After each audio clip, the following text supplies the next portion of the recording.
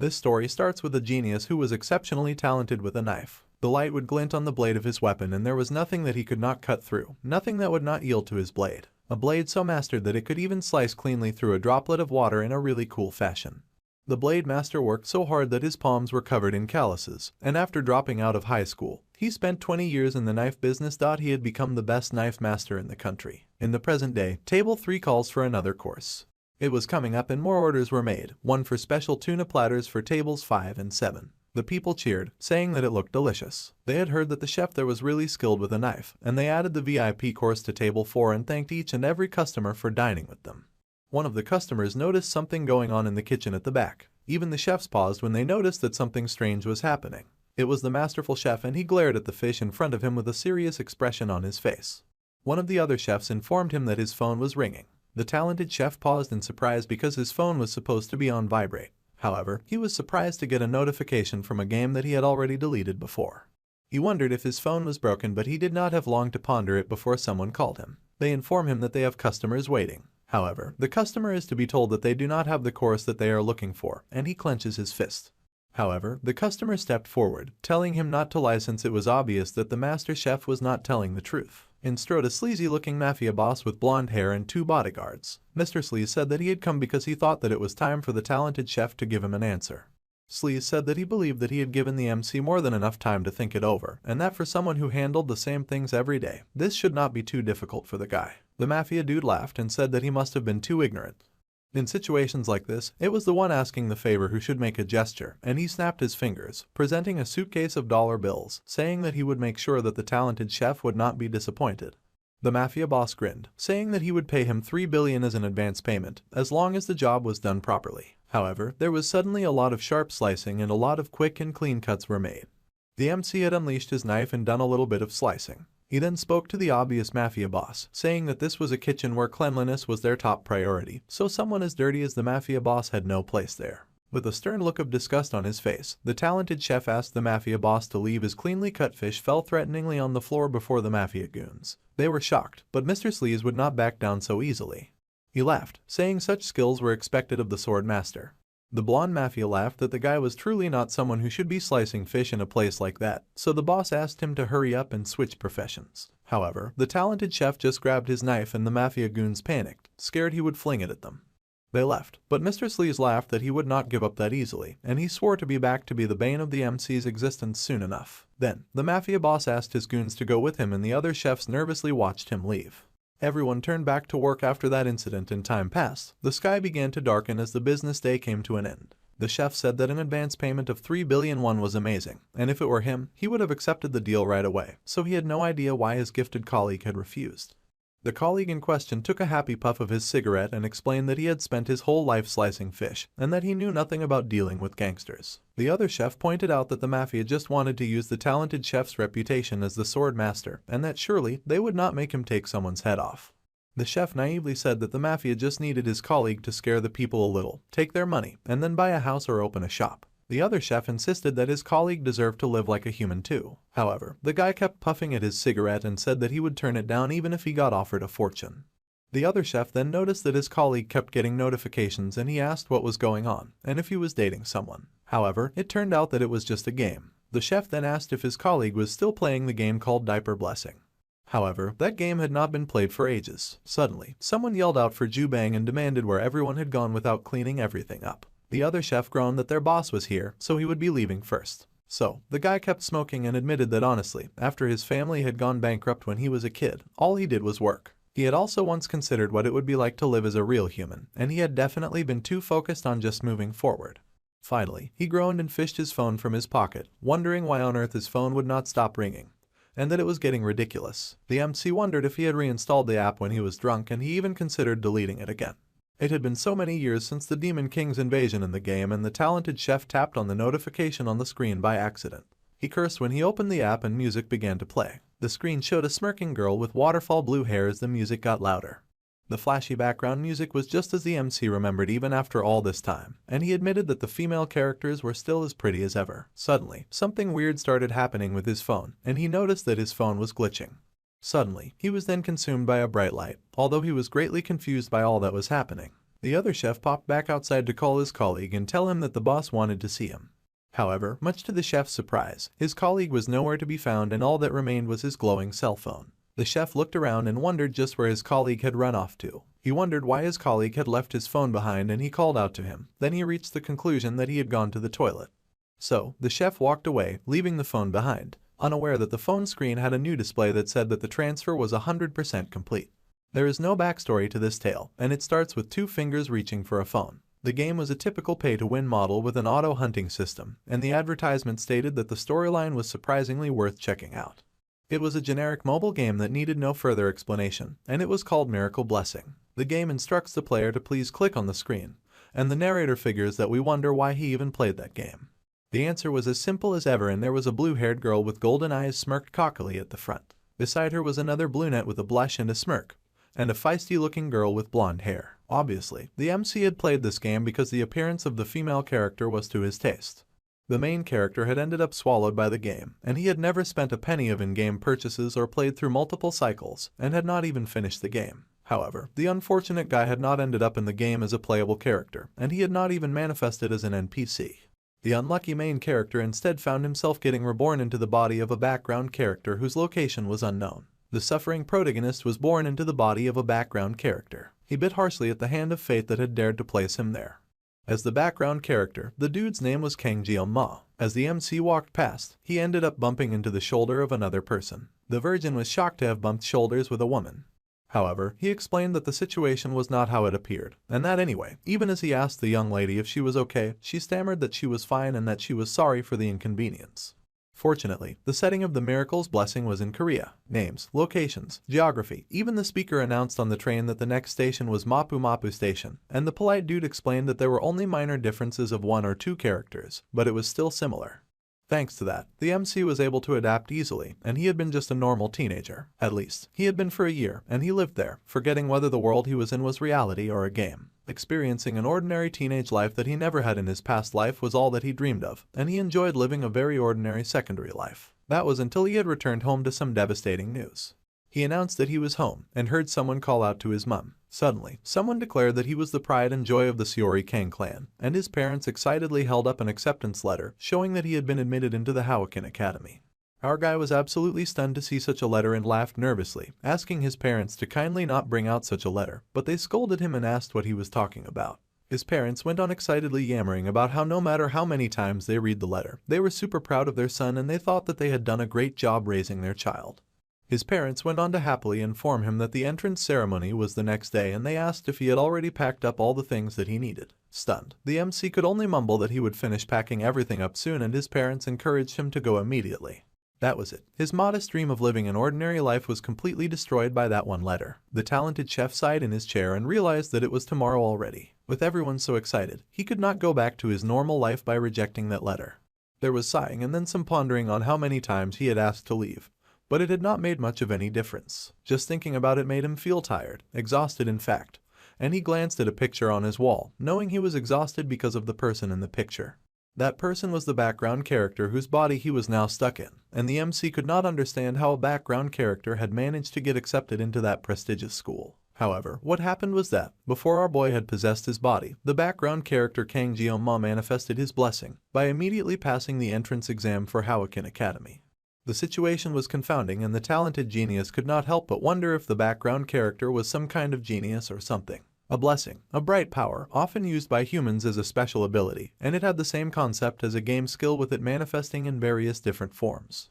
However, not all humans had divine protection, because it was mostly genetic. Getting a blessing heavily depended on the presence or absence of blessings in a person's family line, and the society itself was divided into ranks called noble, commoner, and privileged. This was created to maintain the power of the elite at Hawakin Academy. Although the academy was founded under the pretext of hero training, in truth, it had long been a school exclusively for the upper-class hero families. Until recently, a special admission system was introduced for non-heroic families, and the dude, who was stuck in the body of Kang Jeong-ma, was accepted as one of those special admissions. However, this of course begged the question of why heroes were needed in the first place. Well, the answer was simple, and a bright red light hovered in the sky casting dark shadows of horrific creatures over the earth. Heroes were usually needed because of monsters, otherworldly beasts that possess powers far beyond any human skill. It was a probability, but the MC has to make it clear that such a thing is not his reality. A hero training school is to prepare for war. It sounds different, but if he had to go through re-enlistment, that is exactly how he would feel. He groaned as he considered the misfortune of his body getting a blessing. He tried to check it out, but the status window still looked pretty weird, saying it was a painless blessing that could be activated in 30 seconds with a 12-hour cooldown period. Still, he focused and tried to figure out his body's manifested ability, which was stated to be painless. My guy did not completely understand what that was supposed to mean. The lazy dude groaned and wondered how he had gotten accepted with something like this, and he got depressed just looking at it. Then, he figured this was the blessing that he received when he possessed this body, the blessing of the sword god. It had an infinity activation time and 0 cooldown time. It activated only when the sword's length was 30 centimeters or less, and the width was 5 centimeters.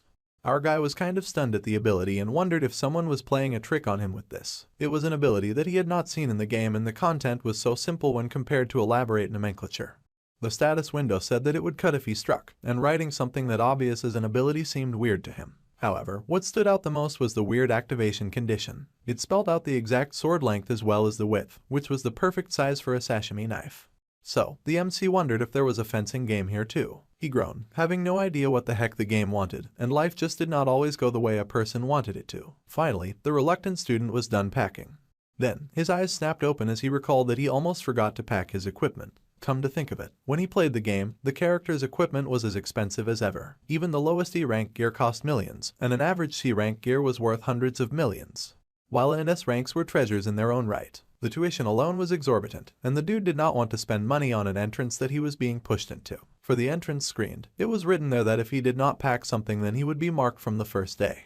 The lazy MC sighed heavily as he pondered his options, and he decided to go to Dexo. Placing his hands in his pockets, he stood and walked off. He recalled his first teacher's habit of insisting that Japanese knives were worth over 100.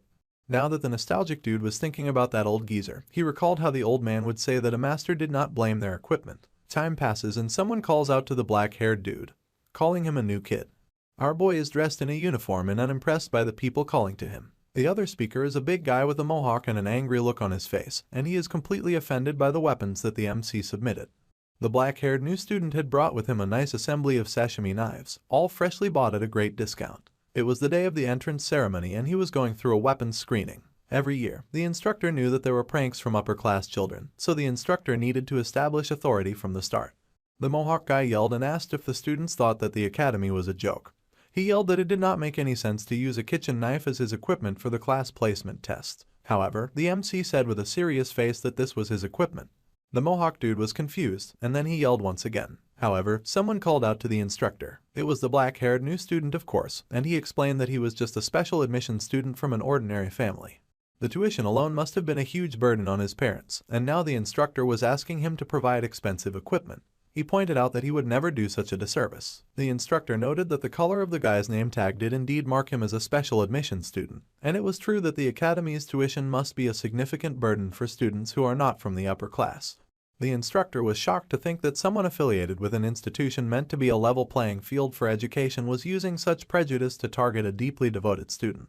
So, the 30% off was meant to convey that. Then the MC added that lastly, blaming the equipment was something only amateurs did, and the instructor was stunned. An expert did not blame their equipment, a really powerful quote. A pubescent teen was certainly not someone to be taken lightly, and this was exactly what he wanted, and it was as if the guy had reached the pinnacle of a field. The genius's words of wisdom and unyielding spirit was overwhelming and completely blinded the instructor, who looked at him in awe with tears in his eyes. To the instructor, the boy was the greatest of all time. The talented former chef then called out to the instructor, and the instructor agreed to allow the special admission student to use his sashimi knives. Our guy ignored them and happily thanked the instructor, and some hater purple-haired girl at the back cursed at the special admission student, and other students agreed, asking how someone like him had even gotten in. The snobby jerks even complained that he stunk. The instructor yelled at the rest of the students on the line and asked them to be quiet, and once the evaluation was over, the students were ordered to move. The MC was rather stunned at the tenacity of the instructor now fighting for him. The instructor yelled that he could be an angel or devil depending on how the students acted, and he asked if they understood, to which they replied yes. Meanwhile, our guy raced away in fear that this might give him post-traumatic stress disorder. With a deep sigh, the MC admitted that he needed a break, and he rested on a bench. As expected, it happened, but experiencing it firsthand feels awful. At least, the equipment evaluation was done,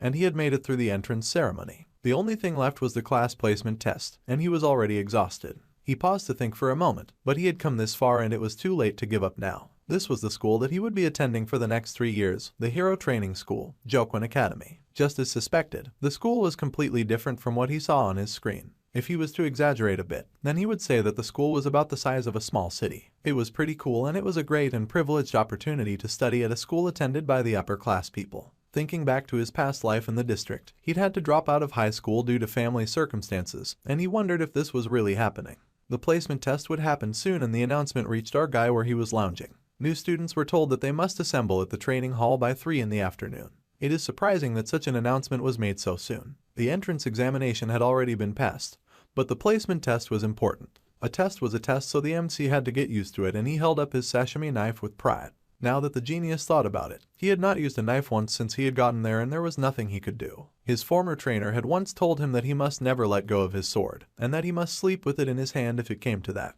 It was another of his teacher's habits, and the stuck-in-the-past clown smiled as he recalled 20 years of living by the sword. A year of rest could not possibly dull the student's skills, and the sharp dude rubbed at his sashimi knife, testing the weapon. The talented fighter unsheathed the knife a little and tapped on the blade to test that out too, and he smiled at what he had found, saying that it was not bad. He then decided that he would try cutting a leaf, and he slid his knife out of the sheath as it began to charge with power. The equipment he held in his hands met the conditions to activate his special power, and the sword god blessing was then activated.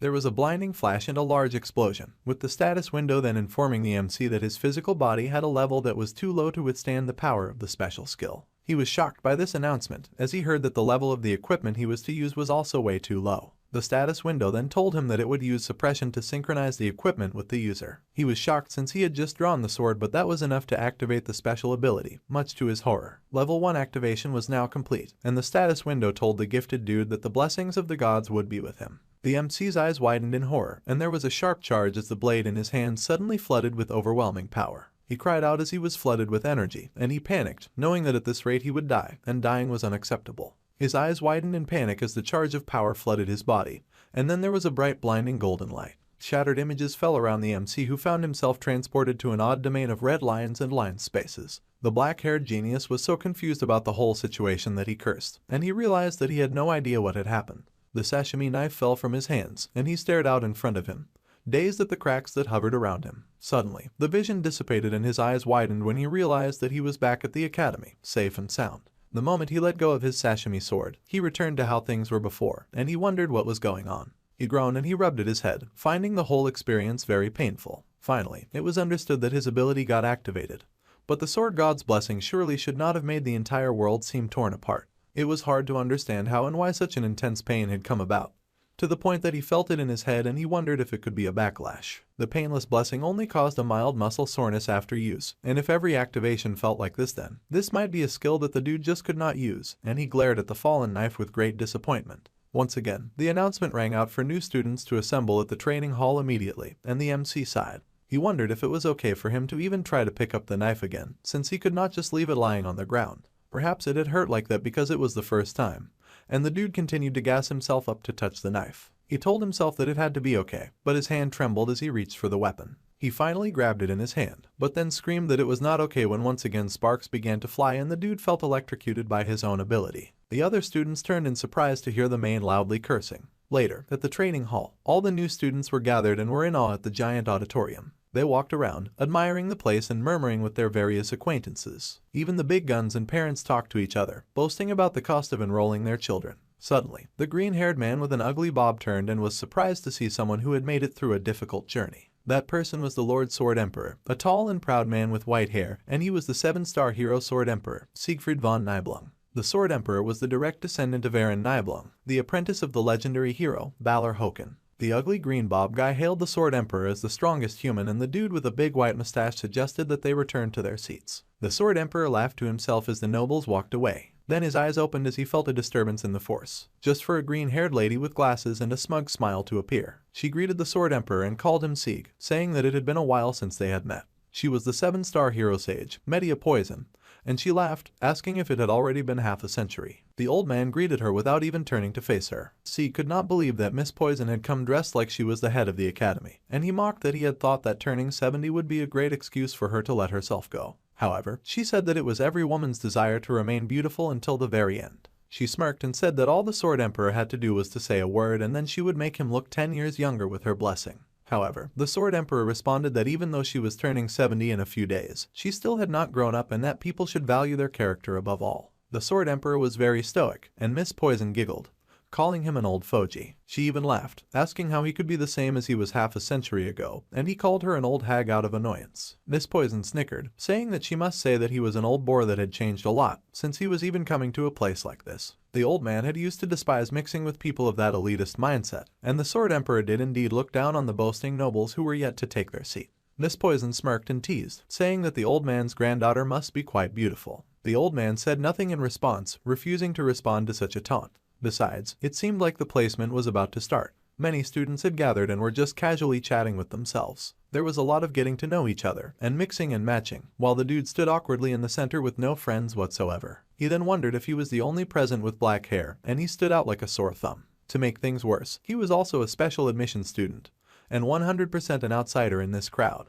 The MC still remembered how all the nobles had mocked and sneered when they heard he was on special admission back in the line. He wondered if this is what people meant when they said someone was of humble origins. He walked on through the crowd, unable to properly blend in as the people muttered around him. Suddenly, the sharp MC took interest in the person that everyone was looking at. It was a lady with flowing blue hair that caused blush to blossom on cheeks as she passed. Just as he had suspected, that girl studied in this academy as well. As she walked, the sound of her shoes made a tapping sound and all eyes were drawn to the lady with long soft blue hair and a hard golden glare. She was none other than Abel von Nibelung, the granddaughter of the Sword Emperor, and the game's main heroine. She was also the reason the MC had spent so much money on this game. Subspace was created by the legendary hero, Balor Joquin, along with the establishment of the academy, and it is an alternative space from reality. The damage and pain experienced there feel real.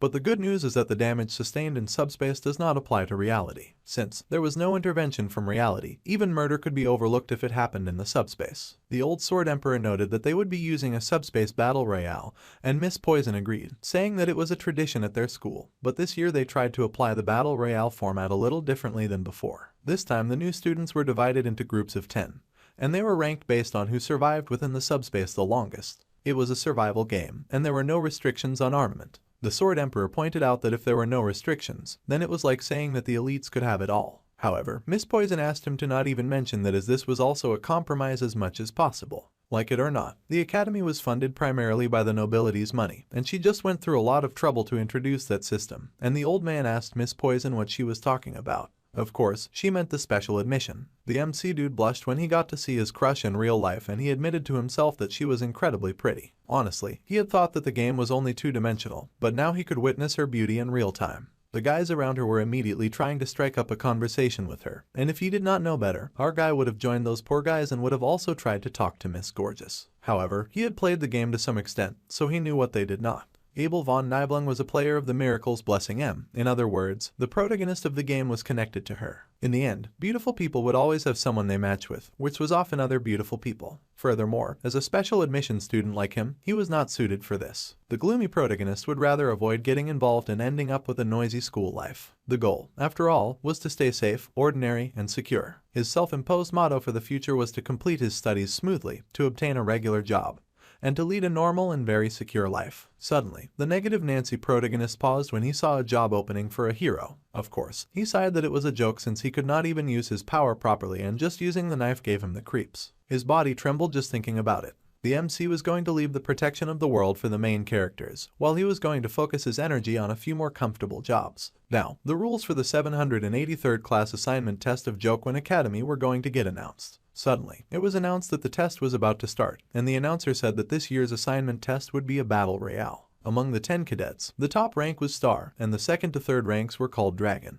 Rank 4 to 7 were called Wolves, and the ranks 8 to 10 were ranked under Ordinary. Based on these results, the students would be assigned to different classes, and scores were automatically calculated and there was no time limit. Our guy realized that the test was just like a game, and the goal was to finish it quickly without drawing attention as an ordinary student. The spiritual occurrence device was activated and the exam started immediately. The announcer wished the blessing of the hero to be with the students, and the main guy got serious as the transportation began.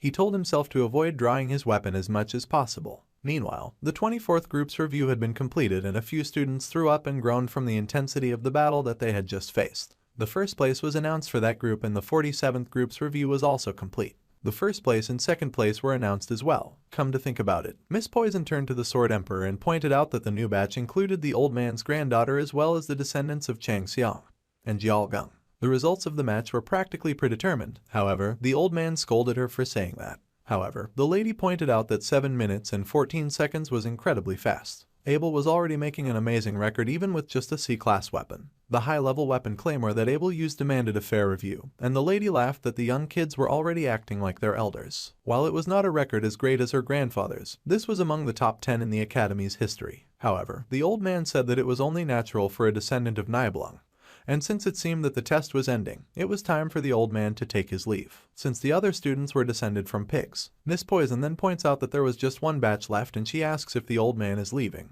The old man admitted that he was indeed leaving and he says that he will see her next time. The beautiful lady also wishes him farewell, saying that she will see him in the afterlife. Suddenly, they feel a very strong presence and both the Sword Emperor and Miss Poison stare in shock. Even the people in the arena cannot help but stare in confusion with their mouths open wide. They all stand around and stare, and Miss Poison quickly turns to her friend, asking the old man if he felt it too. Even the old man had to admit that it was ridiculous, and there was a murmuring among all the students at the center of the auditorium. The old man thought that there was no place near the president where he could feel the previous feeling, but he had definitely felt it earlier. The presence suddenly returned, just as strong and as sharp as it had been before, and both the old man and Miss Poison were stunned. Suddenly, a bright sharp light like a cut in the sky appeared, and they stared in shock. The two old powerful mentors were speechless at the sudden apparition, and a crack appeared in the sky, shattering the blue and giving way to a darkness littered with stars. Then something seemed to descend from above, crashing from up to down. The others gathered stared in shock at what had appeared, and they gaped and screamed as people landed on the ground face first with a huge bang.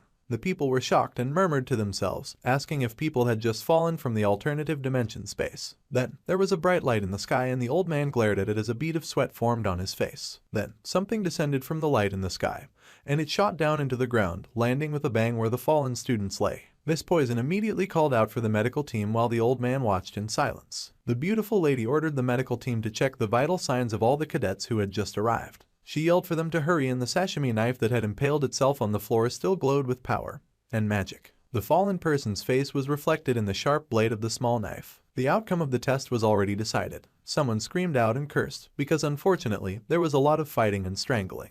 By nothing but sheer bad luck, the MC had manifested in a place where students mercilessly beat each other down. Our guy had ended up caught in the middle of a death match. Quite unfortunately, he had landed near the evil twins, the Iron Family's Mao Jun and Mao Shun. One was big enough to clobber other people mercilessly and call them weak, while the other sadistically goaded his beaten opponents to try to fight back. Despite their natural talent, the evil twins' brutal violence and duality was almost boundless. Those were deliberately playing with their opponents for 30 minutes, and the gloomy protagonist had the bad luck of landing near them. Jiao Ma wondered if he looked so weak that the evil twins had not even noticed him standing there the entire time. The smaller twin looked disappointed at his opponent and asked why the student was dead. He tossed the student like he was trash and mumbled that it was boring. Then, he paused to do a bit of calculating on his fingers, and the twin realized something was off. He asked his darker-haired bro if he had caught a few of them, and his bro was casually wickedly pressing his boot down on a student's neck. Then, the twin with fairer hair realized something. The bigger, darker-haired twin admitted that he had caught almost all of the students, as he crushed the one he'd been torturing under his heel. His brother protested, saying that it was so annoying. The fairer-haired brother pointed out that his brother had already caught 4 of them, and the darker-haired twin laughed, apologizing and pointing. The darker-haired boy pointed out a girl with red hair and offered her to his fairer-haired companion. The girl trembled when they set their sights on her, and the fairer-haired brother rejoiced, saying that he would give his brother credit. Jiao Ma cursed, saying that he was the one who had been staying quietly in the corner since earlier, and it looked like their chosen victim was already panicking and had no will to fight. The fairer-haired brother began to approach the shivering girl, and he made an ugly face, mocking her. He grinned and said that she suited his taste, and he laughed wickedly as he wondered if the screams that escaped from her little lips would be to his liking. It was driving the fair-haired brother crazy just thinking about it, and the girl looked terrified. Even though the fair-haired twin was a sibling, the dark-haired twin laughed that his twin just looked like a pervert. The fair-haired twin then grinned disgustingly and asked the shaky redhead where he should start with tearing her apart. Unable to take it anymore, the MC called out to them, swearing and calling them fatherless jerks. The twins turned and he yelled, saying that even if they were in the other space, there was no reason to go that far, and that only psychopaths would do what those evil jerks wanted to do. Jiao Ma ended up stepping in without thinking, even if it was the last thing that he wanted to do. The twins were surprised to see that there was another guy available, and the dark-haired twin noted that our guy was just a special student, a person with a low-class background. Knowing this, both the twins grinned wickedly, and the fair-haired twin stepped forward, saying that he would quickly take his new opponent's head off. His dark-haired twin agreed. The fair-haired twin geared up, grinning maliciously, and his twin brother spoke up, saying that because the MC had insulted them, he wanted his new opponent's tongue. The cowardly protagonist panicked as he realized that he was now in a very tough position, and he wondered if he ought to use the blessing of the void at this moment. However, the twins had been desecrating corpses for 30 minutes, and avoiding pain for 30 seconds would not make any difference for him. He had to think out of the box, and then Jeonma had an idea. He recalled his sashimi power, but of course, he was hesitant. After all, if he wielded a blade, the blessing would surely manifest. The blessing of the sword god, although he only had negative memories of it so far. Our guy only wanted a safe, ordinary, and secure life, and it had not even been half a day since he chose that life. If he drew his knife now, he could kiss his dream life goodbye. He cursed, and the twins watched him in confusion. He reached his hand into his bag and yanked out the knife, as the twins watched in confusion and part wonder. They then cursed when they saw the temporary hero pull out his glowing weapon, and even the girl he was trying to save was surprised. The thing was that the twins did not take Jeonma's weapon seriously at all because it was so small, and the fair-haired twin charged, calling his new opponent funny, so he swore to make his opponent's death as painless as possible. The fair-haired twin roared and cursed at the MC, saying that he would start by smashing his head in. The fair-haired twin leapt, and our guy stared up at the jumping giant in alarm. This was not the kind of situation where the indecisive protagonist could be picky, and he only had 30 seconds, so he needed to hold on. He figured that this would at least work for something. He placed his hand on his sword and activated his power. The painless blessing had an effect of only 30 seconds and a cooldown of 12 hours, and it had to be used very wisely. Then, he activated the blessing of the sword god when he pulled his sashimi knife, and the no-pain blessing helped to neutralize the amount of pain he felt while using his other ability. The fair-haired twin laughed, mocking his temporary opponent and asking what he could possibly do with a kitchen knife in battle. The fair-haired dude cursed at the MC, and our guy knew that if he could not cut his opponent, then he would surely die. He had to use his small knife against his massive body charging at him, and he gritted his teeth as he prepared to fight. The black-haired dude braced himself, knowing that he fought not a fish but a human being. He had wondered before why gangsters always used sashimi knives in movies, and he wondered if sashimi knives could really cut people like fish. His old trainer had yelled at him and told him that this kind of thing only happened in movies, and that even if a god was to do it, cutting people with sashimi knives was impossible. His old trainer had told him that if he cut people with sashimi knives, then it would turn into something else. Then his eyes widened as his magic power activated and a bright light shone around him. The fair-haired twin was almost on top of him, and the big gross dude yelled at our guy and told him to die. However, his recharged opponent suddenly focused and sliced. He had used the god's protection. The fair-haired twin looked up in shock when he saw his hand fly away from his body. The counterattack of the Mao brothers was now with Jeonma, and the hand of the fair-haired twin dropped to the floor with a sickening thud. Once the president had been asked why gangsters ate sashimi, and the chef had barely managed to dodge a knife that had been thrown at him. The very sharp knife embedded itself in the wall, much to the chef's fear and horror as he realized that the president was utilizing it. Our dude's old trainer said that he had instructed him to call him master, and he asked the young nonchalant chef why he even cared about that. Jeonma's first mentor had been an ex-gangster, and he had hacked off one of his own wrists as a kind of atonement. To make people happy with a knife, the mentor had founded a sushi restaurant, and the mentor had demonstrated great capabilities. The gloomy protagonist pointed out how in movies, criminals were constantly flashing sashimi knives, and the MC wondered if it was like that in real life. The mentor said that someone who claimed to have survived by the sword should not ask such a question. The mentor then asked the black-haired dude to think about it, saying that if someone was stabbed with a wide kitchen knife, the skin would rapidly contract and it would be hard for the knife to come out easily. However, sashimi knives were thin and allowed a person to stab and withdraw several times. This was surprising and very informative information.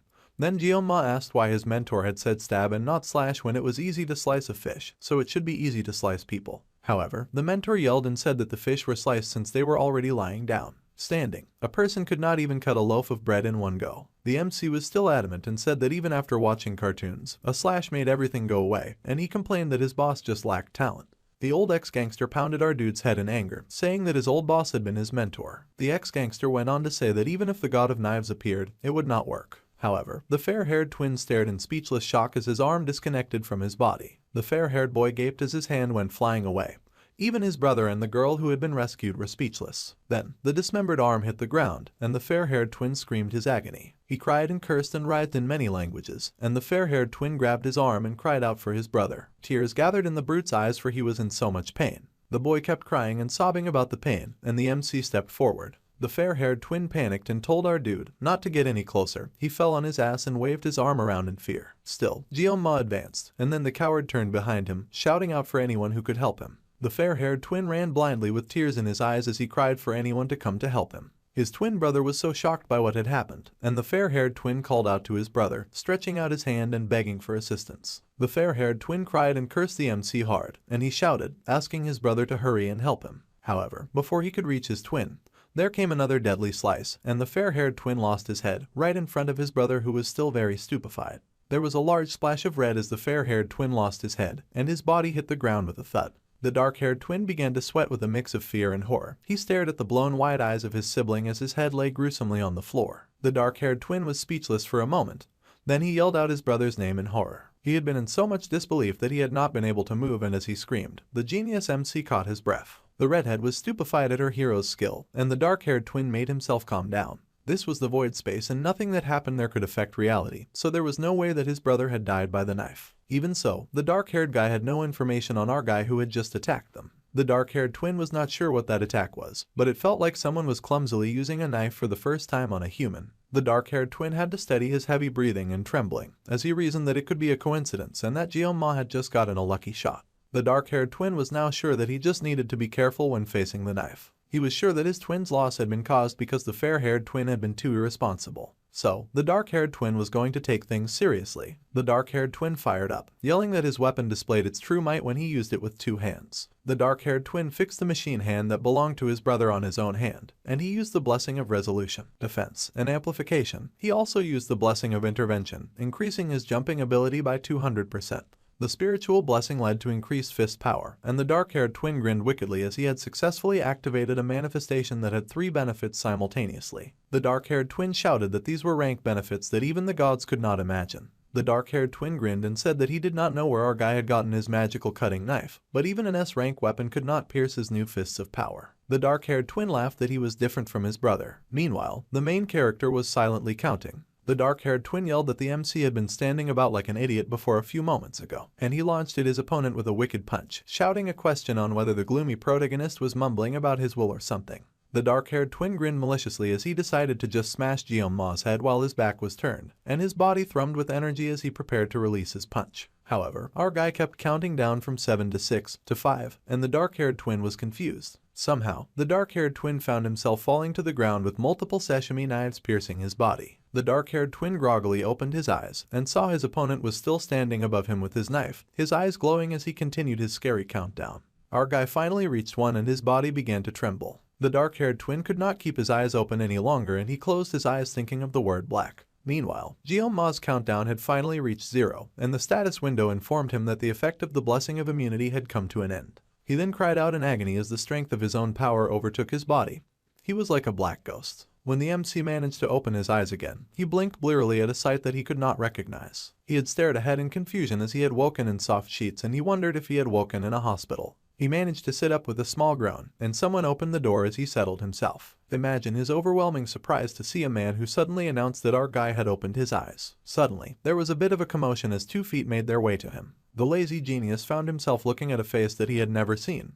But somehow the face was familiar. 50 years ago, the person who destroyed the Demon Lord's 6th Legion commander was none other than the 7-star heroes, and he had 2 of them before him, the Old Sword Emperor and Miss Poison in all her beautiful glory. The old man stared down at him and the MC recognized him as the strongest of humanity, Siegfried. Meanwhile, the bright bubbly lady who asked if he was doing okay was the Academy Director, Media Poison. Our guy was horrified as he wondered why these very important individuals were in his room. They asked him for his name, and he introduced himself as Jeoma. The old man then said that it was time to get to the point as he repeated our boy's name, and then asked what on earth the hospital victim had done. The sensation at the time that the MC had used the weapon, although the sensation did not belong to Jeoma, it was obvious that the sensation had come from him. Jeoma was silent and then he glanced up at the 2. He looked specifically at the strongest of humanity who wielded a mighty sword, and the MC reasoned that there was nothing good to be gained from being targeted by that monster at a time like this. Even though it was a void space, the genius protagonist said that he had judged that some of the actions of the other students had gone too far. Nevertheless, he believed that his actions were excessive and he would accept any measure or treatment without complaint.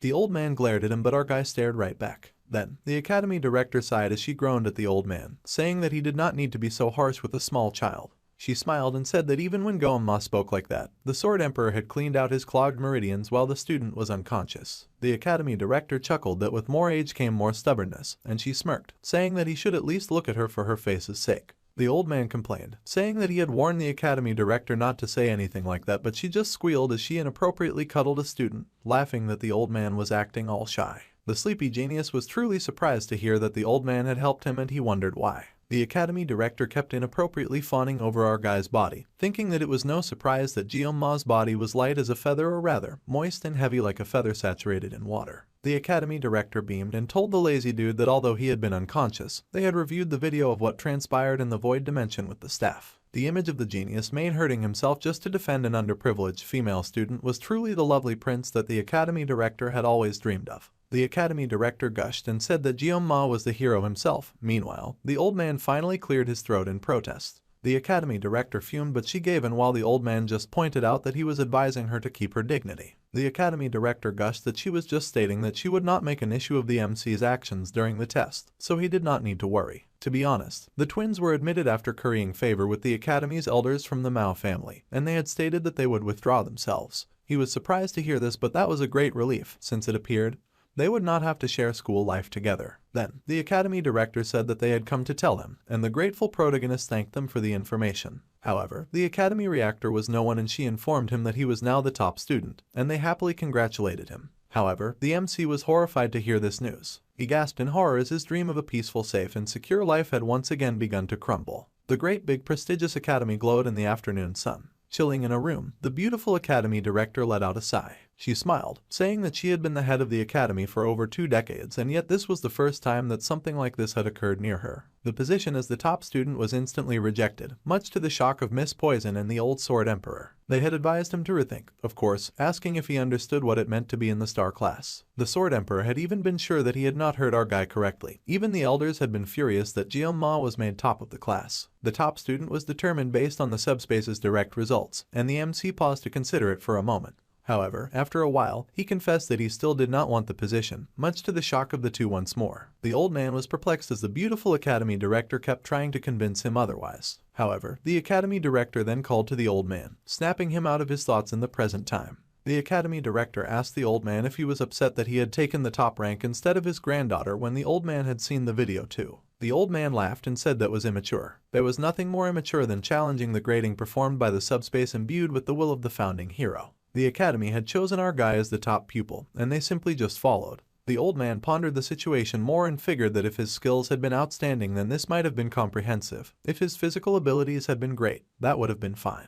If Jeonma's experience had been better, it would have been believable too. However, from a male till in his teens, our guy had displayed an exceptional amount of skill and precision when he had taken down his 2 opponents. It was a blast of power like nothing they had ever seen before. The emotions that the old man had seen were like the MC had embodied the notion of the skill, and the old man wondered what he had been pursuing all of his life. The old man thought that the large display of power represented the ultimate of swordsmanship. However, the old man had also sensed incongruity when he had unblocked the boy's acupoints, and the teen's feeble body had not yet received proper physical training. It appeared as if something was stored, something that should not even be stored within the young lad's body. The old man sighed at his deep thinking, knowing that at this age, he was still quite competitive, especially towards a boy of the same age as his beloved granddaughter. The academy director was still talking, and she mentioned how the MC was also quite attractive, and the way he killed opponents to save a woman in danger was extremely astounding.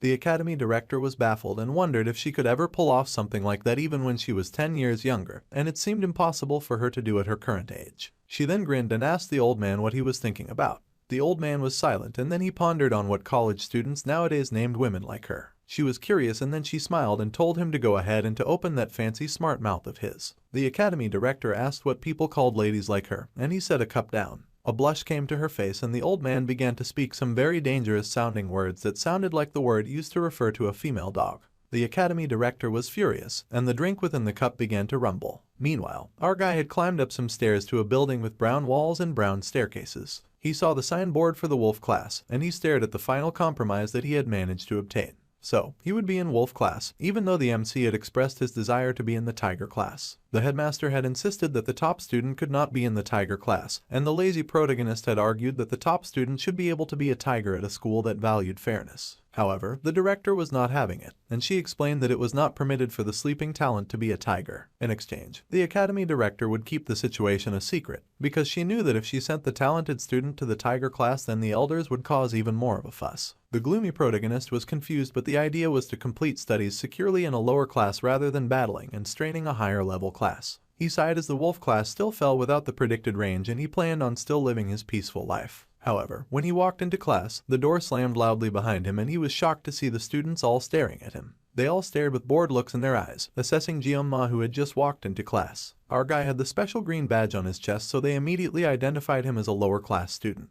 Then, the other students in wolf class started laughing and mocking him. Unbothered, the MC walked further into class, noting that his classmates seemed to be ignoring him. He figured that was a relief, and if they were going to ignore him, then they could at least quit gazing at him. Since they were ignoring him, it appeared like the academy director had kept everything under control. Jeonma beamed, thinking that an outcast like him would surely have a tranquil life, so this was a positive thing, and he happily hummed to himself. Suddenly, he noticed something. He looked up to see a fidgeting girl nearby, and it was the redhead, thanking our guy for saving her regarding what previously happened in the battle against the twins. He stared at her in silence for a moment, and she stared back in silence as well. She then blushed and explained that this was regarding what had happened during the test, and our guy then recalled what she was talking about. He had wondered why she was using honorifics to address someone her age, but he told her that she did not need to thank him, and he smiled, saying that in such a scenario, anyone would have behaved in the same way. It appears the coincidental hero had ended up saving the redhead, and she told him again that she truly appreciated his help. The MC had however done that to save himself too, and now he felt like a hypocrite receiving her thanks. Come to think of it, Jeonma realized that he had yet to introduce himself, and he told her his name. Then the redhead happily introduced herself as Chloe. He smiled and said that it was nice to meet her and that he did not anticipate them being in the same class. She admitted that she had also not seen that coming and that it was good to meet him. Jeonma however wondered who Chloe was, as he could not remember her name from the game, and he had even played the mini-game. It seemed, considering that the core narrative involves combating demons in the latter meeting, that introducing a new character at this time felt a bit too soon. Our guy then noticed something again. He reached the conclusion that there was a high possibility that Chloe was just a support extra, just like he was. He then beamed and asked her to kindly keep the incident from the exam a secret, and she was surprised by his request, but she agreed. Then, Red said that if it was not too much trouble, then she would like to ask for a favor. However, before she could ask, a teacher came in and asked all the students to please take their seats, shocking Red. Jeonma smiled and said that they would talk later, and Red shyly agreed. The book was slammed on the table, and the professor said congratulations to all the new students who were being welcome aboard. It was the instructor from the gate, and he told them that they had all been chosen to take on the legacy of their brave forefather, Valor Jokwon. By standing here now, the instructor told them to embrace their pride, and then he introduced himself. The instructor was Lee Won-bin, and he was the wolf class instructor. Since it was the first day for many of the students, the instructor would begin with some basic physical exercises. The instructor grinned and told them to put on their workout gear and to meet at the training area in 30 minutes. One student raised his hand and asked what the instructor's physical training program would be. The instructor said that it was simple and that they would just do 100 push-ups, 100 sit-ups, and 100 squats. Then, they had to go 10 laps around the training area, and if they had no questions, then they should change into their gear and proceed to the place. Then, they were dismissed and the students agreed. Our dude wondered if the exercise had been designed to make them bald, as this was more strenuous than he had expected. Then, the MC called out to the instructor, and the instructor asked how he could help the student. He was surprised that the instructor knew his name, and then he said that he was not feeling too good. The lazy protagonist needed to find any means to avoid such tedious training. The instructor hummed as he considered our dude's words. Then the instructor replied that with a superb student like him, this routine was unlikely to make him even break a sweat, and that the unfortunately talented protagonist should have gained instruction in the star class on his first day. The academy director had specifically instructed the wolf teacher to look out for her top star student, and that he had to attend classes from all the different levels. Jeonma was horrified to hear this news, of course, and he cursed internally, calling the academy director a wretched woman. He had told her to keep it a secret, but she had gone ahead to blab to the teacher. However, our guy was not the kind to give up easily, and he groaned, saying that on second thought, it felt like he needed to use the toilet immediately. Given that the MC was already feeling stiff, it was pretty coincidental that the teacher's instruction was so well timed. He laughed sheepishly, but the instructor responded that the noodle-limbed protagonist was direct and outstanding, as one should expect from a great student. The instructor expected to meet Jeonma at the training area, and there was no getting out of it after that. He ended up showing up at the training area, puffing and panting. The gloomy protagonist ran as he was instructed to, his feet working up some dust into the air. As the class ran, the instructor yelled out 1 and 2 after them. Some of the students could no longer feel their legs, and the instructor told them to hurry up and move it, and to go faster. Our guy ran behind everyone else, and he cried and groaned from exhaustion just trying to keep up. The instructor kept yelling at them to go faster, but the MC felt like at this pace he would surely die, and crawling like a snail behind him was the redhead girl he had saved, also puffing and panting. Red was worried and asked him if the training was too much for him since he did not seem to be doing very well. Jeonma was surprised by her question, but he laughed nervously that it was okay and that he would be alright. Then, Red asked the black-haired dude how many laps he had managed to complete. He admitted that he had covered about 5 laps, and he asked how many laps Red had completed since she seemed to be lagging. However, it turned out that Red was doing way better than expected as she was already on her 7th lap, and he was shocked to hear this. Red beamed and encouraged our guy, telling him not to give up and that he could accomplish anything as long as he kept pushing. She also encouraged him, telling him that he should do this. Then, she sped off ahead and the exhausted protagonist watched her go. He huffed and panted as he ran after her, cursing the test that put him in the wolf class. It was an evening at the prestigious academy and the building was bathed in the golden glow of the night sky. There were bottles strewn all over the floor inside of a room, and the bottles rolled idly, sweating water as they lay. Suddenly, someone slammed a bottle on the table, knocking off the other lazy bottles, and our guy groaned heavily, gasping that he was famished as he lay in his room. He had consumed so many bottles of water and their empty cans were lying around his room. It was already 1 week into the academy and Jeonma had already faced some unexpected problems. In the great hall where the students gathered, he had groaned that he was famished and crazy hungry. The starving protagonist had called out for the cafeteria to give him spicy pork rice and that he would take 1 serving. Please. However, the cafeteria chef had zeroed their eyes on him and had shown our guy the glorious light of the ticket machine. He was surprised to see one, and he realized that the meal was not free. Broken. The MC said that he would come back later, but for now, he was ordering 1 spicy pork rice in advance. However, his smile faded away as he realized something. Spicy pork rice was 50,000 in price. Now that Jeonma took a second look at the menu, he realized that a lot of the food started from 50,000 and above and there was not a single affordable option on the menu. The gloomy protagonist had landed in a rich people's school without rich people's funds. The poverty-stricken hero felt humbled by the huge wall of prices, unable to believe just how much a small bowl of food costs. A tear fell from his eyes as he stared at the board, and he consumed his last drop of bottled water. Then, he angrily tossed the bottle of water aside and cursed furiously. Jeonma could not get a single plate of food because the price of said food was way too outrageous, and he was so famished. It was daylight robbery to pay that much for 1 plate of food. He was almost out of living expenditures, and he should have accepted the money that his father had offered before leaving home. The emaciated protagonist had been surviving thus far on the cheapest water from the campus shop for days, and now he greatly missed the complimentary dinners they used to provide them. He grabbed the blankets and lay all curled up in bed. He needed to think seriously about something else and forget his hunger, and he wondered if there was a blessing. The exhausted protagonist checked out his blessings, and the status window informed him that his physical level had risen recently to level 12. The MC read through the list and he realized the more his physical level increased, the more the constraints on the sword would be relaxed. The blessing would only activate if the sword was the size of a sashimi knife, but he already knew that. Just thinking about his blessing summoned his status window, and he sighed with a small smile. The newly burly and muscular protagonist stood to admire himself in the mirror, as he realized that his body had become significantly more toned, so perhaps all of the training was not entirely a waste of time. The suffering protagonist wondered if he had magically bulked up thanks to the sword master activating his pressure points, and at this point, it was essentially evolution. However, the sword god's blessing had yet to spread beyond the confines of a sashimi knife, and our growing guy wondered if he could manage even a small sword if he kept developing. Then, the talented hungry genius glanced at his small sashimi knives, and he vividly recalled being afraid of holding a sword before the admission ceremony. However, now when he was not carrying a sword, his hands itched and he wondered if this was also a result of the blessing. He then rubbed his head and wondered why he was suddenly feeling so proud. Then, our guy turned when he heard a noise behind him and he asked who it was. The MC opened the door to his room and found Red standing outside the door. The flustered girl flushed to see the built guy's muscles, and she apologized, asking if she was interrupting him on his break. He was surprised to see Chloe outside his bedroom door, but he smiled and said that she did not interrupt anything since he had simply been lying down. Jeonma then asked why she was there. She smiled and said that she noticed that the MC had not been to the university cafeteria that week. Red asked if he had been feeling unwell, and he just laughed, saying that he normally did not consume meals prepared by others. In truth, he truly enjoyed meals cooked by others and he was starving. She was surprised by his words and he assured Red not to worry about him. Then, Red said that if it was fine with our guy, then she was thinking of getting some things from the campus shop and having supper together. However, the protagonist quickly agreed, suddenly all dressed up, much to her surprise. He was, of course, happy to do anything for some free food, and he asked if she was suggesting that they eat supper together. She admitted that she was indeed suggesting that, and then he smiled that he was genuinely decent at cooking, so he would manage that aspect.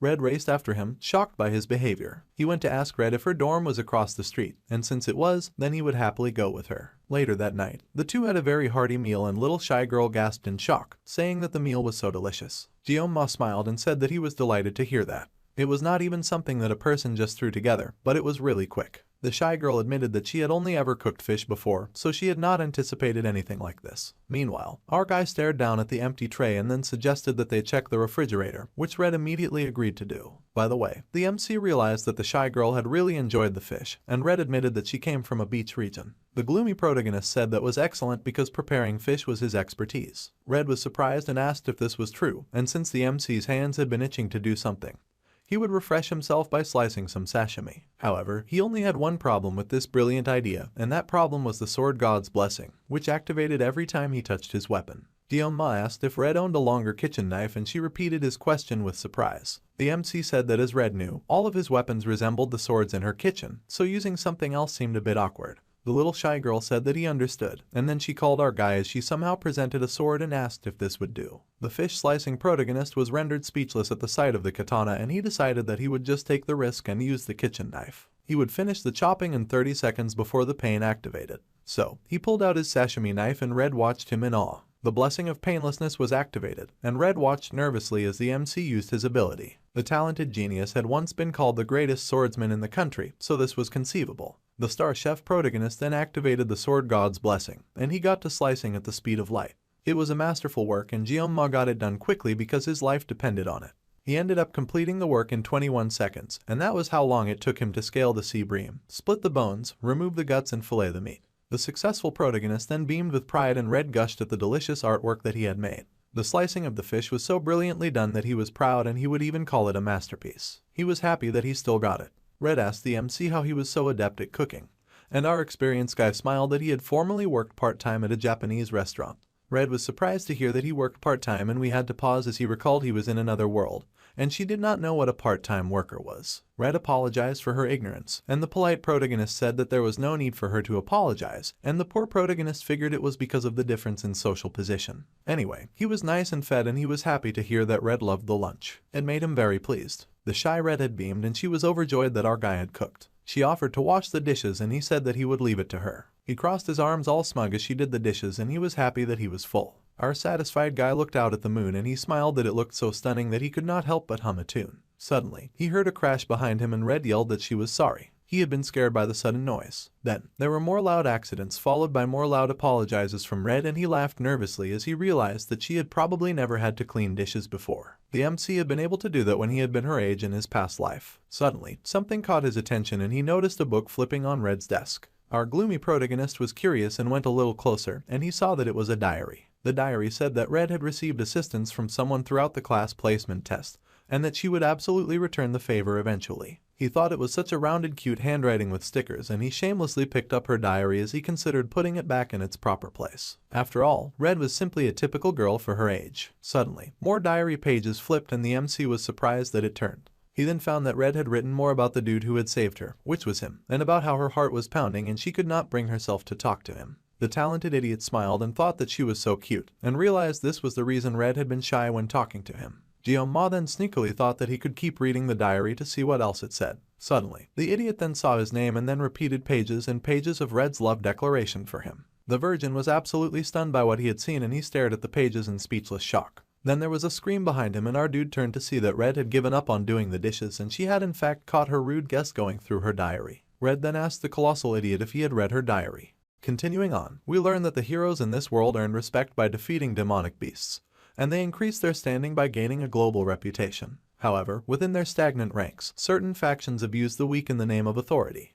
When the law is unable to punish them, one of the hero families takes the lead and prefers to work in the shadows. The family name is the Auditor of Sicily, Auditor da Sicilia. They were a family that maintained order and carried out assassinations, working in the shadows to help the light. Those born within the auditor family had mental retraining before reaching adolescence, and their emotions were restrained and they underwent severe training. Little Red was one of those tiny auditors, and she often stared as others were trained under a strict master. Little Red was brought before an exhausted bound man and her eyes widened as she realized exactly what her master expected her to do. The little assassin shook with the sword in her hand as she approached the bound man who was beaten and tied to a log. Little auditors were formed into cold-blooded assassination machines, and the age at which the girl first soiled her palms with blood was 15. She was Chloe Auditor de Cecilia, and she was told not to underestimate her abilities as an assassin. She had heard those words long before she became completely conscious of herself, and Red had accepted those words as a part of her. Dutifully, she would pull up her mask and engage in unrelenting training, distorting her nature and casting a gloomy shade deep within her heart as she was stained with the blood of her enemies. So, by the time Red's identity had been worn down, leaving only traces of emotion, she had reached the age to enter the prestigious academy. The academy was of course Jokwon Academy, where the students were placed in classrooms according to their aptitude. Though each student's talent was at least at the level of a dragon or higher, the members of the auditor family who thrived in the shadows were assigned to the common class by their family's decree. This was the agreement between the family and the academy. Red had been excited about starting her first day at an exciting new place. However, she could not forget that she had been instructed to reprotagonist undetected.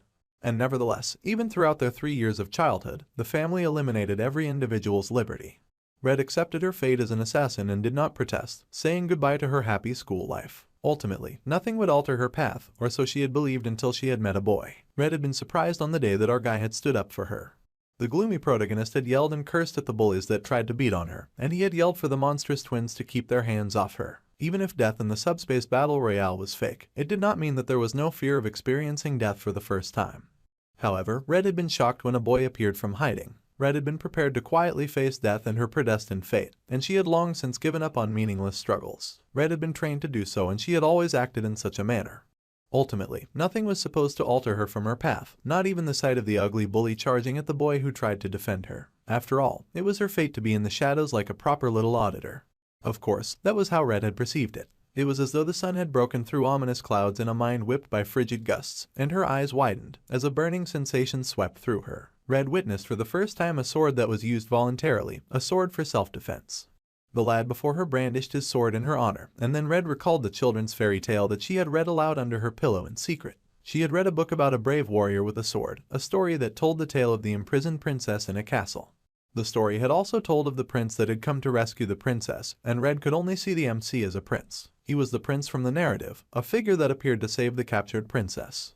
Red's chest tingled and her cheeks became crimson, as an unidentifiable vague feeling surged through her. Chloe had then pondered as this was the love that she had always read about, and her hands rested on her cheeks as she watched the gloomy protagonist in adoration.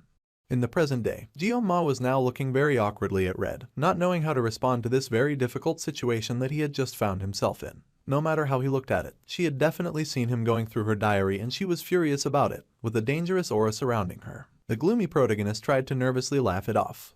However, the awkward silence remained between the two of them and hung very heavily in the air. The idiot then knew that he had completely messed up and that he was in big trouble. Our guy panicked and wondered why everything went so wrong so fast. They had been having a great time just earlier, and the gloomy protagonist wondered if that had been the first time that he had taken the pure sentiment of a teenage girl. He then wondered if it was perhaps from the moment that he had foolishly followed her about because she was feeding him. The MC gulped and then he tried to play it casually, saying that the moon was very lovely that night. He continued to talk about how she had made him the tastiest supper that he had eaten in a long time that night. Then, Jeon-ma happily said that he would see her tomorrow and that he was heading out now, as if he would have a tomorrow. Then, Red suddenly asked the gloomy protagonist if he had seen it. He decided to play dumb and asked what she meant by her question. However, she took off her soapy gloves and asked again if he had seen that. He then glanced at the table and noticed something else on the table. Then, the MC laughed and asked if Red was talking about the reference book. He went on talking about how she had put so much effort into studying, but she darkly corrected him, saying that she meant the diary. Jeon-ma wondered if the girl had eyes on the back of her head because how had she seen him checking it out. Now, Red was even abandoning the formal speech in favor of a more relaxed one. He was internally panicking. Red now appeared to be an entirely different person, and the gloomy protagonist quickly said that he did not see it. Red asked if he truly had not seen it and our idiot insisted that he really had not seen it. The girl told him not to tell lies and he caved, finally admitting to having seen it. She fell silent and he fell silent as well. Honestly, was not the best policy. Then, the gloomy protagonist became alarmed when he saw Red slowly begin to unsheath her katana, and he was very alarmed. He had no idea why the heck she was suddenly pulling out her weapon, and he was not digging the surprise attack. Our guy tried to look for an escape route, but it was difficult considering his location. He was on the 4th floor, so he would definitely shatter his body if he jumped from the window. There was only one way out, which was the door, but Red just happened to be blocking his path. Now, the MC had a problem, and he was stuck in there for sure. He then heard Red ask what he was talking about since he had been mumbling to himself, and a chill went through him as she scraped the tip of her blade against the ground. Red walked menacingly towards Jianma, who watched her approach with a shiver as he realized that she was really coming for him. The idiot protagonist tried to gaslight himself, saying that perhaps the girl was not feeling very well, which was why she had suddenly turned menacing. The gloomy protagonist had some knowledge about how to handle this type of situation. He recognized the unmoving pupils and the eyes tinted a dark crimson. Yes, already it was very certain now that what he was up against was a Yander girl. It made sense considering her sudden shift from a bubbly and puppy-like personality to a suddenly fierce tone and attitude.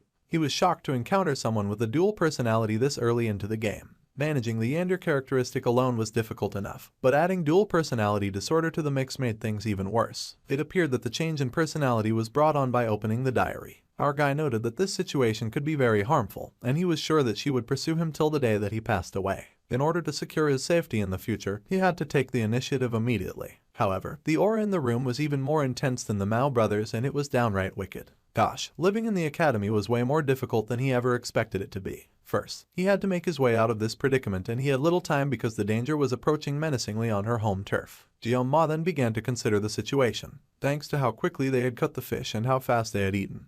He had only 9 seconds left on his no-pain ability. The sashimi knife was still in his room, but the kitchen knife that he had used earlier was still lying on the counter. However, if he went that way, Red would intercept him, and there was no way that he would not lose arms or legs from that kind of encounter. Red's eyes were honed to kill, and she got ready to slice, alarming the gloomy protagonist, who knew that he had to act immediately. He bumped into a desk in his attempt to dodge, and then our guy noticed a salvation on the desk in the form of a temporary weapon that could serve as his tool. It was a knife cutter. Red charged at him with her sword swinging and guns blazing, and he noted that she was definitely coming. The gloomy protagonist seized the knife cutter, cursing because he would have preferred to resolve this through conversation. However, he no longer had the luxury of that option anymore, and the idiot protagonist cursed as he pulled the very short weapon. The status window opened, informing Jianma that it was exerting resourcefulness, which raised mental resilience, and that words and actions temporarily gained intimidation, and that it was initiating adjustment to suit the user with restraint. The blessing of the Sword of God was then activated, and the protagonist sliced with the small box cutter. As the MC prepared to battle, the same wish came up that the blessing of the Sword God be with him as he battled. The gloomy protagonist braced himself to meet the stone-cold Yander assassin, and Red's eyes widened as she approached our guy, who faced her with a very small weapon in his hand. He called out to her, saying that she had somewhat long hair, and Red's eyes widened. He said menacingly that he would chop it up for her, and he slid forward, cutting beautifully in very well executed and precise strikes. Red found herself waking in a bed, feeling all groggy as she regained consciousness. The little assassin managed to raise herself from the bed with a gentle hand on her head as she groaned and pondered on what had happened. Red looked around, wondering where our guy had gone, and she called out to him, acting all sheepish and shy. The last that Red recalled was him looking out the window while washing the dishes, and she remembered sneaking a look at his form and blushing about it. Then, she gasped and swept the sheets away as she recalled her katana. Naturally, she had to find that immediately, and she glanced at the blade propped up by her bedside desk. Red was surprised but very relieved to find that her sword was still in place, as she had often lost consciousness whenever she held a katana, so this was normal. Suddenly, Red heard the voice of her grandfather in her head, telling her that she had done a good job. Then Chloe panicked internally as she tried to recall what had happened and why she was recalling such a thing. But her inner voice told her not to worry about it. She only recalled that she had been told to not deny her talents as an assassin. Then, Red glanced at her blade again as she tried to put 2 and 2 together. The girl was a little baffled. Then she leapt into the bed, burying her face in the pillow as she gasped and called herself a food and an idiot. Red had suddenly recalled everything and was mortified that she had fainted at that moment. The assassin's thoughts instantly flew to our guy, and she panicked internally, calling his name over and over again as she blushed hard. Red flushed as she wondered if she had said something wrong when she lost her memory. Then, Chloe glanced to the side and saw a little object on the floor of her bedroom. Red was surprised to see a utility knife on the floor, and she picked it up in confusion. Suddenly, Red realized that her hair did look a little shorter, and she wondered why that was so. The assassins wondered if he had used a utility knife to cut her hair, and it looked like our guy even cleaned it up before he left and neatly disposed of the hair in the trash. Red blushed, thinking that Jianma was really just too kind, and she gushed over him. She decided that she just had to write this down in her journal before she forgot. So, Red got out a pen and went straight to her journal, happily jotting away. She had documented exactly what she wanted in the simple words that declared her love for our guy. Meanwhile, the boy in question was leaning on a tree and groaning in a forest. He also spat out a rainbow of barf from having overexerted himself. Somehow, the MC had managed to get through that situation, but the effect of the painless blessing quickly ended and the gloomy protagonist had temporarily been in agony. He had barely managed to get past the first 5 seconds of the 9-second mark and he still felt like this. He groaned as his body went through various levels of jelly belly and he worried that he would end up throwing up everything that he had for dinner, which was not good since he had worked hard to get that dinner. Finally, our guy collapsed on a bench from exhaustion. He did indeed end up throwing up everything and now he was severely hungry. As the MC stared up at the night sky, he thought of Red, and he had no idea who she was. Her swordsmanship had been exceptional, the kind of style that involved cutting off the opponent's life with a single strike or at least subduing them. However, the way Red had wielded her sword, she had persistently aimed for his vital spots. It was as if her technique specialized in assassination. If Red had caught him off guard, he would have certainly lost his head in her room. Feeling that his life was being threatened, the protagonist had instinctively aimed for her neck, slicing a hard slash toward her vital area. Fortunately, the knife was too short and he had only managed to cut her hair. Our guy had managed to clean up the mess, so he hoped that there would not be any problems later. He was glad that nothing serious happened, and keeping things on the peaceful and safe side was not as simple as it looked. Apparently, being ordinary was the hardest thing, but that was far beyond that.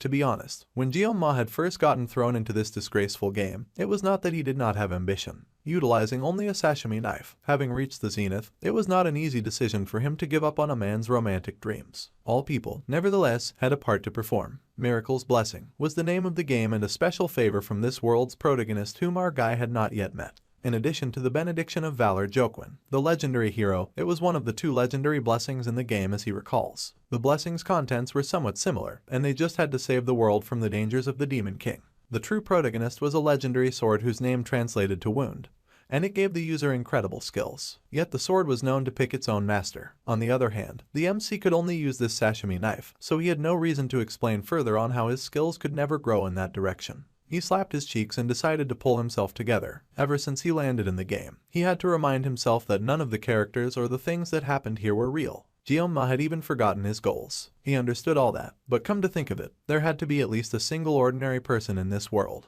Our guy had stopped trying to figure out who the true protagonist game players were, but at least he knew how to get his way around the game. It had been a week since he had started studying at the academy, and based on the storyline, it should be around that time that the true protagonist just manifested the divine blessing, and was now late for the registration process. Now, the game's story was really progressing, and he knew the general plot, but he had not seen the ending. Our guy regretted that he had stopped playing at some point, and of course, understanding the official plot halfway through was definitely a plus. No matter what happened, he would follow the official plot, and if he let himself get carried away, he would lose even the few advantages that he had to live his quiet and happy life. If Jeon-ma remembered correctly, the story would take a dark turn starting from the 2nd semester of the 3rd year. The demonic tribe who noticed the birth of the hero was led by the core commander and joined forces and took action, threatening the academy and the hero as well. The scale of the conflict grows and eventually, a world war between demons and humans begins with the hero in the middle. As a result of this, the game's storyline evolved in the genre cliché, and he recalled being irritated by the abrupt turn in the story back when he still played the game. Our guy had sought out the delightful aspects of teenage life that he had never had the opportunity to experience. Jeon-ma had been shocked about the weird turn and wondered if all the characters were going to die like this, and that the situation appeared to be deteriorating, so he had deleted the game back then.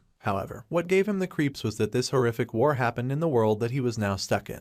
A war sounded like the pits and he could not help but fear that he would perish in the war if it started. However, the MC rejected that fate. There were still about 3 years remaining before the war started, so he needed a realistic goal instead of a fantasy escape. Jeon-ma refused to accept his death in silence, so he resolved to get stronger and survive. Since most mass-produced game storylines have a happy conclusion, he believed that the protagonist would save the world nonetheless. So, all he needed to do was to gather the strength to defend himself. He could not live with a fate that was as fragile as a fly, where he may perish at any time amid war. So, the gloomy protagonist was going to train himself to survive as discreetly as possible. If our guy stood out too much, he would end up summoned to confront evil forces, and such situations should be avoided at all costs. Furthermore, it seemed necessary to restrain the use of his blessing of the sword god. The MC had always used the sashimi knife out of necessity, but the stress on his body was excessive and it was starting to wear him out. With the protection of the sword, he would be able to cut him in one strike. He pulled up his status window to look through the perks of his ability once again, and he found that a few of the unlocked conditions had not yet been met. However, Jeon-ma said that the performance seemed to be solid.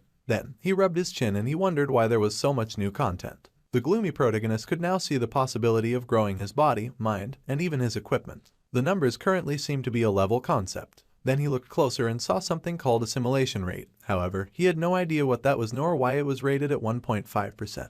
He then randomly clicked on the status board and was shocked when a pop-up came up and told him that the conditions had not yet been met, so the MC's access was blocked. Our guy was surprised, but he figured that was not important right now, and another question had arisen about this mysterious gift that he had. The most important thing to him right now was physical training and the fact that he needed a new weapon. He could not rely on painless blessings for 30 seconds forever, and he needed to train in swordsmanship with a blade that did not satisfy the God of Sword requirements. Unfortunately, there will be a practical extermination training next month that will replace the midterm exams. The training reward for that exam was Mirasama, which was a B-grade weapon. Gyoma figured that if he could handle that skillfully, then it would be enough for graduation. The specs did not meet the conditions for activating the God of Sword blessings, so it would not be a burden as a protagonist weapon. He sighed in relief and realized there was more to do than he expected. Suddenly someone called to him and our guy turned. He found beside him a girl with hair like a blue waterfall, and she said that he was on her spot. It was of course the beautiful granddaughter of the Sword Emperor, and he stared in confusion to have run into someone like her. The girl stared at him with her golden eyes, sweating a bit from her workout.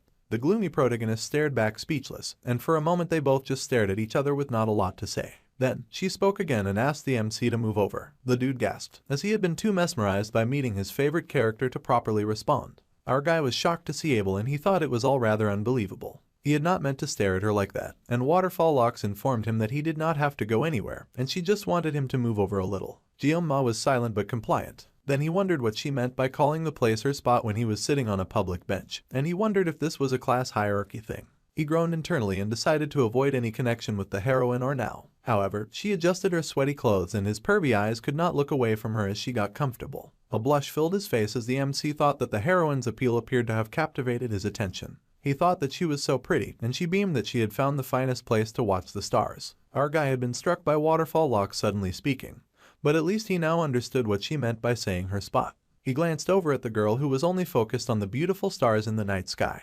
Gyoma wondered if Abel was the granddaughter of the legendary swordsman that he knew. Even the handsome protagonist had started off as a rough guy. Then, Waterfall Lock suddenly asked the MC if his weapon was a sword. He was surprised and asked her how she knew. The genius noble explained that her grandfather had told her that swordsmen had varied expressions in their eyes. Gyoma blushed at her intense gaze, and then suddenly Waterfall Locks offered her sword to him. Abel beamed and asked him if he wanted to test out her sword. The gloomy protagonist looked away and mumbled that it did not really thrill him. Waterfall Locks pouted at our guy's rejection, and they were both awkwardly silent for it. He wondered why she was acting weird and wondered if she had hit her head or something. He was not used to this version of her, and he wondered if she was truly the same character that he knew. However, her eyes had darkened at his rejection, and she asked the gloomy protagonist if he even knew who she was. Abel's face had darkened at his rejection, and she raised her head, asking Gyoma if he was even aware of who he was dealing with here. He was shocked and speechless, and he wondered if Waterfall Locks was questioning him because she was suspicious of him. Of course, he thought that she was not, since there was not a single person in the school who did not know who she was. Then, he admitted that he did know her, and she said that she had no idea who he was. He wondered what her point was. The girl laughed and said that it was a bit cliché. She laughed that he knew her name, but she did not know his. He then asked if he had to give his name to someone that he had just met, and she admitted that one can never know. Ms. Waterfall Locks over here pointed out that our guy could be a spy for the Demon King who infiltrated the academy as a student for all she knew.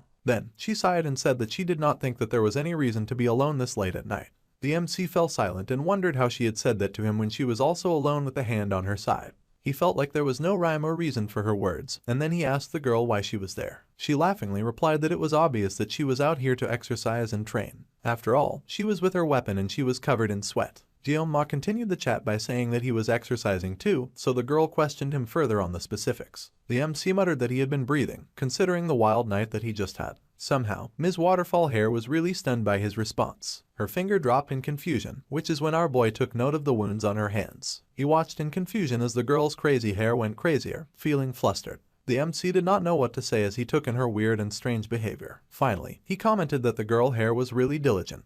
The girl replied to that. She was diligent, but that people did not know what it meant to bear the blood of the Nibelung family. You see, the weight of her grandfather's shadow followed her everywhere. She had to be perfect at all times, and even a sliver of weakness would be jumped on by others. She mentioned how she was not the top student of the year, and that everyone knew it. To be honest, it was the first time that she had lost to someone, and Gyoma remained speechless because the conversation had entered a dangerous territory. Waterfall then asked if our guy knew, and she smiled with a happy blush on her face, saying that on one hand, she was very relieved. He still said nothing as he looked like he was stuck in a very awkward conversation. The girl went on to say that on one hand, she was very curious about who it was that had defeated her. She wanted to know who they were. The MC was getting more and more terrified the more this conversation went on. Then, she added that it was her desire to crush the top student the next time, and he nearly passed out from the fear that quickly flooded his soul. Our guy spat really hard to mask his shock from the alarm her words filled him with. He nervously asked the girl if she really had to go that far, and she insisted that it was a matter of pride for her to take such an action. She had begged her grandfather for details, and he had said that the top student was not even one from her class. Of course, the girl was offended, and as if that information was not enough, the top student had the nerve to skip the oath. At first, she refused to live in second place to that.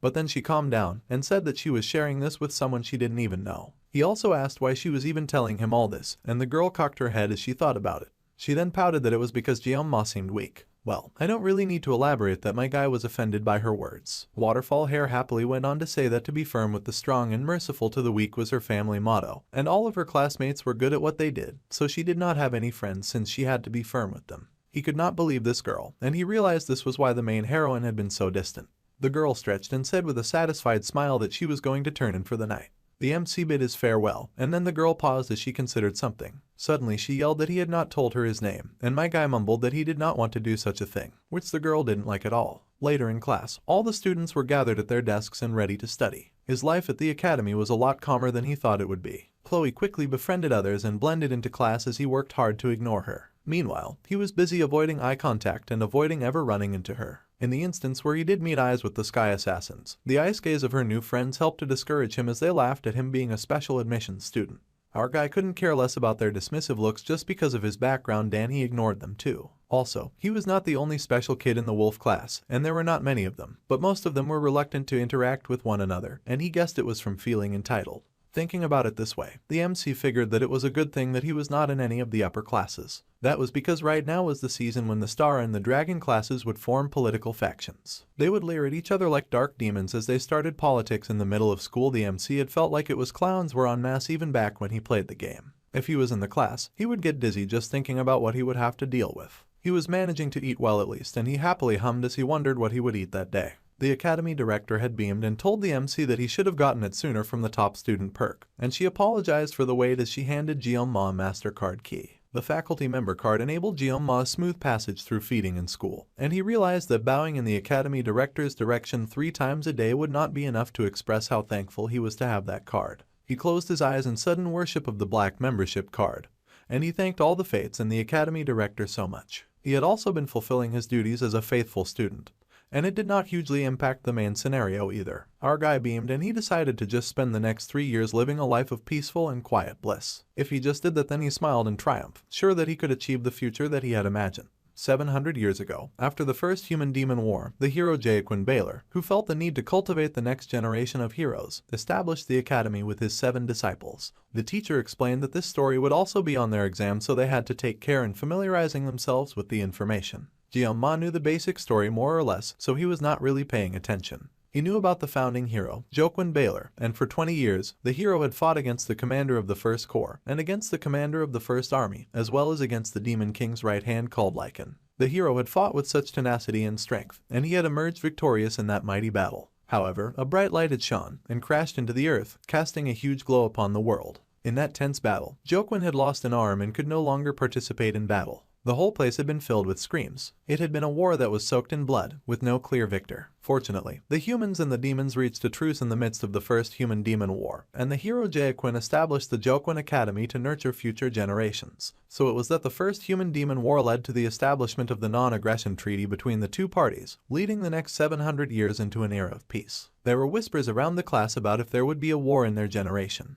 However, another student laughed that there could be no war in the 21st century and that they were more worried about what they should wear to a party the next day. The MC had no comment concerning the matter. After 700 years of peace, Jeon-ma was the only one who knew that the beginning of the first crack and said peace was not far off, and that it was only natural that everyone was used to the serenity. As much as he would like to tell the academy director what would soon happen, he did not know what consequences that would bring, so he refrained from doing so. Our guy sighed, and although the academy director did not hide the fact that she wanted to leave her position as dean as soon as possible, as she often brought up in ditching in regular conversations, the director Media was the first person in the story to catch a whiff of the abnormality thanks to the poet's lord. Also, she was the first of the 7 heroes in the story to step up to protect the students from the incoming danger. The MC did not play much of the game, however, he had indeed looked it up and he had found that the beautiful academy director had also been the first to get sacrificed to the Demon King. He had stared silently when he had seen the info from the game, and he had been horrified to find that she would die. Jeon-ma now thought in the present as he was now in the game,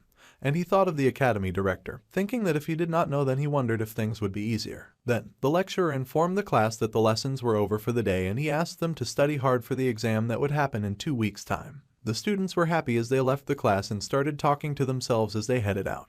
Our guy noticed there was a bit of a commotion that excited the students and he wondered what was going on. Then he wondered if the protagonist had finally arrived. He checked the date and it was indeed the 5th of May, which was about the right time for the protagonist to show up. He did not expect the true protagonist to pass by their class, and many of the other students expected that he would go to the star class where he belonged. If memory serves the MC right, then on the 5th of May, someone important would enroll in their school and he eagerly joined the students to gape as well at the door. The world's main character walked into the school with flashy blonde hair and a tall and proud gait. His name was Leon Van Reinhardt, and the 700 long years of peace would have its first crack. The main character's beautiful and handsome face was basically the whole plot, and in the game, every woman seemed to fall for him. If this were an adult-rated game, all sorts of things would happen and our guy tried not to think about that and instead channeled some good, kind and positive thoughts into his brain. Even women who were drawn to the main character like Rachel Myrom, the niece of the Spear Saint, Seiki Ryozo, the daughter of the Bowmaster, and of course Abel von Nibelung, the grandfather of the Sword Emperor. The so-called protagonist party members were all impressive, and Jeon-ma watched him. It was annoying, but the main character Leon Van Reinhardt was the protagonist of Miracle Blessing M, and he would be among the first to get drafted in 3 years once the war began. Though, calling it a draft was putting it nicely and he grit his teeth as he recalled it would be his second time of getting plunged into military service since he had done his time in his other life. The war in this world was a mandatory enlistment. Also, even Baylor Jokwin only managed to seal the 1st Legion commander, so our guy wondered just how strong the Demon King was in that case. It was morbid just thinking about it and he considered how the game would end if the protagonist lost, and that would be insane. The happy blonde protagonist went to greet all those who approached him, and then he turned his gaze in the MC's direction. He was absolutely shocked to see the protagonist looking directly at him, and the protagonist then smiled like a happy golden retriever. Jeon-ma stood there speechless for a hot minute as he processed what had just happened, and then he recalled that the game was the Miracle Blessing M and that the protagonist would handle things one way or another. Honestly, he found the protagonist's face very inspirational, and it convinced him before he knew it. Suddenly, someone called out to him and the nonchalant main character turned to see who had called. Later, in the training grounds of the great and prestigious academy, the dedicated protagonist stayed practicing his moves so that he could one day actually use his ability for his own good. He groaned after a long hard practice, and as expected, exceeding the constraints would not activate the blessing. First, he was determined and he would need to at least have some swordsmanship skills as he could not swing a sword without them. Suddenly, someone called out to him, and it was of course Little Red, who asked our surprised protagonist if she had done anything to him. That's right, the little assassin had noticed that he had started avoiding her, and he could only think back to when his head nearly bid farewell to his neck. Of course, the terrified coward had no idea how to respond to his new Yander bow since he could not tell her the truth, but they would spend the entire year in the same class so he had to think of something fast. So, he lied and said it was nothing. Redhead was not really buying it, but our guy insisted that it was fine. He wanted to keep things civil and thought that there was no need to make unnecessary enemies, especially dangerous ones. Little Red was relieved by Jeon-ma's response, but he still could not figure out who she was and why she was so good at killing. Despite her being unconscious, he had been observant and had noticed that her sword was strangely filled with a lot of sorrow, and it was as if the blade was pleading to be saved. Yet, the killing intent radiating from the edge of that same blade was so intense that it made his skin crawl. The sword whisperer was able to deduce that the blade was for the purpose of killing and that Red was likely more dangerous than the twins that he had fought off. Then, the shy girl added as she called out to Jeon-ma and asked if it was fine if she could treat him to dinner tonight. Our guy was of course rather skeptical about it considering how the last dinner had ended. However, the shy assassin insisted that she really wanted to treat him, and even if she was not as good at cooking, she still wanted to try. Of course, the wary main character could not jump into a decision as he could still clearly visualize the moment that she had unsheathed her sword to take his head. However, Little Shy was not about to give up so fast and she hit him with the irresistible power of puppy dog eyes. Red's eyes made it really difficult for the black-haired MC to say no, and he would feel bad for refusing, even if accepting her offer could end with him waking up in the fridge the next morning. However, the sudden optimist figured out a way he could do this, and then he decided that instead, he would ask the little assassin for a favor. She was surprised and Jeon-ma went on, saying that she was the only one that could ask. This of course made Red feel very special and a blush appeared on her cheeks when she felt like the only one. Happily, she asked what he wanted. The smart guy then laughed and asked her to kindly teach him some swordsmanship. He needed an instructor anyway, and she just happened to have a sword, and she was pretty good at using it. After all, Chloe was insanely strong. It seemed a pretty good excuse to the MC, and he had been watching tutorials on how to handle Yandere types before bed ever since that day. It was important for him to learn how to survive a Yandere, and it had given some helpful tips. So, their training began and Red called out happily to him. Beaming and gushing, she asked our guy when he had gotten to the training grounds, and that she had been waiting at another entrance. Her new student greeted her and explained that he had just arrived. The giddy girl happily said that she had just arrived as well with a happy smile, and the timekeeper had to confirm when she had gotten there. She explained that she had arrived around 6:30, which was almost 2 hours before they were to meet, but she just laughed sheepishly. By the way, the observant main character took note of something, and Red blushed, asking if she looked weird in a very cute outfit with her sword strapped to her side. The girl did look lovely, but the blind idiot said that she just looked fine. Our guy had not noticed before because he had only ever seen her in a school uniform. But in her crop, he could see that the redhead had very solid stomach muscles. Now, he could see why she was so strong. Regardless of all that, the virgin admitted that he found her rather cute, and now he has the rare chance. So, he handed her a wooden sword, and she was surprised that they would not use real murder weapons for practice. It was not like Jeonma wanted to get his head chopped off by a Yandere, so he pretended that he had not hurt her well. The coward had no intention of fighting with his life on the line, and he explained that it was just a training session, so of course they would not be using real swords. Besides, they needed to use wooden swords to avoid getting hurt. Then, Red laughed all girlishly as this had somehow not occurred to her at all. The girl giggled that our guy was so nice and he had to act like he was not terrified at her malicious expression. Then, Red focused as she tested out the weight of the weapon that she now wielded, and then she swung it around easily with one hand, looking so unbothered. The coward was shaken by the feat of strength being displayed by a weak-looking young girl, and he wondered just how strong she was when she was making even the air tremble. Jeonma decided that it would be best to err on the side of caution before she broke him like a watermelon, and he would use his blessing as a last resort. Our paranoid guy checked out his status window and his blessing, making sure that everything was the way he needed it to be. The sword's length was not an issue and his body was still growing steadily, so everything was ready to go. However, the cautious protagonist then wondered if the blessing was usually like this. While it was not uncommon for a blessing to upgrade with experience, he was confused and wondered if it was normal for them to come with additional effects. Suddenly, it seemed like the blessing's terms were changing a bit and he could not remember such a thing happening before. He wondered how much more he had to grow for his blessing to adapt better, and then Red called out to him because to her he'd just been staring into space for a while. The little assassin asked what was the matter, and the swordsman in training apologized and realized that he was the only one who could see his status window. He also realized that he must have looked like a crazy guy just spacing out. So, he then begged the shy girl to please go easy on him on their first lesson, and she nervously agreed. Then, he gripped his wooden sword and was just about ready to swing. It was time for them to start their lesson and the gloomy protagonist raised his weapon with pride. For a moment, there was tension in the air when she also picked up her wooden sword. In our guy's past life, everything that he had learned was through hands-on experience. So, as far as the MC was concerned, seeing was believing. To truly master a field, one could not just give a piece of themselves, and they had to be ready to sacrifice their entire being. The reason why the genius had adapted so quickly to the academy was because of the training that he had dedicated himself to. The redhead swung her sword, a fiery red aura gathering around her as she took a warrior's stance. Jeonma had learnt from a young age, and he closed his eyes, noting the sweat clinging to his palms and how his stance flew toward. The final stroke of the sword must always strike the opponent. He knew that much. Red charged, and in a burst of speed she flew at him, and determined, he raised his sword in alarm. He thinks that her attack was sudden, and he grits his teeth as he tries to block it. However, she moved too fast and he barely managed to dodge the wooden sword that left a small bruise on his cheek. Our guy cursed, shocked at how fast little Red could be. It seemed he was biting off more than he could chew, even though her student had begged for her to go easy on him. However, the redhead still had that detrained look on her face and she cracked her fingers, adjusting her hold on the weapon, and charged again. Jeonma was stupefied as she came running, but this time he was able to knock her sword backwards. His arms trembled in terror and it was not exactly the kind of strike he'd been hoping for, but he comforted himself with the knowledge that he had at least been able to block Red. However, the little assassin was not even anywhere near done and the MC watched in horror as she launched at him yet again. He did not even know when she had taken to the sky. He cursed as he realized that she was just going to keep on getting faster. Just now, the genius had realized that Little Red had held back on one of her attacks. He managed to raise his stick and block her sticks. Their pieces of wood danced together in hard combat. However, a crack began to appear in our guy's wood. It was not hard enough. Jeonma began to get pushed back because the onslaught just would not stop. Red was on him like a barrage of demons from hell. Forget the demon clan. The hero could get started on training, just fight her because she was relentless. All of her strikes were heavy, and he knew that if he got hit even once, he might actually die immediately. So much for taking it easy on him. The panicked MC was finally reaching his limit for deflecting. He could not find any opening to counterattack this red demon, and his wood finally snapped with a mighty sound. It went flying, and he could only gape at his broken weapon. For some reason, Red gaped too, like she had not been the one to break it. The girl gasped and apologized profusely, shocked that she had broken his weapon. The assassin explained that he had been trying to fight our guy as gently as possible, but she had ended up breaking it. Then, she called out to him when she realized that he was no longer responding. Then, her eyes widened as she realized something that he had already realized. The broken sword had been cut at the exact size required for the MC's blessing, and his power informed him that the weapon conditions had been met.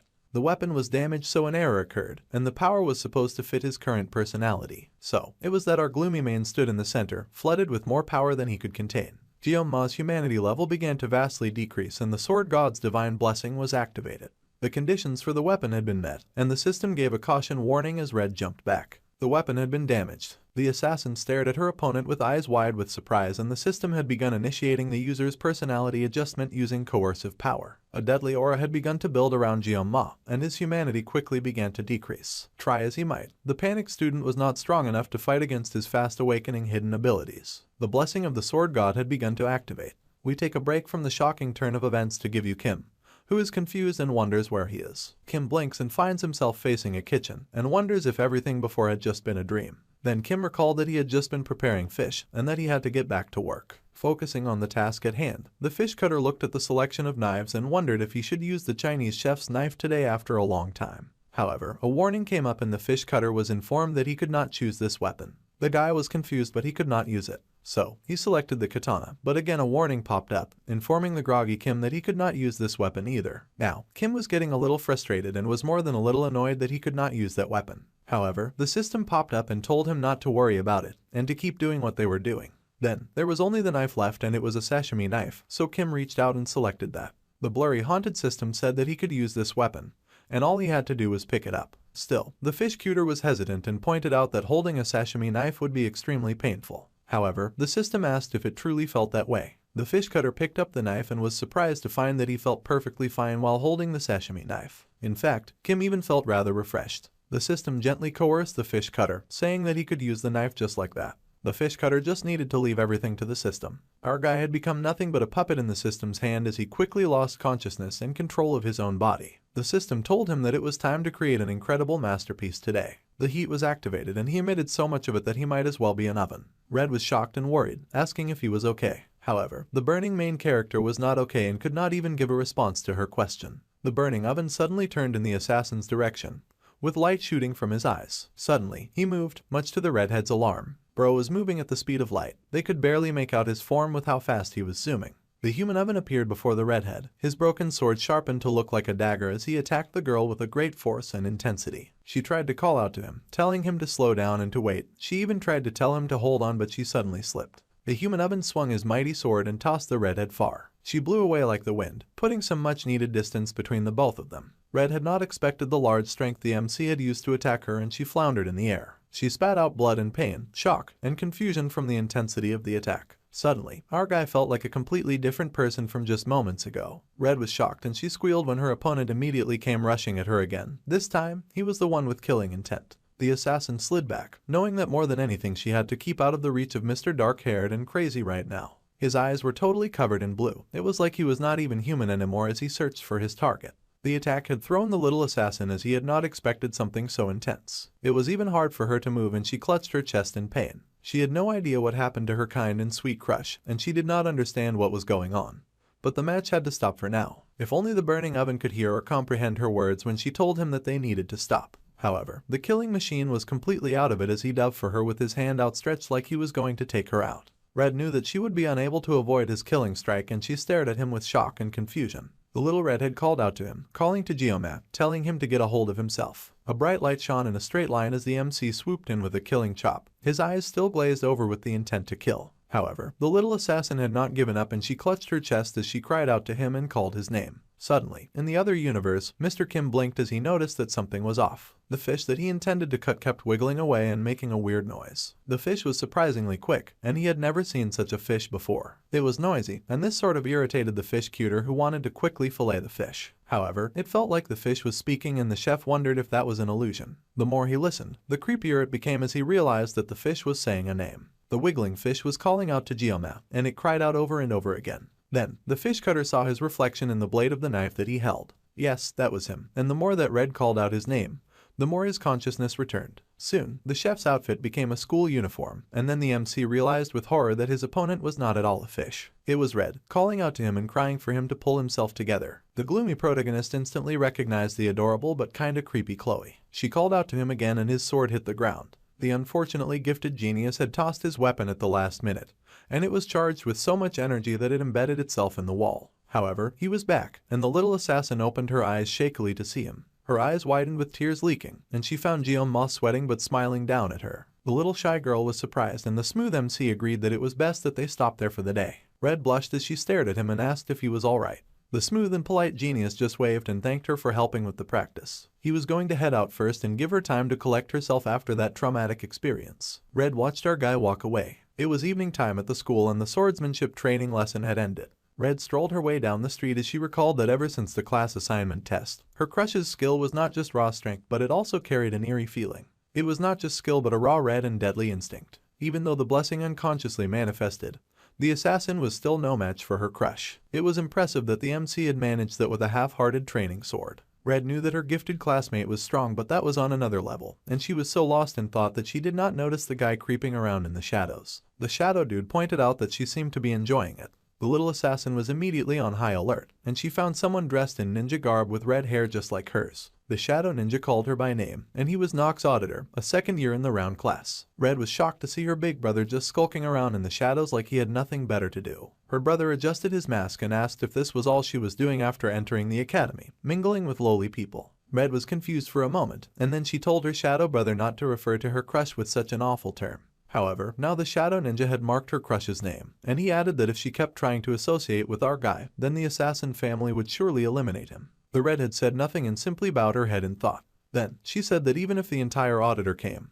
then they would not be able to handle her man. Then she walked away, leaving her brother in the shadows whence he came. Her brother thought about her words and repeated Jeon-ma's name like he was also developing a crush. Meanwhile, Jeon-ma needed to clarify something and something had gone weird. The power that he had been given was not a divine blessing or a favor, rather, it felt more like a curse. To avoid relying on the blessing of the sword god, he had set out to find new equipment. However, the power that had overtaken him like demonic sinking sand seemed to mock his efforts, following him and taking control of his body. There had been no pain, but worse than that, not only was there no pain, but there had been pure pleasure and a feeling of debilitation that went on endlessly. During that time, the curse had manipulated the lazy and talented hero like a marionette bound by threads, and it had whispered sweet words in his ears like a poisonous lover. The system had told him to cut more, to cut deeper, and to even destroy more. The gloomy protagonist had ended up falling for those sweet words, and he completely surrendered his virgin body to the touch of that vicious ability that used him like a tool. However, the assassin's scream had cried out to him, mixed with her desperation. Then, our guy had been able to see the desperate and terrified girl as she had screamed out the name that he had come to recognize as his own. Jeon-ma, the background character with a new overwhelming malicious ability. In that cry, the fragments of the world were brought together and the gloomy protagonist was sharply pulled back to consciousness. So, he had thrown away the training sword that had clung to him like a parasite infesting his own skin. The genius had realized that if he had not detached that sword at that moment, then he would have lost himself forever. Until recently, the redhead had been nothing but a yander who just wanted to kill him. However, at that moment, Chloe had become the girl who had revived his fading conciseness. Then again, our guy did recall that he had been the one to originally break the sword and cause the whole issue in the first place. He was kind of irritated but mostly grateful. So, he had decided to let it go without anything much. Besides, the girl already looked terrified. Jeon-ma had ended up leaving in quite a hurry to avoid the possibility of the sword god's blessing manifesting again.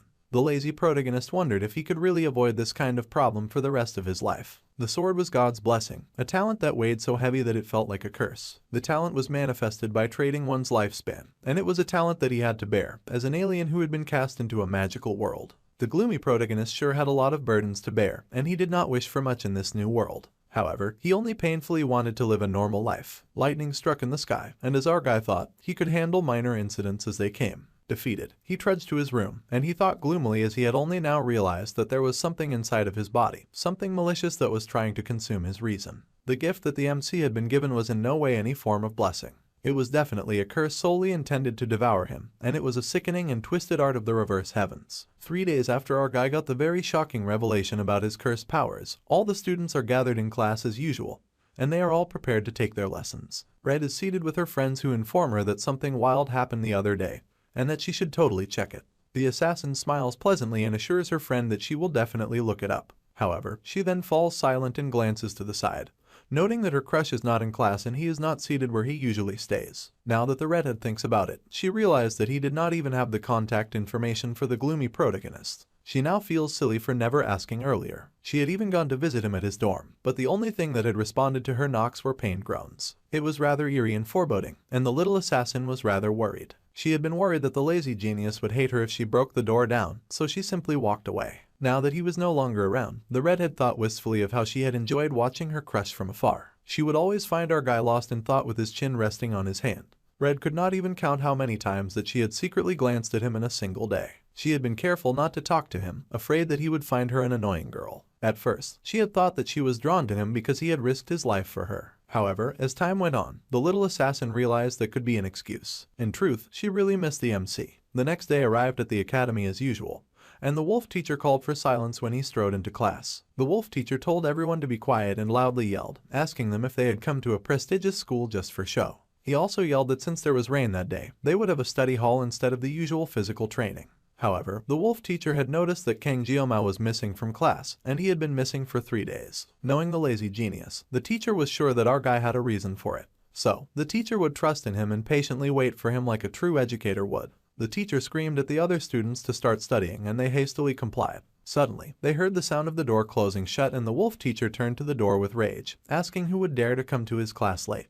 However, the wolf teacher paused in surprise to see none other than a dark shadowy figure striding down the stairs. His foot hit the stairs with each step he took, and his baggy eyes looked even more raggedy than before. It was the MC, and he looked like he had aged 5 centuries with a strand of white hair on his head. Red leapt to her feet when she saw him and even called out his name like she was the female protagonist. However, Jioma just opened his mouth and croaked out in a very deep and gravelly voice that he apologized for his lateness. The teacher was a little alarmed and told our guy that he had no reason to apologize and just asked the gloomy protagonist to just sit down. Bro looked like a walking shadow, and all the students immediately started gossiping about him. They knew that he was a special admission student, and they wondered if he had always looked that raggedy. Now that they mentioned it, some of the other students agreed that their usually average classmate did look a tad bit more handsome than before. The classroom was abuzz with whispers and gossip, and the gloomy protagonist just took his seat like he could hear none of it. After class, the students filed out, all of them eager to eat since they were starving. Red called out to Jioma with hesitation in her voice since he looked rather weird and his waist was newly snatched.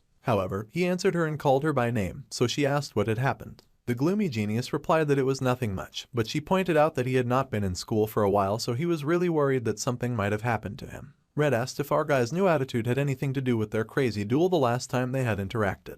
Jioma fell silent, but then he turned to her with a smile on his face as he explained that he had just fallen a little sick. He thanked her for worrying about him since he was fine now. The redhead blushed since the MC was out here acting like he had not just gone through a revenge body transformation. The shy girl admitted that it was a relief and she averted her gaze. As the ML protagonist expected, it was a little difficult for her to believe his lie. For the past 3 days, Jioma had in fact been fighting his demons, and he had gone through something similar to extreme withdrawal symptoms until he was mentally exhausted. The gloomy tortured main character could not get out of his room and eat anything as he buried his emaciated body in bed whilst praying for his cursed convulsions to go away.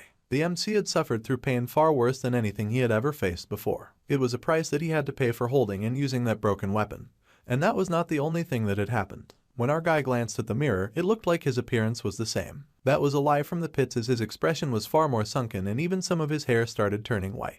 It could not be more clear that this situation he was in was a penalty from the cursed god that had given him a cursed gift that he wanted nothing to do with. Jioma thought about how Red felt guilty because of what happened, and it kind of was her fault. Well, considering that she had last seen the gloomy protagonist at the training grounds, it made sense that she was worried. So, our guy had to let go of his grudge. He brought up the fact that she had once invited him to dinner, so he was going to take her offer today. At first, the redhead was confused, then her brain caught up and she gasped in shock and wonder, asking if the MC truly meant it. She was going to get to take her crush to dinner. He said that he would like to eat her cooking though, since he was not eager to touch a knife again, and Redhead leapt at the chance with joy. The little assassin was so excited and she promised to do her best. Jioma could not help the smile that came to his face, and he was happy that Redhead liked his suggestion. The shy girl happily promised to make everything that he wanted to eat. She happily asked him what he would like, and the MO protagonist said that he would like to eat fish since it had been a while. The last time he had eaten in her room, he had thrown everything up. Then our guy had to pause and deflect because he had almost confessed to something dangerous. Instead, he said that fish was too expensive for him to try. Then, the sharp genius detected something weird and murderous aiming for his neck. He whipped around and eyed a suspicious-looking bush as Red continued to gush and squeal. The black-haired MC wondered what he had just detected, and then he whipped around with his hair like an Oreo biscuit.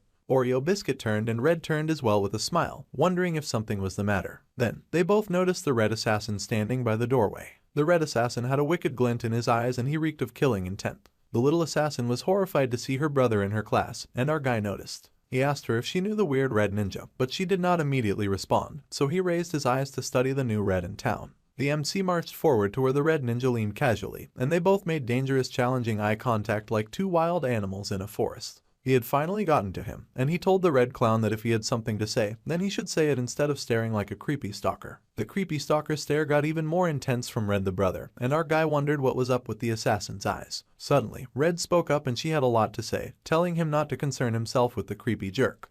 Then, she yelled at Nox, who was her appa, saying that she had told him not to come. Then the gloomy hero was able to connect the dots in the red hair, but the creepiness helped too. The little sister asked why her brother had come, and he noted that Red suddenly sounded snappy but with some hesitation. Actually, her voice was outright shaking. Nox then said that our guy did not look like much and that his sister had really thought that a pathetic-looking twin like that was worth breaking the auditor's rules. His sister yelled back at him that she had nothing to do with them anymore, and maybe she would not break the rules if the rules did not suck. Her brother glared down and said that he could not wash the blood from her hands, and that one was an auditor from the day they were born till the day that they died. Meanwhile, the gloomy protagonist watched the whole thing go down, noticing that the little sister was speaking like a rebel while the big brother was speaking like he was in a historical drama. They were both rather embarrassing and he wished that they would tone it down. However, the creepy brother was very to it and he told his sister to get rid of the MC and to return to being a proper auditor. However, his little sister bit her lip and then she yelled that her brother should not describe her adorable crush like that. Our guy did not even want to be part of this conversation and now everyone was alarmed since she had screamed. The gloomy lazy protagonist really wondered why they could not do this in moderation, and everyone went out to eat so this silly squabble was going to turn into a mess. He was used to this nonsense by now, but he suddenly gave pause when he finally figured out what family they were from. Now, he got it, as he just remembered that they specialized in infiltration and assassination, and they were a group of shadows that appeared in the middle of the game. It was said that the auditor group was weaker compared to other heroic houses, but our guy knew for a fact that they were unrivaled in assassination. All members of the auditor clan were ridiculously strong thanks to their abusive training regiment that they forced all their children through. They molded kids into cutting-edge assassination tools before they had even truly grown up. Chloe was from that kind of family, and if that was the case then the MC had to admit that the creepy brother's hardened expression was much more normal and expected than Red's happy face. Her brother's expression was one that showed no hesitation when it came to killing. It was an expression that was used to killing. The MC was sure that the auditor family were probably chasing and vanquishing their enemies in order to maintain order, and it was not like he was against killing when necessary, and he thought it was justified if anything.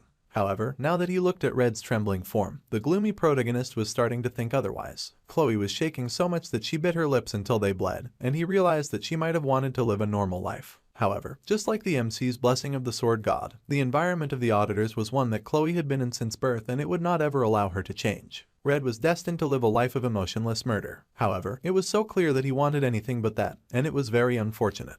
Our guy was no hero, and he had no intention of ever becoming something like that. While all of that was true, he could not stop laughing at himself. The lazy protagonist could not save the world, but he could try to save a life, so he stepped forward and offered to talk to the creepy brother. He had to admit it, the power that he carried was 100% a curse, but it would not let him taste defeat. So, he asked the assassin boy his name, acknowledging that he was called Nox. In the end, the Oreo biscuit had tried to escape the sword god's blessing, but he could not. In cartoons, they always say that there is no paradise in running away, and they are right. If he cannot run away regardless, then he will take a step forward, and he would declare himself as Kangjiom-ma, someone whose name consisted of a sword and a demon. Grinning demonically, the gloomy protagonist asked the red assassin boy to follow him, saying that he would cut Red's brother. He was someone who fought with a knife. Meanwhile, the wolf teacher was just chilling in the faculty room. But he was deep in thought, noting that something must have happened to Jiom-ma, since our guy's expression had been void of any emotion. Suddenly, someone threw open the door and called the teacher Seonbi. The person asked the teacher if something had happened since it looked like the wolf teacher was going bald. The teacher glared and said they must not talk about his baldness. The other person laughed and apologized. Suddenly, the phone rang so the wolf teacher picked it up, saying that he was Lee Wonbin, the lead instructor of the wolf class. Meanwhile, his colleague watched him, thinking that the wolf tot was bald from the start and was wearing that weird thing around, which they found kind of cute. Meanwhile, the wolf teacher asked what had just happened, and was shocked that someone had suddenly called for the subspace. The teacher asked which cadet had requested it and who was the opponent. The cadet who had requested it was Kang Jeong-ma, and his opponent was none other than Nox's auditor. The teacher was stupefied. A light shone from an ajar door, and it led to the subspace arena. The time of usage was currently set at 0 because it was not in use yet. However, it had been booked by Jeong-ma. In 15 minutes, the battle inside the subspace area would begin. Our guy took a moment to think, as he had thought that the process for booking the subspace room would be a lot more convoluted. Surprisingly, it had gone very swiftly. The academy director had even told the Oreo biscuit that if he had to do this, then the least that he could do was to take care of himself. The gloomy hero reassured himself that this should be fine, since it was not like they would be fighting in reality, and there would not be any physical injuries, but there was still the possibility of suffering mental injuries. However, none of that would matter as long as the MC won. He could hear all the noise from the waiting room, and he got that watching a fight was exciting. But he had not expected such a large buzz from the viewers. The situation was hilariously ironic, since the lazy Jeong-ma had been trying his best not to stick out not long ago, yet here he was, and now all of his attempts felt pointless. Shaking even more than him was Red, who was very alarmed by the situation. Our observant guy was shocked to see her crying, as he had already lost the battle. The cute assassin called out his name, and he realized that she was probably blaming herself. He tried to reassure her, saying that it was not her fault, so she did not need to worry. Red had even been so sweet as to lend the MC her gear, and everything would turn out okay. Still, the girl sobbed a little. They fell silent for a moment, just sitting in the room. Then, little Red spoke up, saying that her brother was really strong, so she was worried about him. However, the gloomy protagonist just smirked all pompously and pointed out that he was strong too. However, the assassin was not convinced and added that her brother was a genius with unmatched talent in the entire history of their assassin family. When it came to the dark arts, there was no one up to her nasty brother's level, and at the age of 14, he had been dubbed the pinnacle of dark arts. Jeong-ma was frightfully shocked at that very awful and lame title. He wondered who was in charge of creating those. This was how it had always been now that he thought about it. No matter how hard our lazy guy tried to avoid it, this was ultimately a choice that he had made. He gripped the rose knife as he recalled his mentor grinning and telling him that he was destined to wield a blade for his whole life. The mentor would have probably never expected that the MC would still be running around with a sashimi knife in his next incarnation. It was not time to proceed with the subspace duel, and the participating cadets were instructed to make their way to the grounds. The announcement rang out, and Red got even more nervous. The Oreo cookie stood up nonchalantly, and he said that he was off, so the assassin had to wish him farewell. She blushed nervously as he left, and then he called to her, much to her surprise. He said that the world was filled to the brim with all kinds of geniuses, and that was why he gripped his knife tighter when he said that he was going to win. The confident protagonist waved his hand and strolled out with a casual wave. There was a light in the middle of the dark, and as the MC grew closer, the light grew brighter. It grew brighter and brighter, and our guy stepped in to cover his eyes. He found himself outside with the big blue sky above him, in a coliseum that was packed with seats. The students cheered when they saw him, saying that they knew the special student would not run away, and they cursed and said that they believed in Jeong-ma. The students got anxious just waiting for this duel to happen. The MC suddenly had a lot of fans, and it made him feel like a gladiator from the Roman Empire. He had not thought that things would be this intense among the crowd. Then, he looked up and spotted something. He was horrified to see that the entire star class had come as well, and seated at the top row was the protagonist, surrounded by all the hot babes that he was supposed to bag. Of course, the waterfall hair girl was there too, and she watched Jeong-ma silently with a determined look on her face. The gloomy protagonist wondered if the star students really had nothing better to do that they had showed up to watch his match. Things were going to get awkward, and he sighed. However, he did not have time to sulk for long, since the red-headed bully pulled and yelled, asking if our guy was trying to mess with him. The angry assassin said that it seemed his opponent could not tell the difference between courage and arrogance, and his aura leaked with disgust as he asked the wolf student how he dared to come to battle with a pathetic excuse of a blade like that. The Oreo biscuit was a little mystified by the intensity of the assassin's hatred, and he noted that the crazy jerk had a supreme killing intent. However, he confidently played it cool and said that a true master would never blame their equipment. This of course made his red opponent curse at him, but the angry red had quickly regained his cool and sighed. The assassin then said that he should deal that insolent tongue on the MC first, and the angry red had unsheathed his wicked blade as his murderous intent only grew. Our sharp guy smirked because he could tell that Red the brother was way too reliant on his equipment. However, he did note that his opponent carried the S-rank blade called the Hongrian Blades, and he carried 2 of them no less. On top of that, Mr. Pinnacle of the Dark Art had one of the best auras in the game, which was the Blessing of the Crow. Jeong-ma could feel how difficult it was just for his opponent to suppress his killing intent. With S-rank equipment as well, it might sound ridiculous, but he had also prepared himself to deal with the redhead. In our guy's hand was the Diaso Sashimi Feet Rose blade from Chloe, and it was of an unknown rank. The two fighters stood facing each other as the wind blew and the air was tense with their individual aura. The battle would start now, and the subspace barrier began to form as the two warriors locked eyes filled with malice. The subspace barrier was deployed, and everyone watched from the girls to the flashy protagonist. Then the announcement said that may the hero's blessing be with them.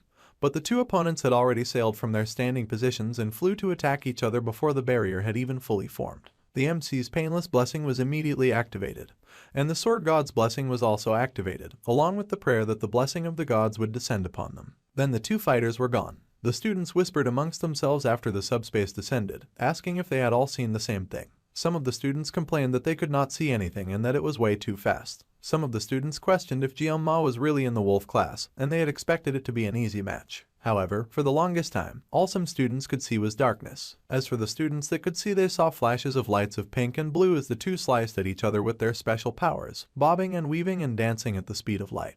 The redhead had not gotten any less angry, and the wolf student was starting by playing defense. A blonde girl from the star class was intrigued by how fast they were moving, and she thought things were getting interesting. Waterfall Hair watched the fight with an intense look on her face, and she was surprised that the weakling that she had met the other day was a very good fighter. Our guy was doing great, holding his own against the dangerous assassin dude. The genius had to stay on top of his game, of course, because the other guy had every intention of killing him, even if it was just while they were in the subspace area. The MC slid around and blocked every violent attack. Redhead gripped his sword tighter and slashed with even more killing intent than before. The redhead kept slashing and slashing and slashing like a dark purple tornado of hate and violence, and he made so many marks on the floor as he fought. However, the wicked cool protagonist kept dodging, and it was frankly driving Mr. Pinnacle up the wall with rage. So, the red guy tried a different trick that he was sure the MC would not be able to avoid. The red guy used the three-legged crow and sliced with the murdering capacity of a monster with 7,000 grievances. Even Jianma was kind of thrown off by just how badly the red guy wanted to kill him. The slashes all came flying at our guy, and the red guy laughed, feeling very sure that his opponent was done for. However, the Oreo biscuit was not out of tricks yet, and he swished out of there, much to the absolute disgust and horror of the red guy. He could not believe that our guy dared to dodge and get out of the whole thing unscathed. The wolf student glanced back at the shocked red guy looking all cocky and all. One of the watching students said that he did not really see these kinds of things often,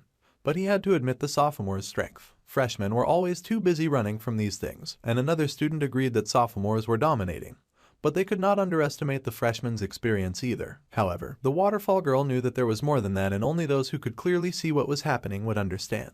All those aggressive attacks were coming from the sophomore, but the MC was able to dodge every single attack. He was not even trying to fight.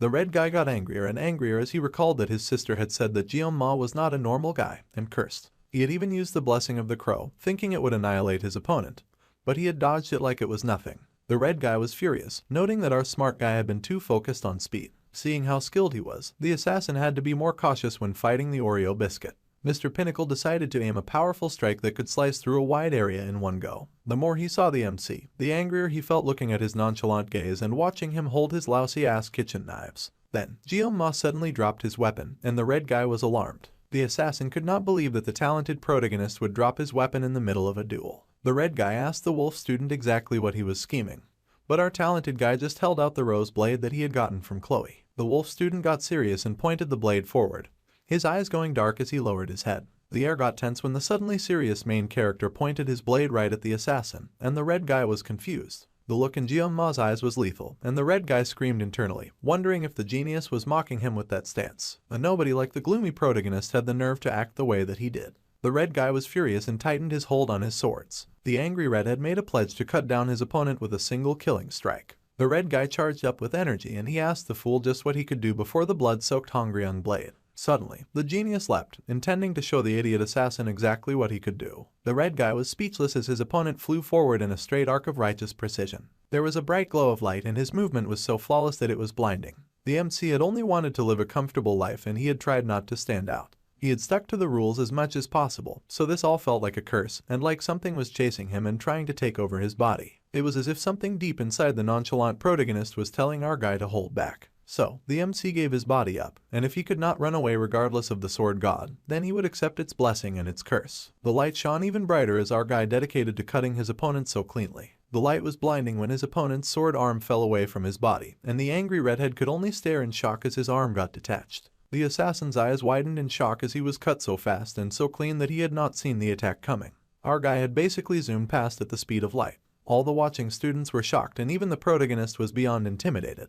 The wolf student had slid past like an anime character, and the world around the angry assassin had gone dark. Jianma would use anything. Regardless of it was a blessing or a curse, and it was time to say goodbye to the peaceful future that he had always dreamed of, and the end was marked by the neat slicing of the arm of an angry red assassin. Jioma had neatly sliced off his opponent's arm, but that was not where it ended. Twirling around, the MC launched at the speed of light at the dark and evil energy that was the angry redhead. As the wolf student sliced and sliced and sliced, the redhead panicked and cursed. The redhead cursed as more of himself was lost to our guy's cutting-edge technique, and it became so graphic that things went dark, and the subspace barrier was immediately turned off. There was a burst of smoke from the center of the fighting ring. The students were silent and no victory cheers rang out from the sheer intensity of the gore that they all witnessed. The red-headed assassin collapsed to his feet in shaky defeat, and the MC very calmly sheathed his knife. The blue light from it still lightly glowed, and the students from the star class watched in awe and slight fear, as well as newfound respect. The MC had successfully sheathed his weapon and the smoke cleared. The subspace duel had come to an end, but the entire Colosseum was silent.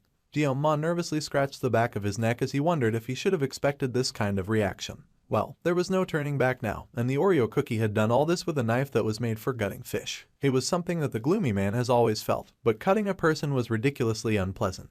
The only consolation that the crazy genius had at this point was that both the Mao brothers and the Nox were in the subspace when they had fought. The specs of the subspace were pretty impressive, and thanks to that, the Oreo cookie had never actually killed a person. Though Nox seemed majorly traumatized and his body was covered in sweat, the angry red assassin had been just as strong as Red had described. The red guy had an incredible battle sense that had been honed through experience. However, anyone would sense him thanks to his intense killing intent, and it had been an ultimate blessing for the MC. The duel winner was the freshman from the wolf class, Kang Jioma. Instead of cheers, there were just gasps of disbelief and shock from the students who could not believe that a freshman had possibly taken down a sophomore. They were in such heavy denial that they almost sounded outraged. The gloomy protagonist cursed and thought that companies could learn a thing or two from such shameless publicity. Well, there was nothing that he could do about it at this point, and this was the path that he had chosen. Our guy was determined to endure the coming days using only sheer will and grit. He stalked away from the battle center. The school was still bubbling and buzzing with the news of the fight, and they found out that the angry redhead was from the auditor family. The students said that explained why he had been so strong, but they could not believe that even a strong guy like the angry red had gotten taken down by a special support student.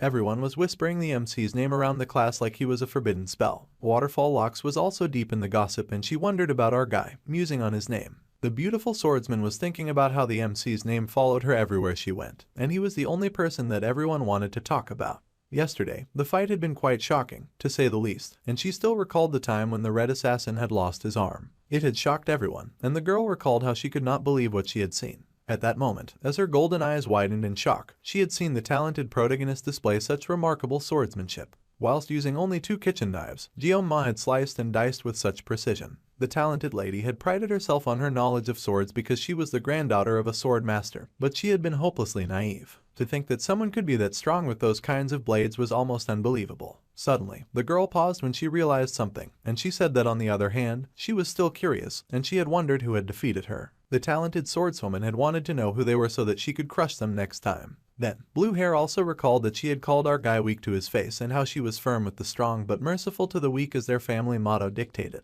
Waterfall Hair also recalled how the year's top student was not in her class. All of her memories came flooding back, and the genius swordswoman was in shock as she realized that the lazy protagonist just might be the top student of her set.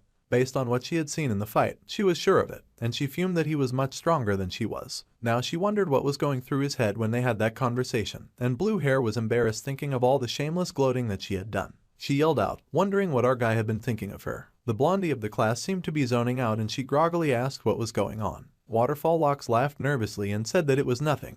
But the blonde girl called Rachel smirked, and she asked Blue Hair if she was sure, since it was certainly something that bothered her. However, the talented swordwoman deflected and said that she had not been able to work out these days, so she felt a tad sluggish. The blonde girl smirked and asked Blue Hair what was up with the pouty face, immediately knowing the talented sword lady was trying to hide something. The girl asked what the blonde girl meant by that, but the blonde pushed and asked the blue-haired girl to tell her. She guessed that the snobby noble was just hungry, but the girl denied that assumption. Then, Blondie guessed that the brunette had left her equipment at home, but that was not it either. Then the blonde asked if it was the bathroom, and the noble girl yelled that she had already said that it was nothing. Then, the blonde called Rachel cute as she had finally figured it out through the process of elimination, as he guessed that little Miss Blue was having some boy troubles. The snobby noble was shocked and speechless. The brunette flushed in horror and the blonde grinned, with her lip twitching. Then, the blonde burst out with laughter and pointed as she guffawed at the noble lady. Rachel had thought that the noble lady Abel would never be one for romance. The blonde laughed so hard and loud at the poor noble that she blushed with shame, and she yelled that it was not what the clown thought that it was. The laughing hyena was skeptical and then asked the blushing sword lady what the issue was. Rachel wanted to know the man who hit the jackpot, and the brunette went silent. However, the blonde was not about to let it go, and she pushed, wanting to know who had stolen the heart of the normally stoic lady. Since she was not getting a response, the blonde started playing a guessing game. She sharply guessed that it could be Leon, the glowing and perfect protagonist, since he had such a handsome face. However, the brunette looked so disgusted by such a suggestion that the laughing hyena had to rule it out.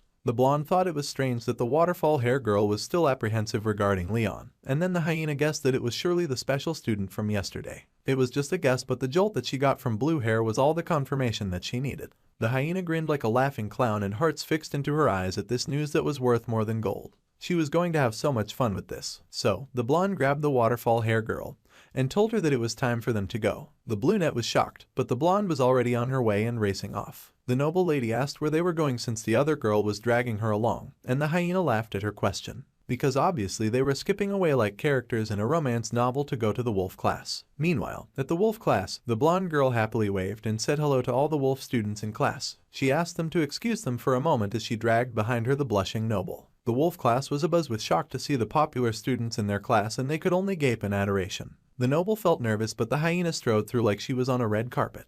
Then, she got it, and the blonde hopped onto a table, and she beamed, declaring that they were looking for a fellow with black hair. Of course, she meant our guy. There were hearts in hyena's eyes as she searched like a predator, looking for the new joke of the day as she searched for anyone with black hair, since the MC was the only one with that hair color. Then, a busybody student came over and said that their high status did not permit the blonde to climb on their desks and make a ruckus. Rachel was not even slightly threatened by the dude, and she just flashed her good looks his way, using her pretty privilege to knock him flat like a bowling pin. The student was overwhelmed by her beauty, and the noble was horrified by the blonde shamelessly abusing her privilege. However, the blonde made the most horrifying face of success when she finally located our guy. He was dozing in his seat with a familiar redhead buzzing and gushing around him. Hyena immediately clocked the female assassin as Ma's girlfriend. Well, it was not like that mattered to the blonde, and she thought it was better this way since it made things even juicier. This was going to be fun, and love blossomed in her eyes. Red was busy gushing over the lazy protagonist as usual, but then she froze when she felt a weird killing intent coming their way.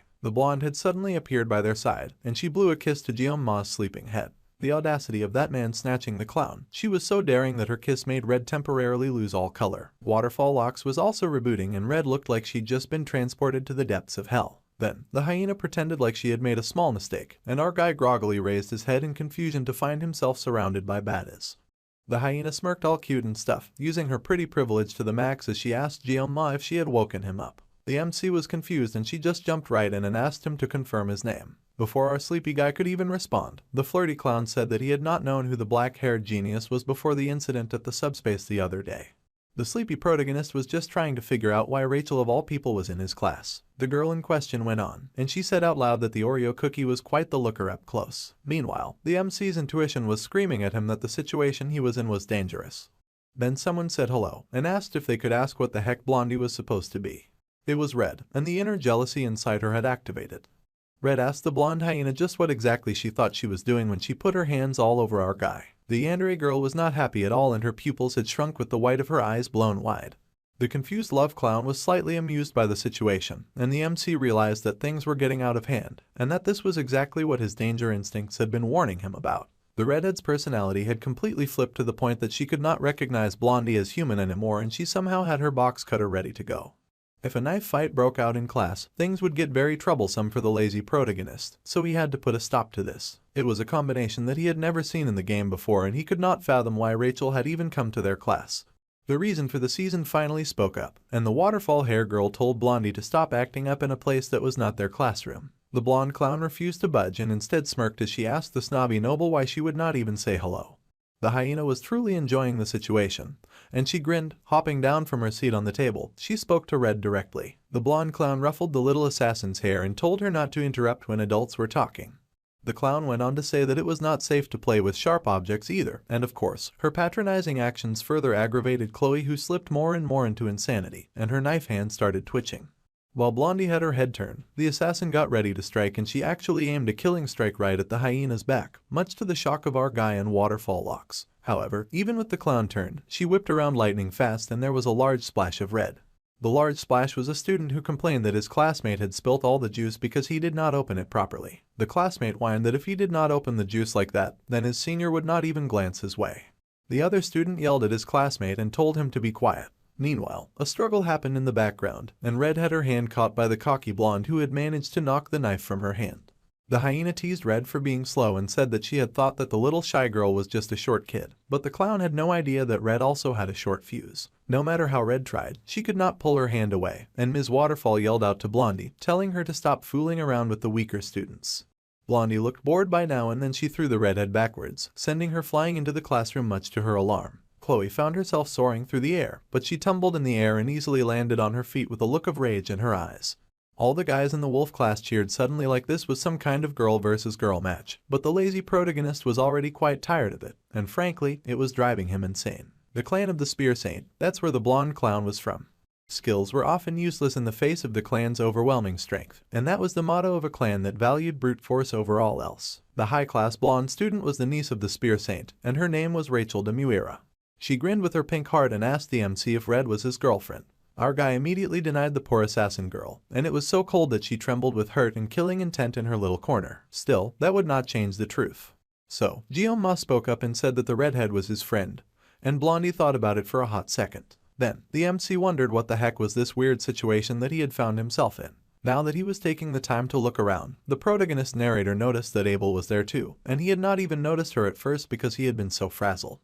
The perceptive protagonist got tense and asked why the two high-class students had come looking for him, as he expected big-time trouble. The hyena girl smirked and she said that it seemed like Waterfall Locks was interested in our guy, and she wanted to see his face. Abel was horrified to get thrown under the bus like that, and she squealed and protested, demanding when she had ever said something so embarrassing. However, the blonde clown insisted that was why they had come, and Blue Hair was mortified, saying that her classmate had practically dragged her there. Blondie explained that they had come over because she had thought that Waterfall Locks really wanted to see the handsome main character's face, especially since the noble had not protested and had followed. The noble was speechless at that point, and then they noticed that the other members of the wolf class had started whispering, wondering if the guys were fighting, and pointing out how they had heard the noble swordswoman yell for the first time. The noble suddenly started acting all snobby and stuck her nose into the air as she said that they had a misunderstanding, and that they had totally come to see our dude per se. Oreo Cookie Your Hair did not care and wished they would just leave. The Oreo Biscuit sighed and said that if they had nothing to do, then they could go since he was sleepy anyway. The brunette was crushed to be dismissed, and the hyena girl could barely hold back her laughter. The clown thought that the gloomy protagonist was really interesting, and she liked interesting guys. However, the exhausted protagonist said that he was happy to hear that since he was far from interesting. The blonde grinned and told him not to be like that, and then thought of a suggestion. She invited the MC over to their dorm after class and said they could watch some movies and chill together. That ambitious little brat was looking to start something, and Red yelled for her to get away from her man immediately. The hyena was confused since, as far as she knew, our guy did not belong to anyone. The clown laughed out loud in a huge guffaw, mocking the poor redhead. The tired protagonist could only think of how much he missed his mom and the peace that she brought him. The blondie was still hooting and hollering, and she asked the noble lady if she had heard those embarrassing words as well. However, the clown had to stop her laughing when she found that Waterfall Locks was seething too. It was too bad that the hyena girl had to end her fun, but it had been pretty cool meeting the only black-haired kid in school, and she said that she would see him later. The MC just told them to please not come back, and the clown laughed that he was cold. The blonde bimbo gushed and waved goodbye to Guillaume while Red fumed, but Oreo Cookie Hair just ignored them and wished they would go far away from him.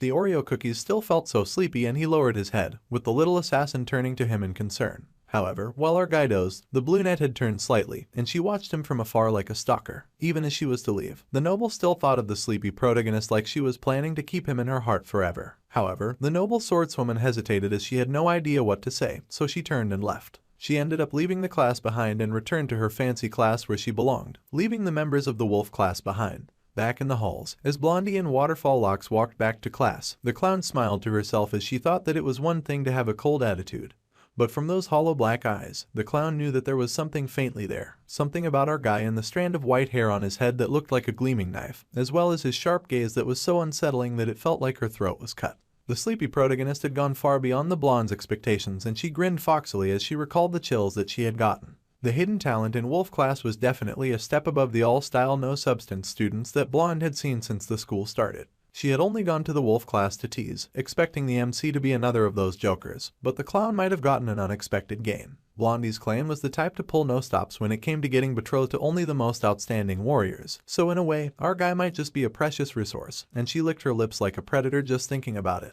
Yes, the hyena thought that it was only natural that he caught the eye of Abel, the invincible empress of swordsmanship, and the blonde smirked at that. Little Miss Steel Yeoman suddenly whipped around to apologize to the brunette. However, the noble lady just groaned and said that the clown should first apologize to the students of the tiger class for causing all that ruckus. However, Blondie said that she was not apologizing for that. The noble's eyes then widened in confusion, and the hyena explained that she was apologizing about Kang Jeon-ma. Blondie crossed her arms with a smug-ass expression on her face as she said that he was not going to yield. Waterfall Locks looked for a moment like she could not comprehend what the blonde clown was saying. Meanwhile, in a hospital room, wheels were rolling down the halls and someone with dripping black murderous energy was obsessed with killing a dude. It was of course the red assassin guy, and he chanted that he wanted to kill Jeon-ma like it was his get well mantra. The redhead assassin dude was running through the halls like a psychopath, dragging his drip with him as he chanted his crazy mantra. His body, which had lived its entire life without knowing defeat, now had only one goal in life. The red guy was sure that he had the body of the auditor genius, and he wondered if he should charge into our guy's room at night. And since it was already night, he might as well take the opportunity and turn his enemy into a body bag that same night.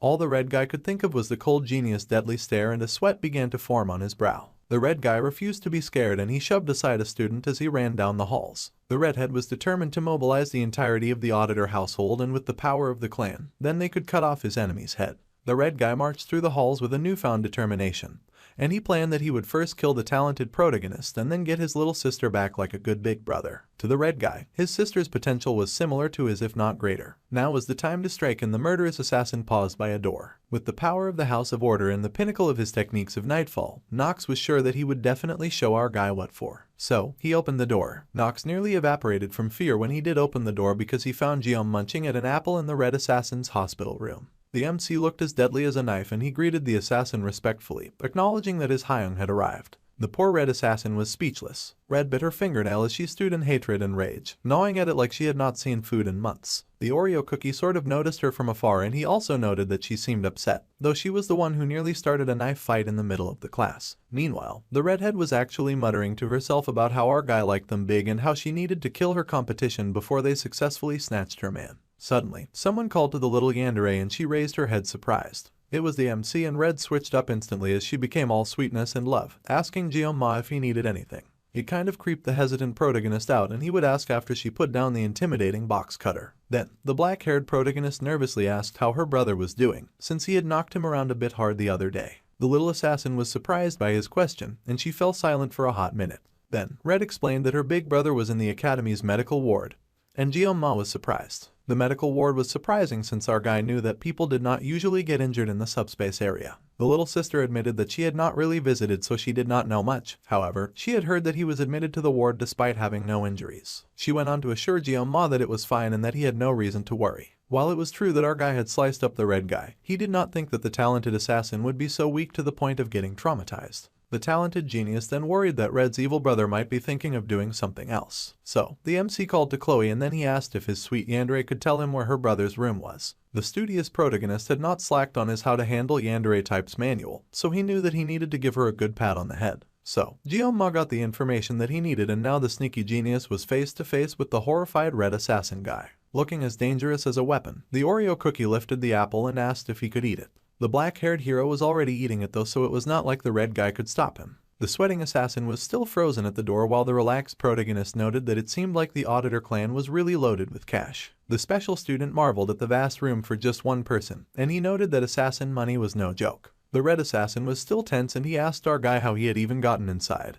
But then the wicked protagonist suddenly reached for a knife, and the assassin was both horrified and alarmed. The assassin feared for a moment that the MC had come to finish what he had started, and the menacing protagonist did raise the knife so it glinted in the moonlight.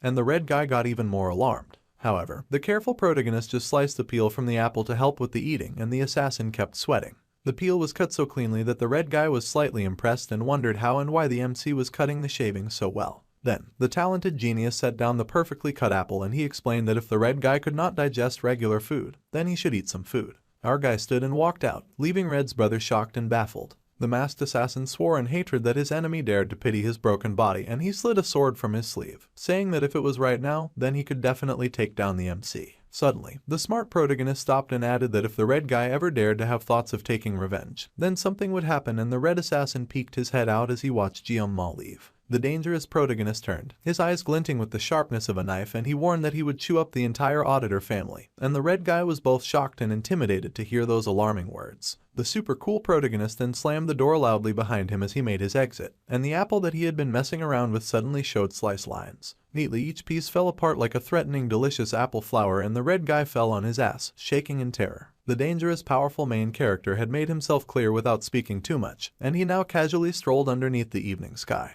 Now, the super cool virgin was sure that his red opponent was nothing more than a little candle that could be blown out at any moment. It seemed like the red assassin's will had been thoroughly destroyed, and the smug protagonist was feeling particularly proud about that. Thanks to that, his bravado-filled intimidation had worked well. Meanwhile, he also silently acknowledged that the auditors were an incredible assassin group in this world. There was no way that our one-man army could ever take on the entire clan, and he'd just been bluffing his way through the entire meeting just to neutralize the changes of the red guy becoming a pain in his behind. Although the MC figured that he could at least take out 10 people in 30 seconds, that was the worst-case scenario. Then, the dreamy protagonist took a pause to stare at the beautiful moon. He continued his stroll, noting that he felt like he was standing in the eye of a peculiar storm in a way, and he was starting to get used to all of the weird encounters with the heroines of the story. The lazy protagonist sighed as he considered that he might have also gone insane from everything that had happened so far. As long as the red Nox guy did not stir up any trouble, the MC figured that he would no longer need to worry about him. However, the busy student still had another problem to deal with, and that was the girl that he wanted to avoid the most.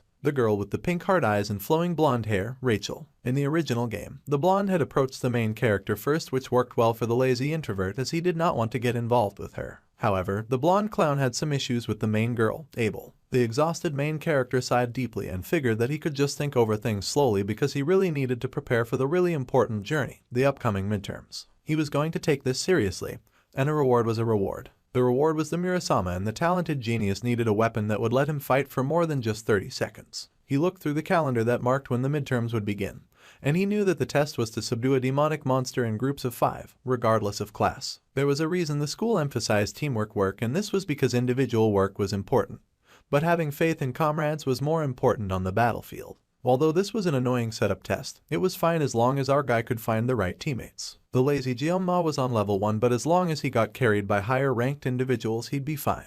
Also, the demonic monster featured in the test was the D-ranked demonic monster, the Merman. It looked super ugly, the ugliest, creepiest mer creature alive, and the MC was going to have to see it face to face. He was not looking forward to that. Even though the withdrawn protagonist had worked hard with fish all of his life, there was a limit, and he thought that he was surely going to barf at the sight. If they were a mermaid, then at least they would be a little easy on the eye, plus mermaids were rather high-ranked. However, no matter how pretty the mermaids were, the virgin would not get nosebleeds. Come to think of it, mermaids were considered demonic humans. The main force of the demons was the demonic humans. Compared to the demonic humans, demonic monsters were nothing more than barking guard dogs. Fortunately, only mermen had to be subjugated, meaning that students did not have to deal with demonic humans. The sharp protagonist sat on a bench to ponder how it had already been a month since he had joined the school. The nights at the school were peaceful. Then, the little philosopher pondered peace. It had been 700 years since the humans and the demons had sworn a truce. Just like how human history was not without war, there had been quite a few disputes, both large and small, in this world as well. For example, Vasman, a large purple demonic creature, and half a century ago,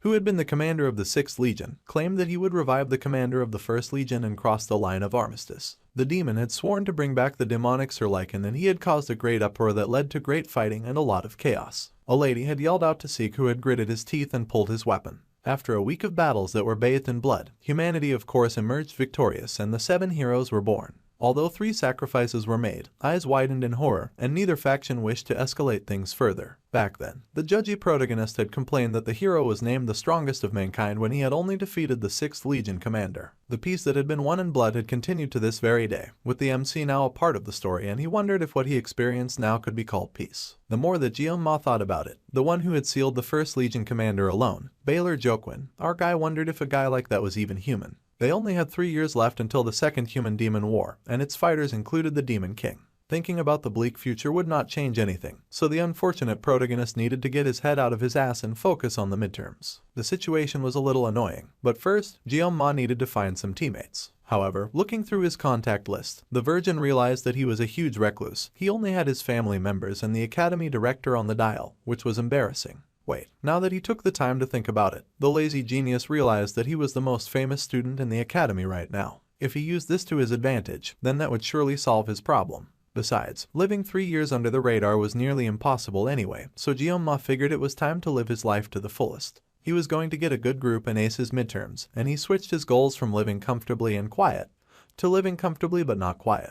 1 week later, the black-haired idiot was in shambles at the class. There was a lot of murmuring and whispering in the class, but he swore violently as not a single person had invited him to join their group. He could not believe that he had shown off his perfect ninja skills for nothing, and his situation was getting really bad. The lazy student could not do anything in moderation, so the other students were probably now too scared to approach. Then, the social outcast noticed something and he realized that Little Red Assassin was just like him. He figured that the little assassin had also been considered as an outsider ever since that time, so he approached her, taking one for the team. His #1 fangirl was of course happy that he came, and then he asked her if she had found any cadets to team up with for the midterm. However, much to his glee, she was also alone. Our smart guy asked if she was doing okay, since he was used to being ignored, but she used to have a lot of friends. However, the little red yandere just laughed and said that she was okay as long as she had Guillaume. If that was the case, then the ambitious protagonist finally took the plunge and asked her to partner up with him so that he could then find 3 other people. Red was thrilled. The MC was not rejected, and it was a resounding success. Chloe's capabilities were nothing to sneeze at, and the goal of the test was to catch as many mermen as possible during the 1 hour given. Considering that the black-haired protagonist only had 30 seconds, to him, the crazy girl was like 1,000 soldiers, and he smiled fondly as she confessed her excitement.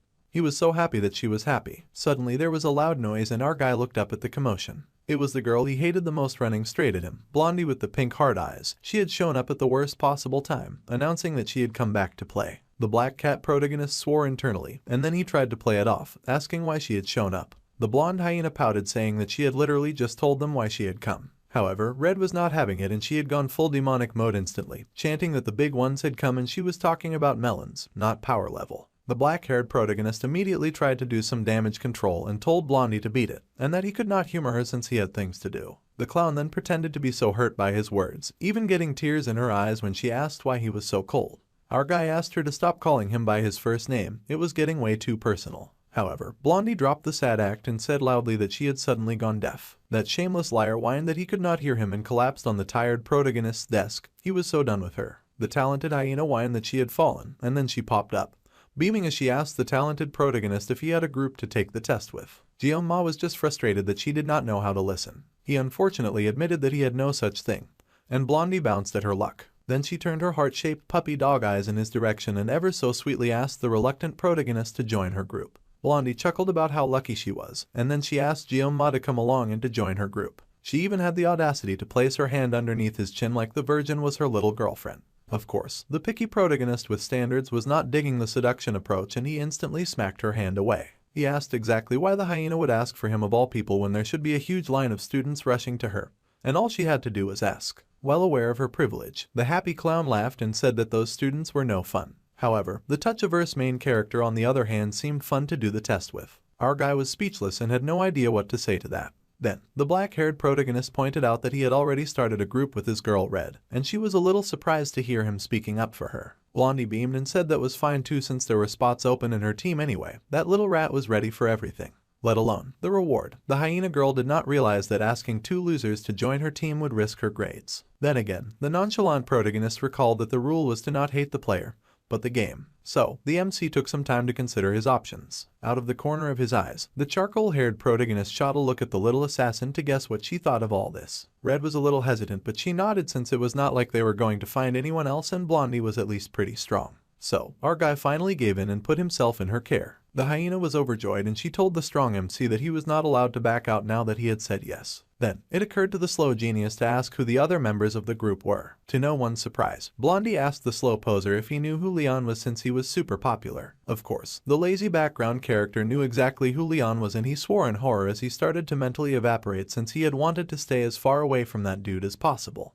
Later on, Guillaume sat at his seat in class, trembling worse than a leaf in the wind. However, he shook not with fear but with rage and he growled, wondering just how bad of a crime he had committed in his past life to suffer so much in this one. Even if the gifted protagonist had wielded a knife for 30 years because of his job as a chef, he had only sliced fish. This was so unfair. Alright, it was ridiculous that the lazy protagonist was getting involved with the heroines. He did not think that was possible, and even though he may stand out from the crowd and bump into the girls a few times, they were eye candy, so the Virgin did not mind them too much. However, to get involved with Mr. Sparkly Hero of a game that goes violently south in 3 years was a whole other story. The background character could not fathom getting involved with the protagonist character, for one thing. The protagonist is way too bright for a shadowy guy like the MC. The shadow had zero clues on how things would pan out in the future because he had failed to finish the game, and it would be his fault one way or another. When our guy heard that the protagonist character was involved, he immediately tried to change his group. However, the blonde which he had signed the contract with was not about to budge on their agreement.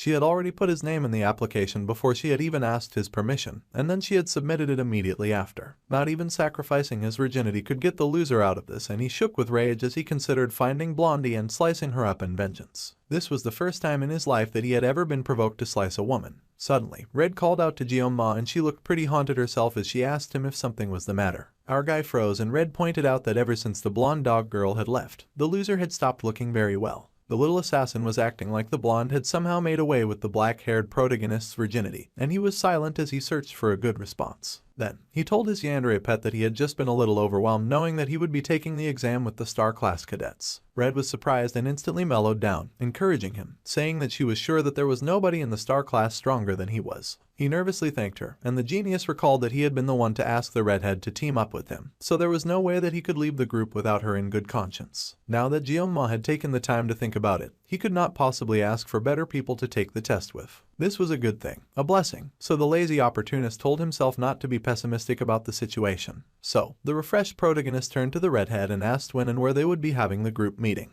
The redhead recalled that Blondie had said that they would meet at the cafe in the protagonist building at 6. The sharp protagonist then realized that Red was not going to call the hyena girl by anything other than her hair color for now. It was nearly time, so our guy said that they might as well head off immediately, and Red beamed, agreeing with him at once. So, they took off and casually strolled through the halls of the academy, and eventually got to the door. A cup was slammed down on the table, and it was the little assassin sighing in relief as she slurped her avocado smoothie which she found so yummy. The MC watched her in amazement, knowing the green soup that she was drinking was worth 50,000 won. Those prices would get to him no matter how long he stayed at the academy. Then he nearly spat blood as he hailed Starbucks for being so good. Despite recoiling at the prices, Red figured that he was complimenting the brand that she was drinking from, and the redhead beamed as she happily agreed with him. Meanwhile, the loser reminded himself that he was an adult and he needed to practice some self-control. The only drink that was 10,000 won or below was espresso, so the guy had ordered it, but it tasted like horse poo. Since it was an outside company, the faculty cards did not work there, so the cheap protagonist would not be frequenting that place often. Suddenly, a phone began to ring, and it belonged to our guy. He checked out his messages and he had asked why Rachel and the gang were so late. The crazy blonde had replied that she was running late because she had to take care of the kids. The lazy opportunist and Little Red were already at the Starbucks meeting room, and the blonde hyena said that she would meet them there. Soon, the door opened and in strolled the blonde with a smoothie as she apologized for showing up so late. Behind her stood the true protagonist. The blonde asked the two if they had waited long, but our guy, who sat quietly in the corner, could only focus on the golden shine of the blonde-haired and blue-eyed menace behind the girl who'd been terrorizing him of late. If the protagonist was light, then the shadowy main character was definitely the darkness, and he stared at the protagonist in silent awe. Then the MC paused when he saw a face that he did not recognize, a nameless dude with orange hair and green eyes. The loser could not believe that the blonde girl had shown up with a delinquent on her team. However, the shiny protagonist strolled right up to our guy and he stretched out his hand to the shadow guy, saying that it was nice to meet him. The background wallpaper was silent at first, but then he stretched out his hand and introduced himself. The protagonist smiled, saying that he had been impressed by what he had seen at the subspace a few days earlier, and he felt assured knowing that the main character was going to be his group member for the exam. The loser could only think of how the protagonist had a voice with a perfect blend of intelligence and class. The shiny dude in front of him was definitely the protagonist character that our guy had played as in the past. Once everyone had ordered their drinks, introductions were in order, and the shiny blonde smiled as he considered introducing himself first. The blonde hyena was in full support of that motion. So, the hero went first and introduced himself as Leon Van Reinhardt, the group's leader and a student of the star class. He had ended up becoming the leader somehow, and while he was lacking, he looked forward to working with all of them. Jeon-ma swore internally once again as this hero just reeked of purity and his face was sparkling and glowing the entire time. There was no such thing as equality. Then, the hyena giggled that since everyone knew who she was, he would pass the introduction baton to the orange beside her, and he growled when she elbowed him. Next was the nameless guy, and Orange introduced himself as a student of the star class called Speed Weapon, and he said that he liked heroes. Now that the dark shadow took a closer look, he could clearly see the word hero tattooed on that guy's back. The judgy loser was unimpressed, and he could not believe that Orange was actually called Speed Weapon.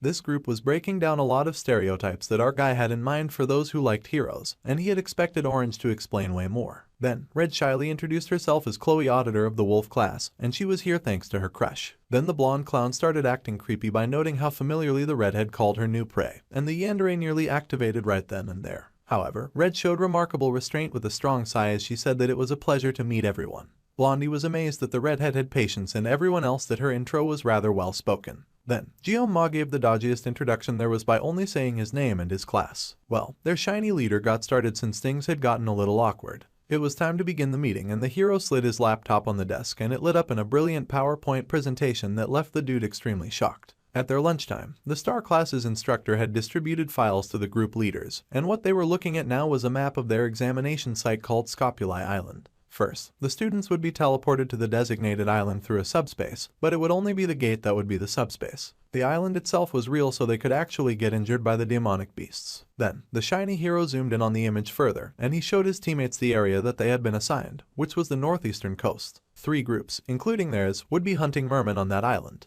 There was a limited number of mermen and hunting as many mermen as the limit would allow was the exam's objective, and as he spoke, all of his team members paid attention. Then, that was all, and the bright shiny dude asked if there were any questions. Everyone was silent at first. Then the orange-haired delinquent pointed out that Scopuli Island was known for containing mermaids, and he asked if there were risks concerning that. The shiny guy said that there was no need to worry since the instructors had already done their research in advance to ensure their safety. The delinquent accepted the response, so then Little Red asked a question and she asked if groups of the same zone could ambush or battle each other. The shiny guy pointed out that the exam's objective was to strictly exterminate the demonic beasts, so conflict between groups would likely lead to disqualification. Mr. Perfect asked if that answered Red's question and she nodded. However, our guy happened to know that they had an assassin in their group so that question had been necessary. That concluded the meeting for the day. All the team members were told to prepare themselves for the midterms, and that they would meet again the next day for their position meeting. Blondie was happy that the meeting was over and she happily dragged off her delinquent who growled about her stretching his clothes.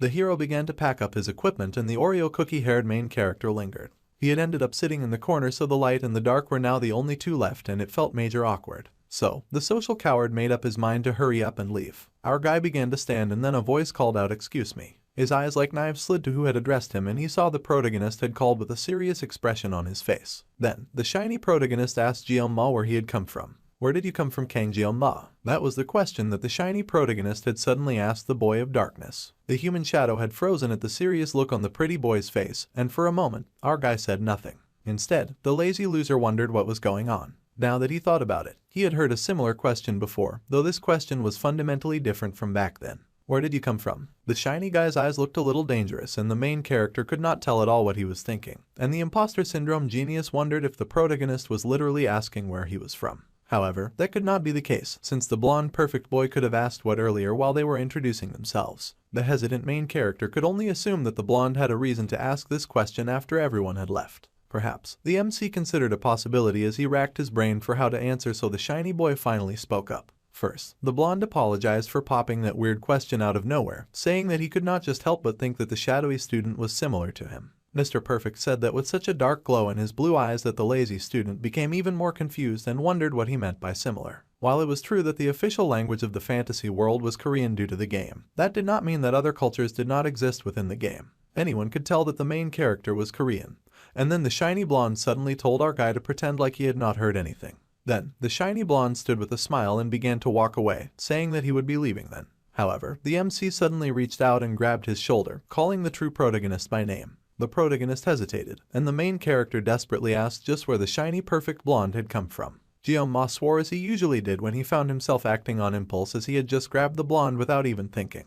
However, if he did not get answers, he would not be able to get a wink of sleep. Finally, the blonde laughed and said that he came from Germany, and Oreo Cookie Hair was left speechless. Then, the blonde turned and walked away with our guy staring after him. He stared in confusion, wondering what was up with the weirdo protagonist. Later on, an object fell from the main character's hand and he found that this occurred because his hands were trembling. He glanced down at his hand, wondering if he was being paranoid. At that moment, a thought had crept into his head during the discussion with Mr. Bright and Shiny. The tar-haired guy wondered if the shiny protagonist had also come in from another world as well. As outlandish as it sounded, he could not help but wonder. There was no rule that said only one person could get dragged into the game's setting. Also, possessing the protagonist after getting transported to a new world was more probable than possessing an extra. While the blessing of the sword god was active, the black-haired main character's senses had been strangely heightened. So, the gifted student came to the decision to test it out and he activated the blessing of the sword god, pulling out one of his sashimi knives. His eyes were pressed together and the talented genius focused with all of his might.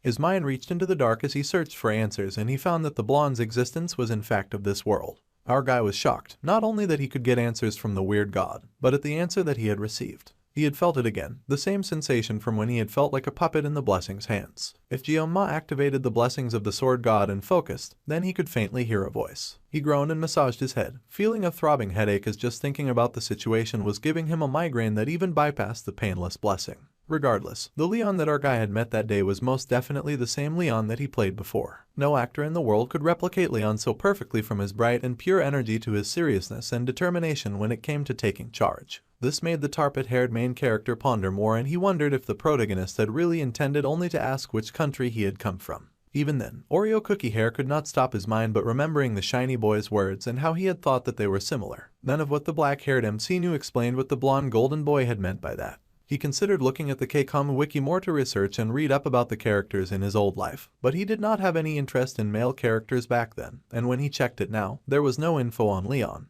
Our guy sighed heavily, deciding to let it go since this would be the only time that he would get involved with Wonder Boy anyway. If something like this happened again, then he could ask the academy director about it. Now that he thought of her, the lazy main character recalled how the director had pouted about him not coming to see her of late. The shameless pervert had sulked and asked when the gifted student was going to run away with her. It was advisable that Jeonma keep thinking straightforwardly without any nonsense distracting him. It was strange how calm he could be in a situation that he wanted to avoid. He wondered if this was also an influence of his crazy blessing. At any rate, the loser pulled up his blessings just to have a second look at them. He was thinking so much about them that he might as well check. He noted that he was making smooth progress, and his mental fortitude and armament were still the same.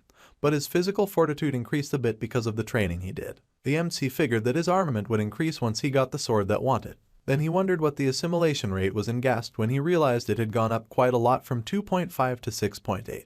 Then, the lone wolf wondered if it was related to the fact that he had duked it out with both brother and sister of the assassin guild. It was annoying that the talented genius had no idea what he had done to level up, and it was not like he could ask someone else about it either. Then, the system told him that he had reached a certain number of blessing activations and adjustments would be made. Our guy was confused, and he saw that the blessing of painlessness had leveled up from 40 seconds to 40. He was shaken as he pointed at the screen in baffled shock. His painstaking and tortured labors had finally borne fruit, and the joyous main character laughed with joy as everything suddenly felt very great. Then, time flew by. The MC kept training no matter what, and he continued to attend all of the group meetings, interacting with the crew and having a swell time. With 3 days left, he continued his training with Red, who happily gave him more swordsmanship pointers. Then with 2 days left, the clown girl started moving in again and the yandere nearly lost her mind. One day before the start of the test, and Jeonma had not stopped his daily exercise as he fought and sweated to grow. His sweat hit the floor where he worked, and he sweated more as he swung his sword with more precision after many days of practice. The main character was sweating up a storm, and his sweat sparkled the more he learnt and improved. Then, Oreo Cookie Hair smiled in satisfaction after a long day of hard work. Finally, the day for the midterm had arrived and all the students gathered around. A subspace gate had been opened and it had a completely different vibe than the subspace for the training grounds. Then our guy was called to come over and he turned to see his group waiting for him, all strong men and women. The main defense from the left was played by the blonde clown grinned as she laughed that the lazy main character who usually preached punctuality was late that day. Their leader Leon, who was stationed in the middle, smiled brightly at the black-haired main character and called him over. Orange Hair called Weapon was their support from the right and he just waited for our guy to come around. And Chloe, who was their sub-DPS from the left with Blondie, happily greeted the MC this morning. The talented genius was the rearguard at the far right and he apologized for his tardiness. He could not help but marvel at the amazing equipment that they carried, and that the blonde had an S-rank gear Vermilion Phoenix halberd. It did not look like the protagonist had his bombing just yet, and Speed Weapon's gear was a recorder for some reason. The underrated loser could not believe what that idiot was wearing around his neck. To make things worse, the orange delinquent totally saw him looking and started acting like he was itching for a fight. The blonde hyena whispered that it was actually one of the few S-rank equipment that aided with healing, and Jeonma could not believe that thing was that powerful. A healing S-rank armament was something that was ridiculously hard to get, even if one dumped tens of millions of one in-game. However, its appearance also contributed to its specs. The genius had no choice but to be rather impressed with the weapon and he rubbed his chin in admiration and newfound respect, studying the weapon. However, Orange got rather flustered and told him not to get so close. Then, an attention rang out that the first year midterms of the year 2043 would then commence. Seeing all of the students' faces, they all seemed prepared. They should all be familiar enough with the rules, so the wolf instructor would keep things brief. If there was something that they could not handle, the students were instructed to run away, as they were reminded that they were not yet heroes but cadets in training.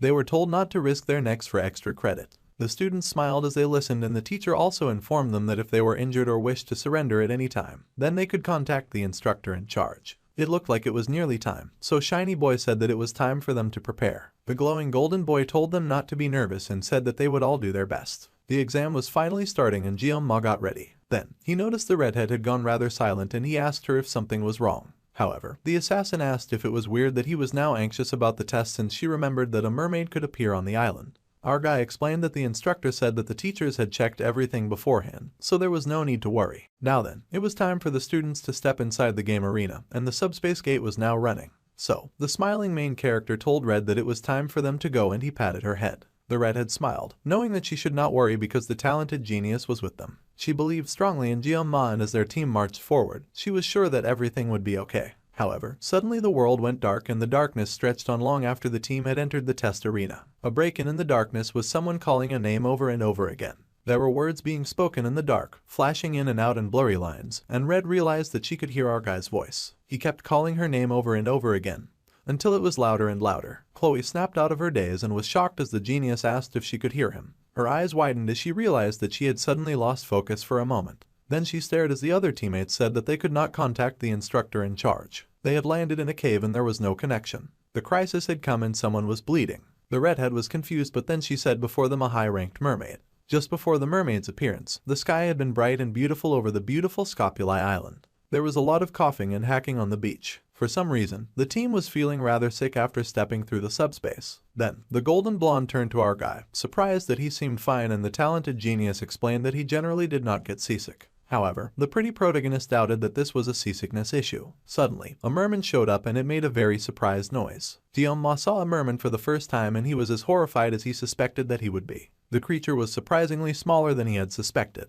The main character felt like an idiot for being so serious about it and that he might not even have to use his weapon at all. He had been planning to take it easy in the rearguard position anyway. The beautiful golden then said that there would be grown mermen once they reached their assigned area, and those mermen were not like these small ones. First, they had to go check out where the redhead had gone to scout, so that's where the team went. The team strolled through a forest and Leon reminded everyone to be careful while the observant Jeon-ma just monitored from the back. Then, he realized something. However, the shiny blonde called out that it seemed like the little assassin was around the area. Little Red zipped through the branches of the trees, using her full assassin powers, and she landed before them. The black-haired main character asked if the little assassin had just been climbing the trees on her way here, and the little redhead said that was the best so that she would not be noticed. Then, the shiny blonde asked Red how things were and what the situation was. The redhead started her report and said that there were about 500 meters ahead, and there was a cave there. The team easily found his cave and they confirmed from Red that it was the right cave. Inside the cave, they saw a gathering of golden eyes and it turned out to be a collection of fish-eyed mermen sitting around a burning fireplace. There seemed to be about 50 or 60 of them in the cave, and our guy noticed that it was definitely something to consider. If they hunted the mermen down, then they would definitely secure first place in the midterms. But for the leader, considering the safety of the team was important too. If it resulted in injuries, then they could be stuck in a cave with no outside communication. The genius wondered if they should take the risk or safe detour somewhere else. This decision was of course up to their team leader, Leon.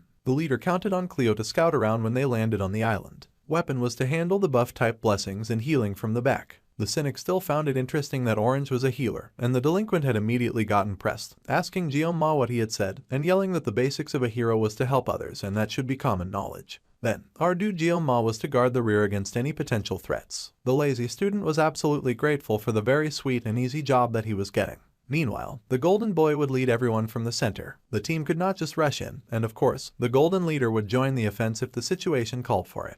Then, the crazy clown pointed out that she had been left out and she asked what she should do. The beaming golden prince beamed at her and told her something. Present day, the leader has made a decision. Rachel was called upon and the vicious blonde pulled forth of her spear. Her hand tightened on her mighty staff, and then she swung and let go, the spear firing like a lightning bolt. It shot off, creating a golden arc in the sky as it flew towards her chosen victim, and their golden eyes stared back. The spear hit dead center in the campfire, completely obliterating it. All the mermen stared shocked and confused as they wondered what on earth had just happened. They were rather slow, but they quickly gathered that they were under attack and they whipped their big bulbous eyes around to see a muscular figure with really large melons leaping right at them. The mermen were distraught as the figure was terrifying and she approached with murder in her eyes. Grinning wickedly, the blonde maniac landed in their midst and grabbed her spear, creating a remarkable arc as she spun in the cave, eliminating many mermen in one go. They were too shocked to even process their deaths as their heads went flying.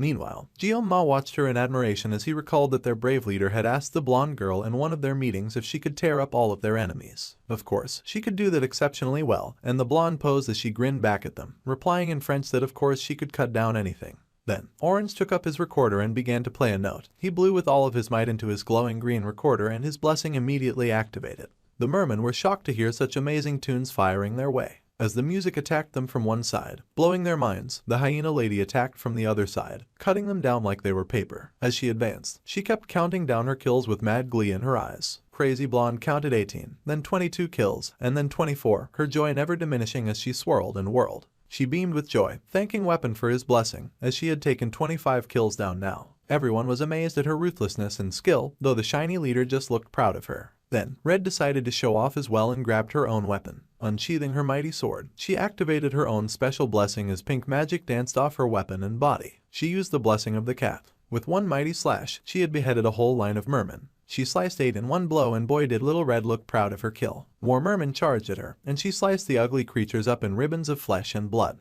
That made 10. Meanwhile, Crazy Hyena Blonde was pushing 45 while she swirled and whirled her way deeper and deeper into the cave. Now, the boys were kind of concerned as they watched the girls' progress. They were surprised that the girls were not stopping because at this rate they would go too deep into the cave. Then, Jeon-ma's eyes widened as he realized something. The two girls danced and slashed their ballet of battle as they fought in the cave, not one of them willing to slow down. Red was covered in pink while the hyena girl was encircled by golden magic, and then they both met in the middle to face a giant fish with legs, bigger than any of the other mermen. It almost looked like the girls were fighting each other at some point as they charged towards each other with the giant merman behind them. The beast roared and showed all of its dangerous and sharp teeth, and the two girls activated their powers as they landed before it.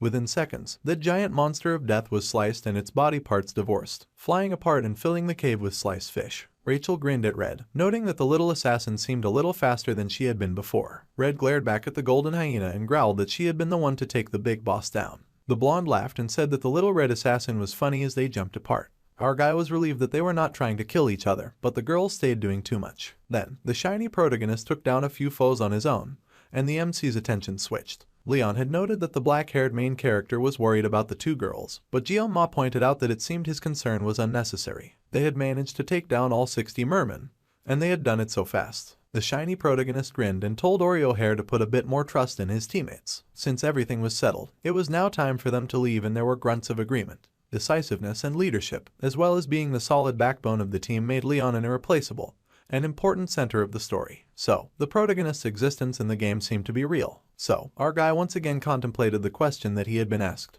and he wondered if it had really been just a simple question about where he was from. Jeon-ma was so distracted that he had not seen the blue light that glinted in the cave. He stood there, knowing that he had not had to contribute much to the fight, so it was a relief when the bright light fired like a laser, coming from over our guy's shoulder and tearing into the protagonist's midsection. Everyone could only stare in shock, confusion and horror at the sudden attack when they had successfully eliminated all enemies. However, that was not exactly so, and now they all looked back to regard the lithe and beautiful enemy that had suddenly appeared. The team cried out their leader's name as he crashed to the ground, but behind them a bigger problem was brewing, and a feminine figure rose to the surface from the water. A beautiful purple demon mermaid had appeared, and she meant business. The blonde hyena panicked, shocked to see a mermaid of all things, and she asked why such a creature had appeared. They had scouted ahead and seen nothing, so the students could not imagine now where that thing could have come from. Jeon-ma was beyond horrified about the recent development, and he cursed internally, knowing that it had felt like things were going too smoothly. Given the situation, he did not know if they were to fight or run. If they were to poorly attempt to flee with the injured Leon, they might all end up wiped out. In that case, there was another option. Meanwhile, Rachel yelled at Weapon, asking him to try to contact the instructor about a mermaid showing up. However, they were not getting through as there was no connection inside the cave. The students had begun to tremble, and our guy cursed that they no longer had communication from the outside, and his teammates were panicking even more. It seemed the MC was the only one who was still clear-headed, and the blonde was surprised to hear that.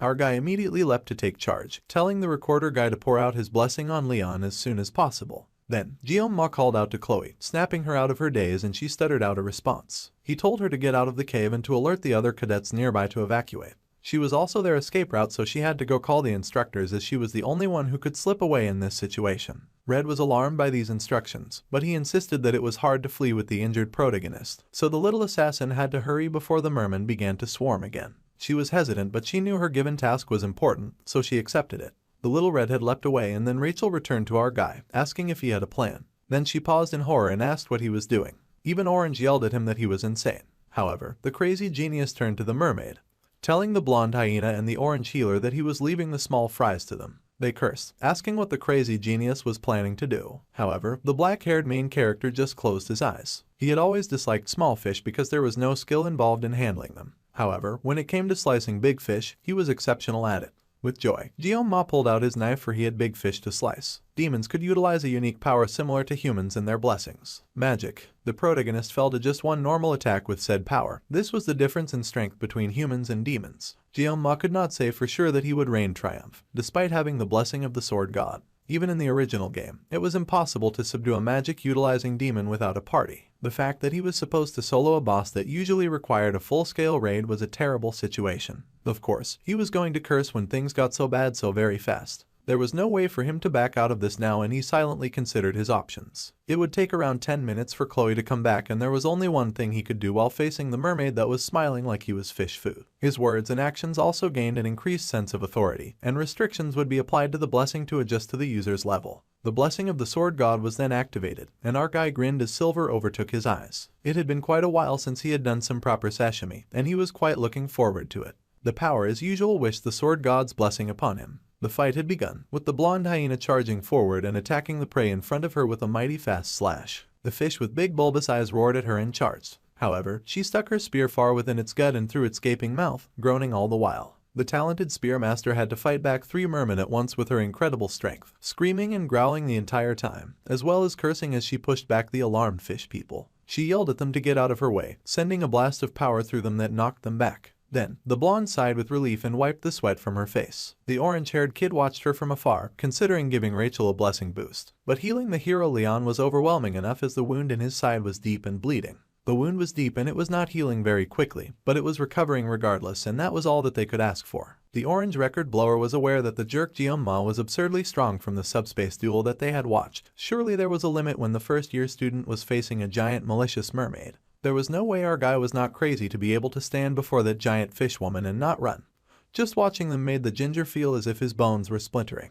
It was much too late, but he considered trying to talk some sense into the MC and stopping him from doing something this stupid. However, as the mermaid raised her mighty webbed hand, tinged with magic, and brought it down with malicious intent, Kang Jianma's ability activated and he sliced forward with overwhelming speed. He managed to dodge her first attack, bolting right at her with his swords drawn. The mermaid seemed to be a demonoid who primarily utilized long-distance attacks with the magic of water properties. While he did not know magic, the mermaid was still just a fish that happened to have flesh and bones. So, he was going to dive in, leaping at the powerful figure with all of his full chest, and he could cut that giant fish up into pieces. His eyes were whited out with focus, and even the mermaid looked shocked when our guy leapt. The MC sliced with ferocity, slashing through the mermaid, but she somehow dissolved like water, surprising him. He was alarmed when the mermaid suddenly turned her arm into a water drill and charged forward at the orange-haired healer. The poor recorder boy was terrified and frozen in place. He could not even compute moving out of the way. The ferocious fish was elated at the fear that she found in his eyes, and she excitedly rushed at him, but she had distracted herself, and her mouth fell open in a scream of pain.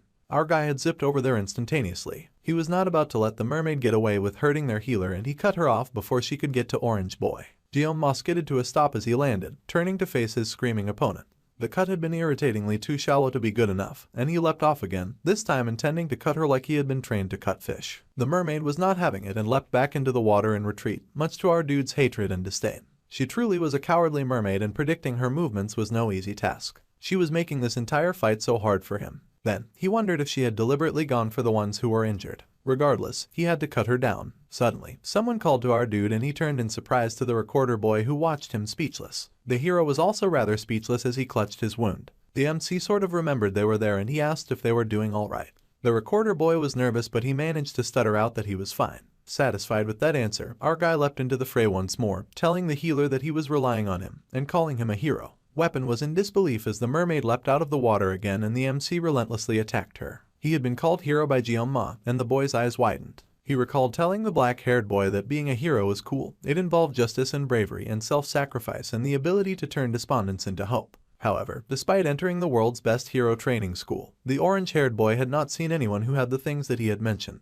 Our guy had wondered if the healer would confess his love if he found someone like that. The healer said that he had not seen anyone like that in the dragon class anyway, which was why he had joined this group with Rachel, and since he was a supporter type, the team composition worked out well. He had been sure that he could find the hero that he was looking for in Leon. Our guy could not help but smile as he looked at the shiny protagonist, thinking that the healer was right. Weapon caught the MC idolizing too and he grinned sorry to say, but Jeon-ma was far from being a hero in his eyes, although he was strong. Even if he was, the black-haired main character would refuse to be a hero anyway. The orange-haired boy said that being a hero was not some kind of object for him to refuse, and even so, he would not be giving that title to our guy anyway. Now, the recorder boy looked at Kang Jeon-ma in a different light, and Loki cursed at him. The way our dude valiantly fought the giant beast, tearing piece after piece from her in lightning-fast moves. The mermaid even sent projectile purple fish at the MC and they zoomed at the talented fighter, intending to do great harm. However, he was able to smoothly dodge the attacks, flying over the projectile purple fish, and he mumbled that this felt a bit slow. Then, he realized that the projectile fish were following. Little Miss Mermaid was playing dirty. The dirty fish laughed like an evil villain as she shot more reprehensible attacks his way. But our dude sliced an X shape on the cave wall and broke through to the other side, the fish flying through the wall as well. They shot at him as he ran, chasing him down no matter his speed, and the mermaid grinned wickedly. She used her projectile purple fish to hunt him down.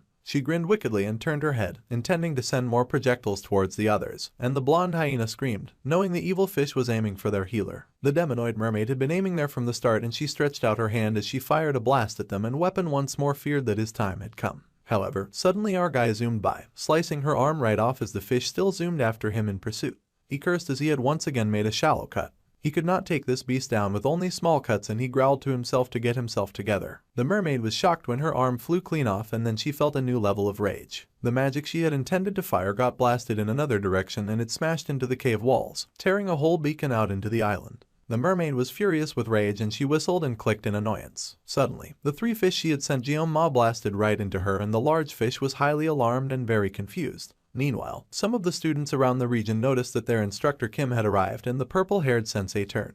They had also heard a very loud sound that was like a roar as well as a bam. The birds had taken to the air in a suspicious area as well. There had also been a flash of light before the student had seen the instructor, and it had started to rain. All of these were not very good signs and the teacher got serious as she stared in the direction that the sound had come from. The teacher then smiled at the students and said that they should get to the wounded and move quickly. Seeing that it had started raining, she told the students that they had likely seen lightning and heard thunder. The students immediately accepted this excuse and happily agreed that they should return to the academy as soon as possible, with the purple-haired teacher smiling the entire time. Meanwhile, the rain fell into the hole that had been created in the cave, and the orange-haired student continued playing his tunes to heal the fallen leader. There was silence in the cave and the fishmen looked alarmed by the sudden hole in their home. They ran and retreated, much to Rachel's surprise. The rain kept flooding into the cave and the students looked around as their foes seemed vanquished. But they were not about to let down their guard. Our guy groaned mentally about failing to land a fatal blow on the creature because he had to be conscious of Leon the entire time. The mermaid had likely been crushed under the debris after the cave collapsed,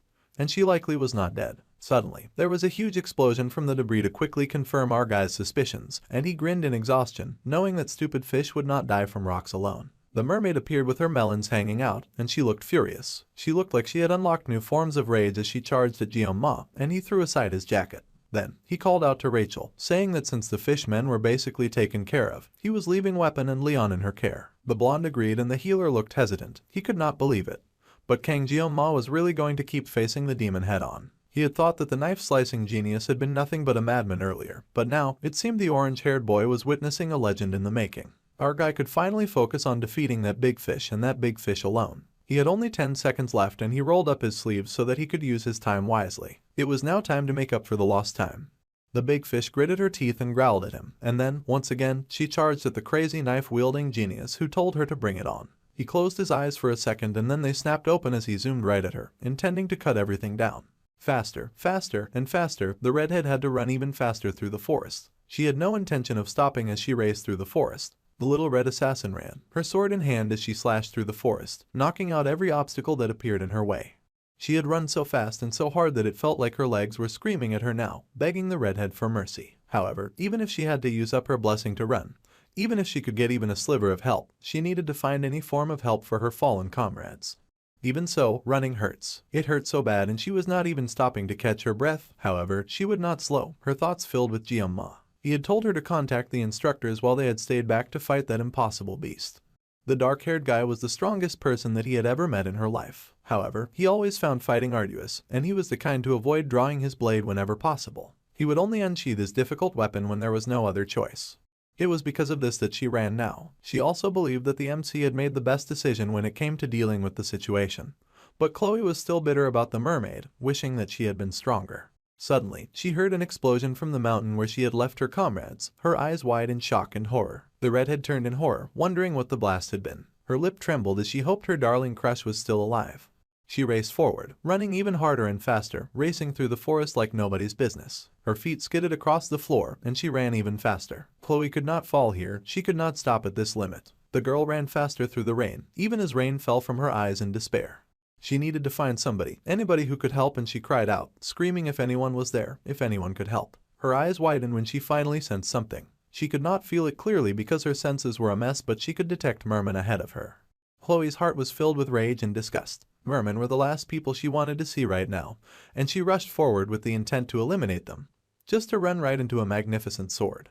Her eyes widened in shock at the sword that deflected hers, and even the blue-haired person who had stopped her was shocked. The redhead was relieved. Finally, she had run into a person. She apologized and then just collapsed on the floor without passing her message. The waterfall-haired girl was surprised, and her teammates cursed when they saw that, wondering if they had been attacked in an ambush. They yelled at the redhead, asking if she was insane and that they could not just let it slide and that she tried to hurt them. However, Waterfall Hair told them to hold their charge because the redhead looked familiar. The little assassin managed to weakly crack her lips and speak, telling them about what had happened to Jeon-ma. The mountain was still smoking in the distance, and the blue-haired girl was horrified. Later, they would wonder if there would ever be a day as astonishing as this. The ginger-haired boy stared in wonder, noting that the MC looked like a skilled swordsman, handling a live fish and flopping on a chopping board with skill. The black-haired boy went beyond just fighting the demonoid.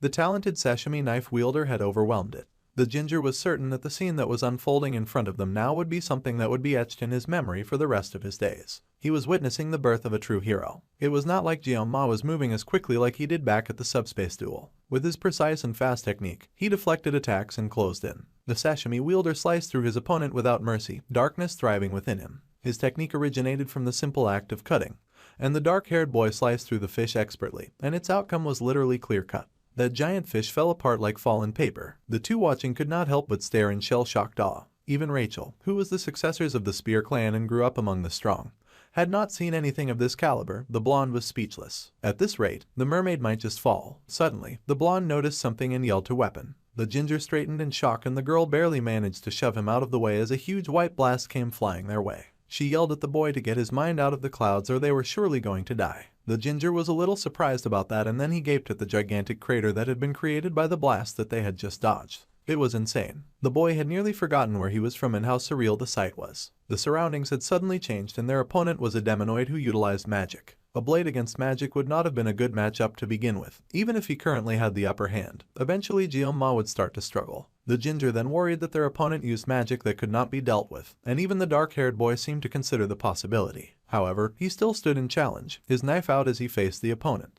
The mermaid was still standing despite getting sliced up consistently. She was a huge pain, and she thought the same of her opponents. The angry purple fish then attacked them with the needle squall and roared at them. Her attack came flashing at them, along with her slimy bouncing melons as she aimed again to kill. There was a flash of purple in the rain as she faced the MC who stood in her path. Suddenly, there came the collective sound of snapping. The mermaid waved her hand in Jeon-ma's direction, her teeth gritted with malice, and purple slashes flew right at the young lad as he stood facing the approaching strikes. The young student leapt and raced, moving faster than the incoming attack. The slashes all crashed into the mountainside, narrowly missing him. The sashimi knife that Jeon-ma held smoke from the attack, a serious frown on his face as he noticed this. The fighter kicked and slashed his attack right back at the creature, slicing through her. The mermaid's eyes widened in shock as Jeon-ma became larger than life, his look almost demonic as he launched his attack at the quivering fish. The mermaid screamed in alarm and rage, her scream of pain echoing through the mountain cave as yet another slash sliced through her. Suddenly, the boy with Oreo-colored hair had his eyes widened, because suddenly appeared the most rolling, confused pile of mermen coming towards him.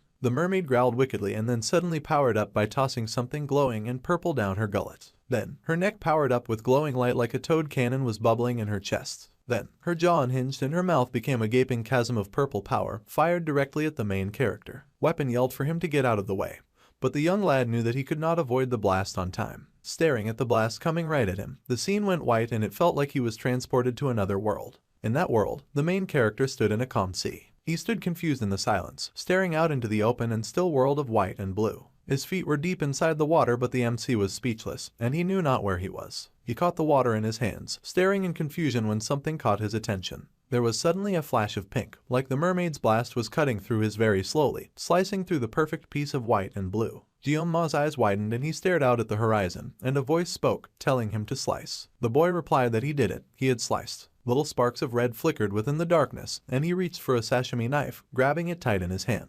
Then, the young lad sliced. The mermaid's shot seemed to slice through the young lad, the rain still pouring heavily in the gaping cave without a roof. The main character could slice, and he did, severing the creature's head right from its body. The magic had been severed right at its core and the mermaid's head fell. Blood stained the floor before Jeonma's feet and the mermaid's body lay fallen, drenched and dried up like a fish out of water. The young student stood over the creature's corpse like a dark executioner with his knife in hand. Silently, he regarded his fallen foe as the rain continued to pour. The mermaid struggled to speak, gurgling and glubbing as she did. The other two students immediately tensed, worried that she would launch yet another attack at them. However, suddenly there was spinning and the mermaid's body rolled on the sand, completely dead and defeated. The dried fish's severed upper half rolled, and Weapon's eyes widened as he realized that his newly beloved hero had won the battle. A freshman sashimi knife wielder had defeated a demonoid overpowered creature by himself. The others could not help but feel a little intimidated as they stared at the student's back in awe. Suddenly, there was a splash of blood and the young lad fell to his knees, his hand clutching his chest. The blonde hyena immediately recognized something was going on and she ran immediately to Jeonma. The ginger was relieved that Leon was fine, and then he paused in alarm. This was because the orange-haired boy had noticed that the merman who had run away may have happened to return once more. The lad turned on the alarm but was relieved to see an approaching blue-haired figure. He sighed in relief that it was about time, and before him was Waterfall Hair and her team, one of them carrying the slumped body of the redhead girl. The students were shocked and alarmed to see the diced-up fish body before them and the remnant of the team in chaos, with the blonde still struggling to leave Jeonma. They wondered if they were really looking at the decimated body of a mermaid and why a mermaid was there. Everything had been destroyed to bits, and the blonde hyena pulled the Oreo-haired boy close to her chest as she called out to him desperately. The waterfall-haired girl could not believe the blonde was sticking to the young lad like that. Then, the girl to the group leader who was the blonde, now standing to his feet. Leon laughed nervously and the blue-haired girl assessed that most of the team members looked like they had one foot in the grave, yet the team leader was pristine and spotless. The blonde boy had an absurd amount of luck. The genius swordsman informed the blonde leader that she had made contact with the academy, and the instructors would be with them in an hour at the earliest. Then, the young girl asked just what had happened there. The ginger was speechless at first and then he cursed at their good-for-nothing teachers who were supposed to have explored the darn island beforehand. The genius swords lady already knew the rules and she demanded that they properly explain just what had happened there. Weapon did not take kindly to her words and he asked if the swords lady really had the audacity to be ordering him around right now. Of course, their blue-haired savior snapped and asked why the ginger always had to perceive things so weirdly. This was a request, just a request, not an order, and she wanted answers. Well, it was not like he would believe what he had to say anyway, but he would answer since she had only just asked. The orange-haired boy grinned as he prepared to explain things since that was his speciality anyway. So, they did explain it and the blue-haired swords lady put all the information that she had heard together. Apparently, a mermaid had appeared out of nowhere during their mission and the dark-haired boy who was now unconscious had defeated it alone. The ginger groaned and said that was exactly what had happened, and he wondered what else she was expecting from his explanation. The blue-haired girl was speechless. A freshman of the academy had killed a demonoid who had appeared out of nowhere on his own. That was a very rare story and was barely believable. The tales that her grandfather had told her when she was younger were even more realistic than that story. However, as ridiculous as that story was, it seemed to actually be the truth. She could not imagine why the survivors of such a terrifying encounter would lie about something like that, giving all of the praise to Jeonma of all people. It really did sound like a story that came out of a legend. As the descendant of the acclaimed hero, Baylor Joquin, and his disciple, Aaron Niblung, those radiant roots had let her attribute herself to a special class since birth. In other words, she was of a bloodline of masterpieces. Regardless, she had put incredible effort into not being overshadowed by the impressive roots of her impressive family tree, and the young girl had worked hard. That was how she had her talents flourish and how she had gotten this far. However, the young lady now stared ahead as she considered Kang Jeonma. It was ridiculous how large of a gap there was between their skills and she had mixed feelings of fear, dread, and admiration. Perhaps she had just been an ordinary person all along when faced with such a brilliant level of talent. She asked her teammate to use her healing blessing on him, and the healer girl immediately agreed to it. A green light enveloped the slumped unconscious boy. Although he was tatted and at death's door, Kang Jeong-ma, who was the same age as she was, fought a demonoid alone and emerged victorious. The waterfall-haired girl then stared at the unconscious boy with the slightest looks of contempt etched on her face as she regarded him. The ginger called to her and asked if she really had contacted the academy earlier, and the blue-haired girl confessed that she had. For now, the orange-haired boy thought that it would be better not to tell the instructors what happened in detail after all. The genius swords lady was surprised to hear this and asked why, to which the ginger replied that the teachers had supposedly scouted the island before the mission they had been sent to. If that was the case, as the blue-haired girl agreed that it was, then the ginger had to admit that it was strange. Even though Scopuli Island was large, a demonoid popping out of a cave that could easily be noticed by cadets, such a thing did not add up with the search that should have been done earlier. Even the waterfall-haired girl fell silent as she realized that this was true. It was just a guess, but it made the air heavy and dark with speculation. The blonde boy, Leon, then asked the ginger-called weapon if he thought that there was someone from the demon faction within the academy who would make such a thing happen. There was silence at such a blatant accusation, and then the ginger hurried to say that was not what he meant. However, they could also not rule out that possibility. It was a really chilling speculation, and it was undeniable that this cave was not easy for cadets to miss. Just as Speedweapon had said, if it were not for Kang Jeong-ma, Leon's group would have been long torn to shreds by the demonoid. They wondered how such a mistake could have been made by their professors. There definitely were conflicts both large and small in the 7-year truce, but never once did the demons dare to touch the cadets of the Jokwon Academy. There was also a clause in the truce stating that such an act could be a justification for war. The talented swordswoman's eyes widened in horror as she realized something horrible. Her dark thoughts were dispelled by a gentle touch on her shoulder, and the ginger said that he knew what she was thinking of, but he gently told her that she was blowing things out of proportion. Of course, it was not a bad thing to be wary of the possibility of a spy within the academy, but it was far too soon to jump to conclusions about things like that. They were not silly conspiracy theorists after all. Leon then pointed out the importance of their stories matching up when the teachers came around. If there was really a spy in the academy, then Jeong-ma would definitely become a target once they heard that he defeated a demonoid alone. This was true, and though the ginger did not think it was right to keep this under wraps, considering how much the boy did for them, they had to protect him. If that was how they felt, Abel then suggested that they could all just talk to her grandfather about this first. They were surprised that she had suggested the Sword Emperor, and so some time passed.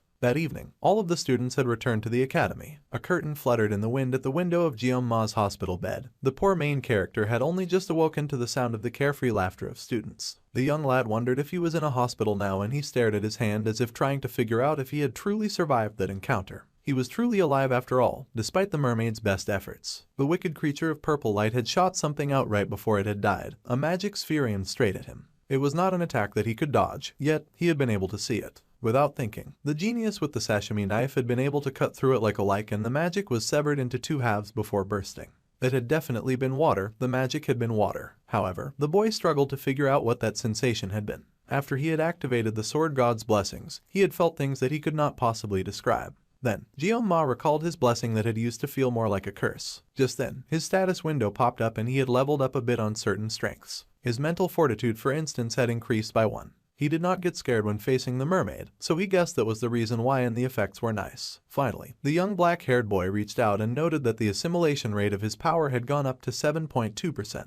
He began to wonder if this had unlocked when he drew his knife while fighting the monster. The line on the mermaid's magic had been sliced too, and he wondered if that contributed, oblivious to the bespectacled figure that had opened the door to his hospital room. It popped in the clingy head, who grabbed him in a happy hug, crying out in relief. She said that she had been worried that something horrible happened, and she wailed, swearing that she was going to pop every single one of the useless instructors who had supposedly explored the area. She was so relieved that he was unhurt. The boy begged for the director to let up, and she sulked that she was happy to see him awake. She had nearly forgotten that she brought something with her, and she quickly searched around in her purse for the item, sure that she had put it near the opening. The black-haired boy wondered if it was a dimensional pocket, and then the director crowed with success as she had found what she had been looking for. She pulled it out with joy, saying that the young lad had earned the midterm reward, the Murasame blade. Jeong-ma stared at the blade in awe. It was a B-rank sword, a Japanese sword that meant rain shower, and it was said to possess an edge that glistened like dew. It was a level 25 sword with a really high attack level. The director really hoped that the young lad liked it. Then she apologized for giving this sword to him in a place like this, as he should have gotten it officially. The boy was just happy to get the sword, and then the principal detected someone sneaking around at the back. She yelled at the old geezer, asking what he was suddenly being so shy for, and the young lad looked up in surprise as she yelled for the old man to come in.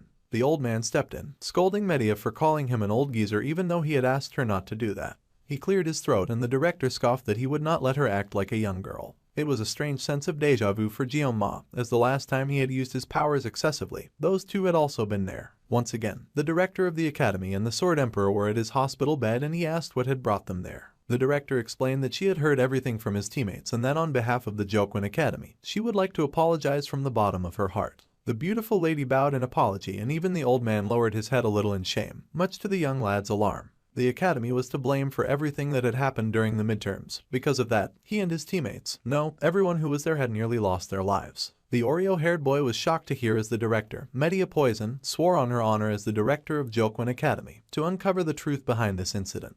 The old man acknowledged that the young lad had saved the cadets, and for a moment the boy was speechless. Then, he just mumbled that he had only done what he could. The director was amused and said that while his actions were nothing short of remarkable, they needed to keep the incident under wraps until they had found out the full truth. She was ashamed to say this as the director of the academy, but the mastermind behind this event was within the academy. She was really sorry to Jeonma, and she knew that doing this would not be enough, but the young boy smiled and said that he understood perfectly. The director smiled in amazement, saying that the young lad should act like a kid sometimes and throw a tantrum or two as he had earned. The boy sometimes acted like an old man trapped in a teenager's body, which was not far from the truth. Later, the old man and the director left the room, leaving the young talented genius alone. The two walked in silence with a grim look on their faces as they considered the implications behind the recent attack. The director was the first to stop. She called her senior, calling him Sieg, and asked if he could remember the day that they had met for the first time after enrolling in the academy. Back then, the old man had been lying on a bench in the field, and she had told him to shove it. In response, the old man had drawn his sword without a word. What was it that he had said? Something along the lines of telling her not to order him around, with typical 8th-grader syndrome.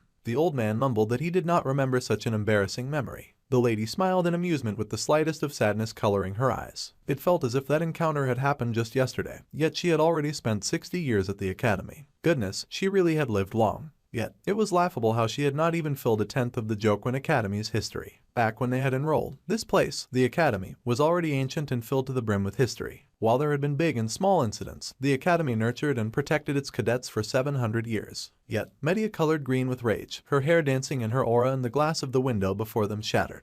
A protective shield protected them from the raining shards as she closed her eyes in concentration. However, the director still could barely hold back her anger, triggered by what had occurred to the students under their protection. Before the midterms had started, she had received reports that they had completed multiple preliminary surveys of the island.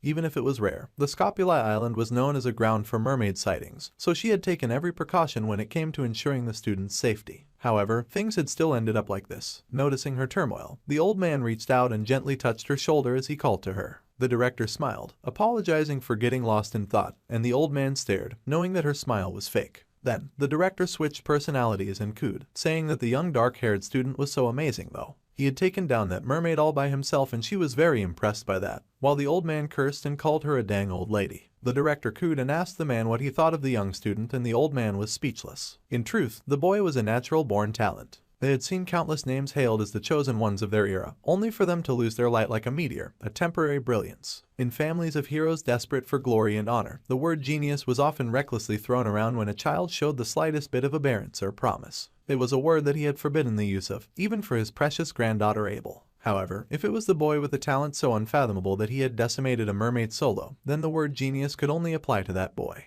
If Jeonma eventually accumulated experience, the old man could not help but wonder just how far he would go. If it was Kang Jeonma, the old man wondered if he could reach the place that he had dreamed of. The old man began to walk ahead, much to the director's surprise, but he just told her to stay put at the academy for now. The director smiled at his encouragement, and she agreed but reminded him that he was going to help her clean stuff up. He mumbled that he did not recall such things, and she rudely asked if he had suddenly gone senile. However, he insisted that he did not remember. Meanwhile, back in Wolf class, Jeonma went over all that he knew so far. The fact that he had severed the demonoid's head back on Scopuli Island seemed to have been kept under wraps, as per the headmaster's instructions. It was a bit awkward to say this, but it might be that his classmates were so carefree because he had stopped the mermaid. After his discharge, the first thing he had done was visit the school's forge to reshape and enhance Murasame. In truth, the sacred sword was just a metal rod to him, considering the sword god's blessing, so the reforging was necessary. The young student had asked for an enhancement of his weapon, and his request was confirmed, since he had come during the 700th anniversary event. The blacksmith would not even charge him, and he asked the boy to return in a week. The blacksmith Vollander was brimming with enthusiasm, and the student had gotten lucky. He thanked the smith, and now he could only hope for a successful enhancement. Suddenly, someone called to him, and he turned in surprise to see his obvious #1 fan. Chloe was elated to see that he had been discharged and she happily asked how he was feeling now. She hopped over with a crutch and he asked her how she was doing. The redhead laughed and showed her broken leg, explaining that things had ended up like this, and thanks to the emergency treatment from Speedweapon. Though she could not really remember his name, the doctors said that she would be able to walk without crutches in a week. That was news worth celebrating and the little assassin was pleased. She was also an auditor after all, so of course her body was built different. Then, she giggled and apologized for getting a little too excited. And the dark-haired boy was also glad to see that she was doing better. Even if it was true that he alone had taken down the mermaid, it had not been through his efforts alone. The boy asked if there had been anything unusual and the assassin confessed to having heard that the director and the elders were at odds. Everyone had done their part in getting them out of that sticky situation. Chloe's rescue call, Rachel's merman clearing, and Speed's healing and blessing had helped tremendously during the fight. They could not say that Leon had contributed much as he had successfully gotten incapacitated before the fight had even begun. He had barely commanded or directed the way the fight would go either. Now, Jeoma was concerned and wondered how the blonde was even going to defeat the Demon King with that kind of attitude, as being that useless in a serious battle was a one-way ticket to the netherworld. He then wondered if the blonde had been so useless since he had gotten injured first. Suddenly, someone appeared at the door of class and yelled at everyone to stop what they were doing. Their wolf class teacher was back and he yelled for everyone to be quiet and to sit down. There were a few very important announcements to be made before the training assembly. This might be sudden, but for the time being in their class, there would be someone co-instructing with him. He cleared his throat and then prepared to introduce them. The students were surprised to get a co-instructor out of the blue, and some of them even found the situation rather annoying. In walked the Sword Emperor himself in all of his white and pristine glory. The room was shocked to see him stride in, with a serious expression on his face. The students were alarmed, wondering why the Sword Emperor had come to their class, and they thought that the whole situation was so cool. Then, the man with golden eyes then looked up and the black-haired boy was stunned, wondering just why the old geezer was there. Later that night, inside of a room with a square window, a grown man was getting knocked around. The man begged, saying that he was sorry when a small hand grabbed the chin of the bleeding man. The lady with white hair then punched the man again, sending him flying. The man begged the instructor Kim that he was really sorry. However, the white-haired instructor covered in purple huffed at the elder. She huffed with eyes glowing purple, saying that the 5th Corps commander was enraged. 2 fingers pulled forth a curved green and red item. It was one of the teachers in the academy and she raised the curved item to her lips, saying that her subordinate should have cooperated when they had the chance. They really had a knack for annoying people, and when the man tried to beg, he was beaten harshly. The teacher then bent and asked the man if he could repeat himself again, as she found him very annoying. The man coughed and spat blood and the pink-haired lady sighed. She nibbled on her little treat, mumbling to herself and asking if it had really been that difficult to bring Leon back half dead. Even if he was a hero candidate, they still could not get it done despite taking a mermaid along with them. The mermaid had indeed been targeting the blonde hero after all, and the pink-haired lady was pissed. Thanks to her henchman messing up the job, the blonde was now comfortable at the academy. The man once again tried to apologize but ended up spitting up even more blood. The pink-haired lady snorted and kicked the poor man again, saying that he clearly did not take her seriously. The man cursed and swore, his hand to his face as he cursed and hated. He thought that the mere instructor had a lot of nerve to treat him this way and walk all over his face. The instructor was greatly disgusted and complained about the dude getting blood on her shoes. She sighed that the whole situation was ridiculous and frankly, it annoyed her. She could not believe that a mermaid of all things had gotten taken down by a bunch of first-year students. The situation was completely unbelievable. Then again, looking at the new students this year, the instructor would not be surprised if they could indeed do anything. The messed up man tried to speak, saying that apparently, the whole beatdown had been done by just one cadet, which made the instructor pause. The pink-haired lady of course suspected Leon. However, the man coughed and said it was not the blonde at all. She could not stand the suspense, so she demanded that her subordinate just spit out his suspicions. The man confessed that the person who took down the mermaid was actually the year's top student, Kang Jeong-ma. The pink-haired lady was surprised to hear that the special admission student had somehow beaten a whole mermaid. She did not even look like she believed it. However, if that was the situation, then she was powered up. The evil instructor licked her lips, saying that she found the situation quite exciting. Meanwhile, back at the school, most of the students were living normal lives and doing their counting as usual. It was of course the daily run of the low-ranked students, and they chased after their brutish instructor who yelled that he could not hear their counting. They yelled even louder as they ran after him, shouting out their numbers louder and louder. As the students trained, a lone figure sat and watched with a crutch by their side. It was the redhead who sat with a happy smile as she waved at all her suffering classmates. Jeong-ma could not help but look at the girl in jealousy as he would give an arm and a leg to skip physical training class. It was so brutal. The teacher happened to catch him slacking off and yelled at him to go faster and that he was too slow, so the boy panicked and picked up the pace. It was not only their guerrilla instructor with them but the famous sword master as well, and he asked if the poor boy was still hurt from the incident in the midterms. The boy yelled that he was not hurt, and he wondered why the heck someone this important was running along beside him. The Sword Emperor, Siegfried von Nibelung, was a descendant of the first Sword Saint, the right hand of Balor, Joquin, and the Sword Saint, Aaron Nibelung. Siegfried was the man who would later inherit the title of the Sword Saint, a title that was as unique to him as his own name. The Sword Saint would become one of the greatest forces of humanity, and not only that, but during the Second Demon War, he would also become Leon's swordsmanship master. The old man was a character whose importance rapidly increases in the later half of the story. So, the poor background character could not understand why someone that important was now keeping tabs on him when his only desire was to stay in the shadows and out of the plot. He wished the old man would just go back to watching over Leon. The main story, which was gradually going off track, was now completely falling apart. As the Oreo-haired boy thought about it, he realized that the blonde never actually ended up receiving the Sword Saint title. It was a pretty big issue back then. Well, since the hero of the story could not inherit the title anyway, the MC figured that maybe it did not matter in the long run if the story did go a little off track. Barely a minute went by before he took back his words and immediately decided that being hounded by the Sword Emperor was still way too uncomfortable. Glancing at the Sword Emperor, an old man who was running beside them and still making them eat dust, the main character then realized that the old man's form was actually poster-worthy. The man looked so good that his other classmates were impressed too. It was as if they were running together with the man matching his pace. The old man told the young lad that the foundation of any warrior came from physical strength and endurance. No matter how outstanding a talent may be, it was useless if the body could not support it. Conditioning was the foundation which enabled further growth. The old man yelled for the young lad to not cut corners and to keep up. The boy agreed and raced after the old man as fast as he could. And the old man yelled that he could not hear the boy's response. The boy yelled that he definitely understood. The old man was thrilled and smiled, happy with the boy's response. Then, he somehow raced ahead even more and demanded that the young lad keep up with him. There was no way for Kangen to possibly accomplish that. The boy was barely keeping up with his classmates that had started to give him a considerable gap as they ran. Jianma was so confused and wondered if the old man was somehow aging backwards because he had so much strength. From now on, unless it was for field training, the use of personal weapons was strictly prohibited. Suddenly, a sack was shaken out and a bunch of rusty, dusty weapons got shaken out of it. Instead of personal weapons, the students were then asked to pick up one of the weapons in front of them and to master it. The young prodigy was surprised to see that even a sashimi knife had been included in the weapons that the old man had pulled forth. The other students thought that this was rather out of the blue, and one of the students wondered if his weapon was a family heirloom. Then, a student had a question for the Sword Emperor and the man was interested in hearing it. The boy asked if, in the long term, he believed that it would be best to get used to the weapons passed down from their families, and he wanted to know why that was being prohibited. The old man said that it was a good question. It was because the basics were more important than everything else. The more the students relied on high-grade weapons, the more likely they were going to neglect their training. It was easy to mistake the power of a weapon for one's own strength, and that would eventually lead to the very weak user of a very powerful weapon. In that case, it was actually even more important to learn how to use them and make up for any shortcomings. One of the guys grunted that the boy who kept raising his hand was just making a fuss to get attention. However, the old man said that no matter how well armed they were, if their skills were lacking then their weapon would end up being a pearl necklace on a pig's neck. Also, the old man glared with a serious gleam in his eyes as he added that a true master would never blame his equipment.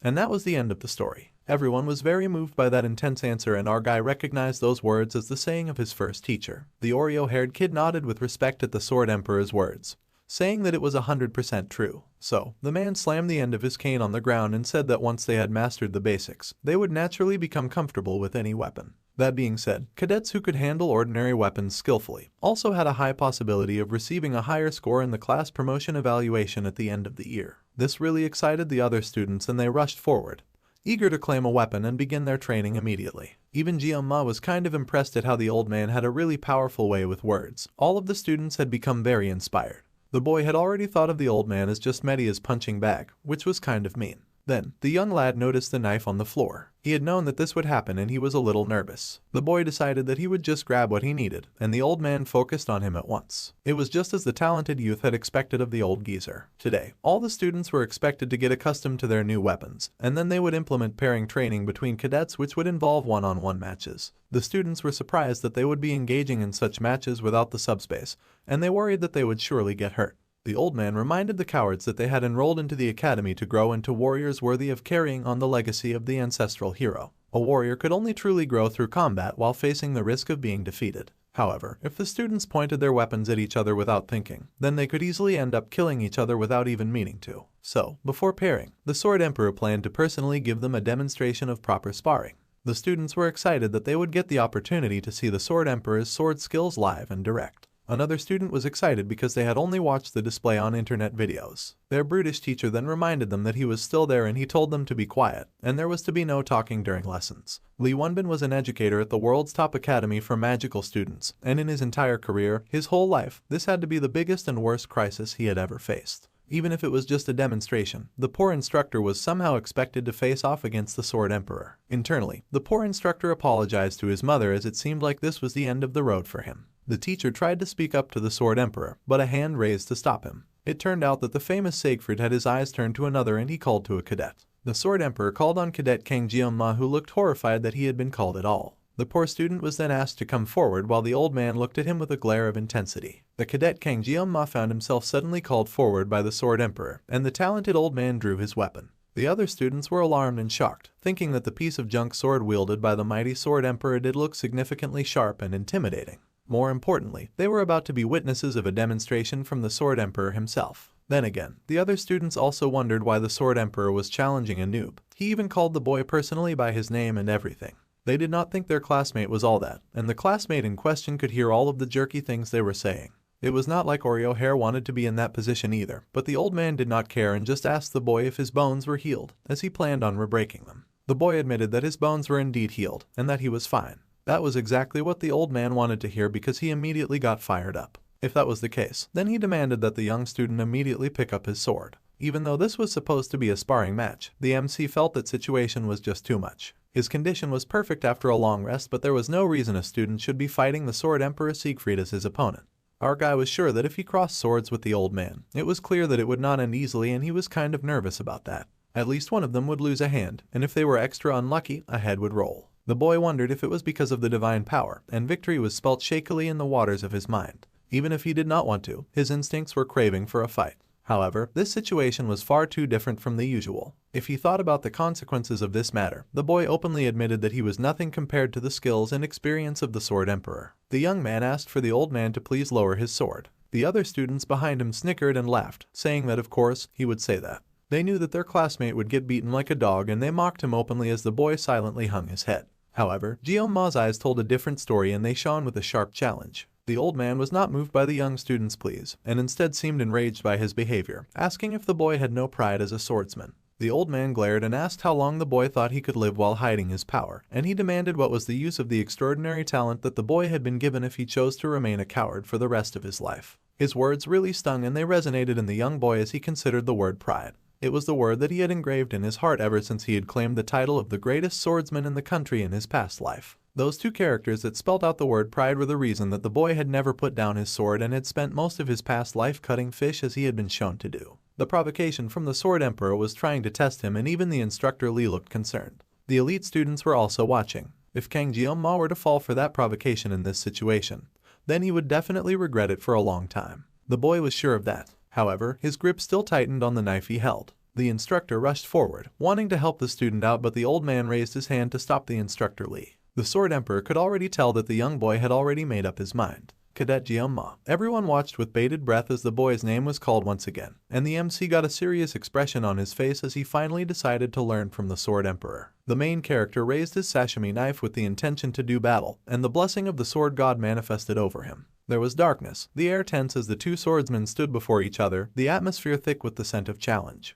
The two stood face to face, sword raised and sashimi knife poised at the ready as both men sized up the opponents that stood before them. On one side stood Jeong-ma, a stripe of white in his dark mop of hair as he faced his opponent with a serious expression on his face. The old man thought that it was as expected, and his own sword was raised to meet the challenge. The man's golden eyes gleamed as he assessed his opponent. Even though he was 70 years old, the Sword Emperor could still remember a moment that vividly came to mind: the enlightenment that he had gained through the sword. Back then, the Sword Emperor had not been mature yet. He had met a one-armed wandering knight. The knight had gripped the smaller boy's hands in his one giant grip. That wandering swordsman, the knight, had then shown the young boy the power that could be wielded when one swung a sword with the grace and the might of a warrior. That knight back then had undoubtedly been at the level of that realm, and the young boy had watched the knight in awe. The boy that he had been keeping an eye on since the allocation test, Kang Jeong-ma, now stood before him. The old man was sure that if it was that boy, then likely the young Sashimi knife warrior would be the clue that would lead the Sword Emperor to that realm. Excited, determined and ready, the old man raised his mighty sword and prepared to strike. In a flash, the Oreo-haired student moved, almost faster than the old man could detect,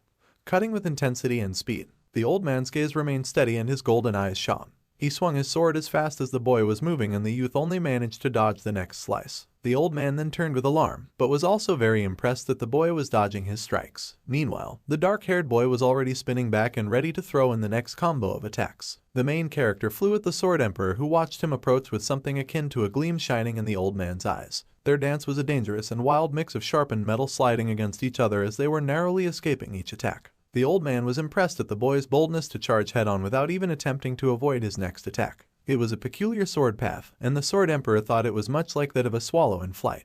The dance continued, flashes of blue and green clashing against each other as they both spun and bobbed and weaved, facing each other head-on as the sparring match continued. They were almost evenly matched, which was a feat to accomplish on its own, and the match went on, both fighting and working hard to match the other's hot and spicy pace. The old man was impressed by the young lad's physical abilities, noting that even those had improved compared to the past. The youth could somehow push him back so effortlessly, it was amazing. However, the Sword Emperor's gleaming and bright sword was raised high with the intent to strike, and it was not the kind of firepower to be taken lightly. The Sword Emperor swung his sword, a bright burst of light emanating from that powerful swing. It was so sharp and swift that it would have surely blinded a weaker opponent, and Jeon-ma felt the swing coming from a mile away. It was an earth-shattering and powerful strike. Meanwhile, the other students watched the fight intensely, studying the battle that happened before them, and one of them could not help but remark internally that he did not understand. The student sulked, thinking that the MC had just gotten lucky with the matchup during the last subspace sparring. The boy was just from an ordinary class, at best. The weak student was the only decent cadet among the special students. However, it was not supposed to matter that he was decent, since the sulking student expected all special students to be weak. So, the student could not understand why the great and famous Sword Emperor cared so much about that one special student. The student watched and scowled, and before the fight began, he hoped that the Sword Emperor would give the Oreo-haired student a proper lesson so that they could see the weak student cry like a baby. Then the students watched as the fight began, and for a moment they were all speechless. The sulking student was confused the longer he stared at them, and the more he stared, the more he thought that both opponents were just standing still, neither of them moving to attack, and he wondered why this was. Meanwhile, Instructor Lee could see everything, and he watched in shock, knowing that the two opponents were in fact not standing still at all. The instructor had doubted the Sword Emperor's words at first, but he was genuinely shocked to see that Kang Jeon-ma was truly exceeding expectations, as they had not expected the young boy to be at such a high level. The instructor had earlier expressed his worry to the Sword Emperor, saying that the headmaster would not like the idea of the old man sparring students, plus the cadets around him could be affected too. However, the old man had just responded, asking the instructor if he really thought that the man would actually cross a real sword with the young boy. The old man assured the teacher, saying that if his thoughts were correct, then Kang Jeon-ma would be able to step into that place and face him man to man. The instructor was surprised to hear this and asked if the old man truly meant the mental realm. It was supposed to be a huge feat for any student to possibly grow enough to reach such a state, especially a first year. Yet, the young boy had actually managed to enter that place and even withstand the strikes that the old man threw at him. The Sword Emperor himself could not help but be astonished at the talent and skill displayed by the youth he challenged. A duel in the mental realm was an intense battle of wits, and one could tell just by crossing swords. The young boy with the dark hair, even in this short time, he was growing, and he was growing strong. The lazy student held his sashimi knife high, with no hesitation in each mental step he took. The boy's posture was strong and his stance flooded with determination. The old man could not help the happy gleam in his eyes and the smirk on his lips as he regarded the boy's impressive form. If that was the case, then the old man raised his weapon, and it was charged with power, bright and intense. The sword that he held would have to rise to meet the young boy's challenge, and it sparked to life with light and energy. The Sword Emperor asked the young boy to take this, and he sent a huge energy wave right at the young boy, and the students felt the charge even from where they stayed, watching in awe. The instructor was alarmed and knew that the blue light was aura. The students stared in shock, and the instructor worried if the two had broken through the mental realm and returned to reality. The old man grinned with his eyes gleaming in glee, and the young boy faced him and challenged with a dark determination in his eyes. This was nothing like what the Sword Emperor had said it would be, and the instructor wished they would stop as soon as possible. The instructor Lee had to stop this before it continued and escalated into something wild, or they would end up seeing bloodshed on the school grounds. There were sparks as both fighters took off and leapt at each other, and the teacher yelled out to the Sword Emperor, begging him to stop. However, someone suddenly showed up and she yelled that the Sword Emperor was crazy. It was the director, and she had popped out of nowhere with a sharp burst of energy, snapping the two fighters out of their intense challenge, and the lady screamed in rage, asking what the crazy old man was doing to his student, and then asking if he had lost his mind. The talented Sword Emperor could not help but apologize to the school director, who was fuming by the way. She growled and asked what he was saying, so the Sword Emperor quickly corrected himself. He admitted that apologizing was not right, which further stupefied the irritated director. She glared at him, her eyes blazing red with much annoyance and disappointment at his shameless, reckless behavior with a student. Grabbing him by the collar, she yelled and asked if the old man was in his right mind at all. If he was senile, then it was best for everyone if he just stayed home and rotted. The talented director had worked so very hard to get the old man a spot, and then he pulled a very dangerous stunt with a student. At this point, she was convinced that he was out of his mind. She also asked if he wanted to die. The students had whispered and murmured when the director had shown up to stop the fight, and she was hesitant about causing a scene. The old man admitted that he had not intended to do anything dangerous, and she cursed in frustration at the situation they had found themselves in. Meanwhile, the old man glanced back at the young main character, who was busy sheathing his sashimi knife. The Sword Emperor had actually gone a little further than he had expected to, and he had ended up losing self-control. Without noticing, he had ended up exerting his aura to the fullest in a battle against a student of all things. The director was still yelling out rude insults and asked the talented old man if he was deaf. He groaned and called her by name. Then, he turned to Medea and sincerely apologized for stressing her out so much. The director had not expected that, and she was truly surprised by the apology. In over 50 years, the beautiful lady had never heard an apology fall from the old man's lips, and he said it that day once but twice. It was unnerving. So, the director then asked why the Sword Emperor had engaged in something so foolish earlier that day. He had unleashed the sword spirit's blessing on a student, and if it were not for her, something terrible would have surely happened. The old man sighed and admitted that if he had not unleashed the blessing, then he would not have been able to gain the upper hand in the fight. This information shocked the director, and she gaped, unable to believe what she had just heard. Her old friend Siegfried had so much pride, and yet he had so easily admitted to near defeat in a battle against a student of all things. She knew well about the innate talent of Kang Jeong-ma, but she also knew better than anyone just how strong the Sword Emperor truly was. Someone like that admitting defeat was no small thing. The old man confirmed her suspicions by informing her that the young boy had already reached the mental realm, which was where they had held their battle. The director was shocked that such a thing had already happened. Not even the super talented old man had started mastering the mental realm until he was nearly 30 years old, and here he was saying that a 17-year-old had already done it. It did not make any sense to her. The old man sighed and admitted that he did not really understand either, but if there was something that could offset experience, then it was definitely talent. The smoke from his cup bubbled up in the tense air, and the director groaned with her hand to her face. Kang Jeong-ma was turning out to be way more trouble than she had anticipated that he would be. She recalled rushing to him after stopping the fight to ask the student if he was alright. But the boy was surrounded by a deadly aura as he was still getting out of the mental realm. The director had stopped in her tracks, and in that moment, any semblance of dignity as an educator or a 7-star vanished from her. The emotion she had felt towards that boy at that moment had been pure, unadulterated fear. It was a feeling quite similar to the one that she had when she first met the 6th Division commander called Vasan. He had been a towering, terrifying being, and she wondered why she would feel such a thing now when facing a student. The director wondered if this was because the boy's name had the word devil in it. She was deep in thought, her hands partly knocking her glasses off her face as she considered the situation. However, studying her old friend, he seemed deep in thought as well, and it did not seem like anything he had told her was a lie. Then, she asked the old man if this meant that he had lost the fight in the mental realm. The old man was so offended by her words that he suddenly started yelling that there was no way. Even if the boy's talent was innate, it was still nothing to compare to a Sword Emperor who had trained and harnessed his skills for years. On top of that, the old man insisted that he was not even fully armed at the time, so the boy had not fought him at his full strength. The director was amused by this reaction and asked why her friend was busy overreacting. Besides, the one who always said that masters did not blame their equipment was him, so he was making all that noise for no reason. She grinned and asked if he was using his equipment as an excuse, adding that it made him look a bit ridiculous to do that. The old man trembled and twitched in rage and wounded pride, insulting the director where she sat on her haughty chair. The director was able to match his energy and cursed right back, asking her old friend if he wanted to die.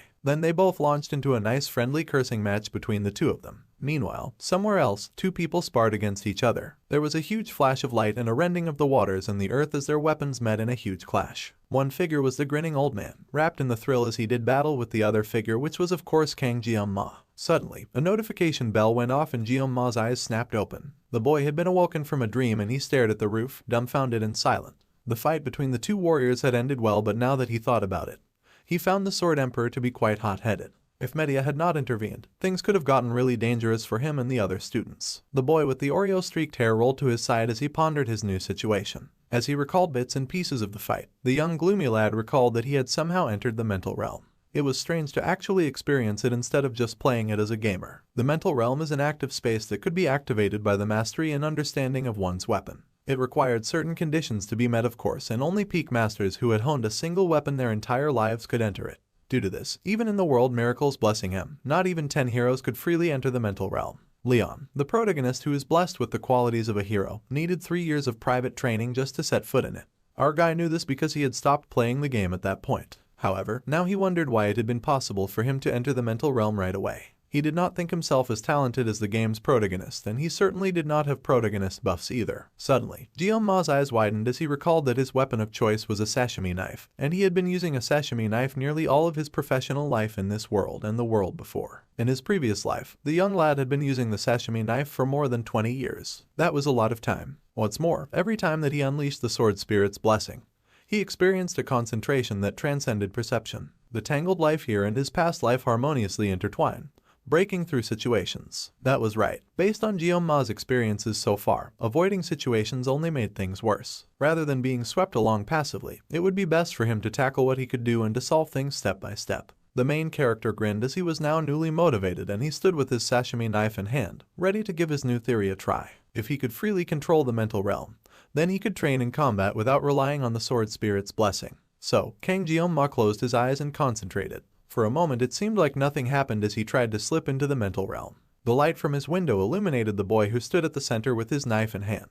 The more he focused, the more the light seemed to dim, and the boy was transported outside of his physical body to a realm that only his mind could access. It was a realm with translucent buildings and towering structures, the mental realm. The more the main character focused, the more cracks suddenly began to appear over the picture of his focused form. The cracks were red, and a large demanding hand tore through the pure blue realm and reached for the struggling boy. The hand crept up behind the boy who was focused with his eyes closed, and its long fingernail pressed against the young lad's shoulder. Kang Jiyoma gripped his sashimi knife tightly, surrounded by a wave of blue with muscles bulging in his arm. The main character was shocked and stared at the sudden transformation in speechless surprise. However, when he tried to adjust his hold on the knife, it started to fade away, much to his shock. Our dude was now transported back to his room just in time to see the knife in his hands turn to dust and fade as well. He could not fathom what on earth had just happened. Meanwhile, in the dark of the night, someone said that the elder had gone too far this time. Indeed, the elder's actions could be seen as a blatant disregard for them. Someone slammed his fist on the table and yelled that it was something they all agreed to. Sending demons was out of the question, as those creatures were clearly their enemies. However, someone insisted that such a thing did not matter. They needed to eliminate the troublemakers as soon as possible.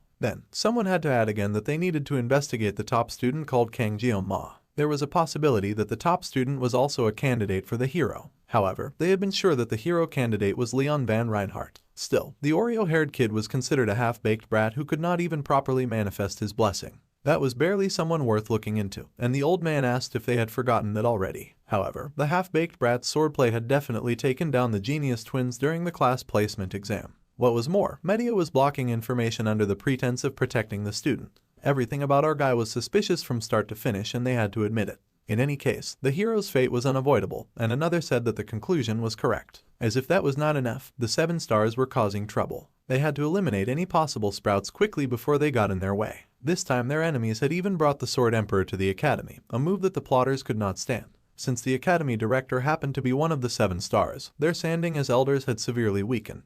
After Basman was defeated, the public only looked up to the 7 stars while the plotters were treated like outdated relics. Nothing frustrated them more. It was them, the elders, who guided the foolish masses and maintained the balance. Even now, if a hero were to appear, their very existence would once again be threatened. Indeed, they needed to maintain their power, and in order to do that they needed a public enemy. The other elders agreed that the hero who threatened the Demon King had to be eliminated. The old man who had been doing most of the speaking was also one of the elders of the academy. Thanks to that awful woman who had beat him up, he was now forced to exert so much effort to persuade the elders with sheer force. The 5th Division Commander was furious, and if the elder did nothing there, then he would have to face the 5th Demon King Division Command, Calder Acker, who was disguising himself as an academy teacher. Rather than face that sadistic little feline, he would rather beg for death. So, the elders came to an agreement and asked that they issue the orders to the auditor family. A hammer fell dramatically to the ground, which could not necessarily be a good omen, and Arkai stared at it with a vicious look in his eyes. Someone was begging so desperately to be spared, and it was an older gentleman with an apron over his clothes. With shaky hands, the main character lifted his sashimi knife despite the man's pleas. Kang Jiyoma cursed at his situation, but he managed to lower his knife before the cowering man.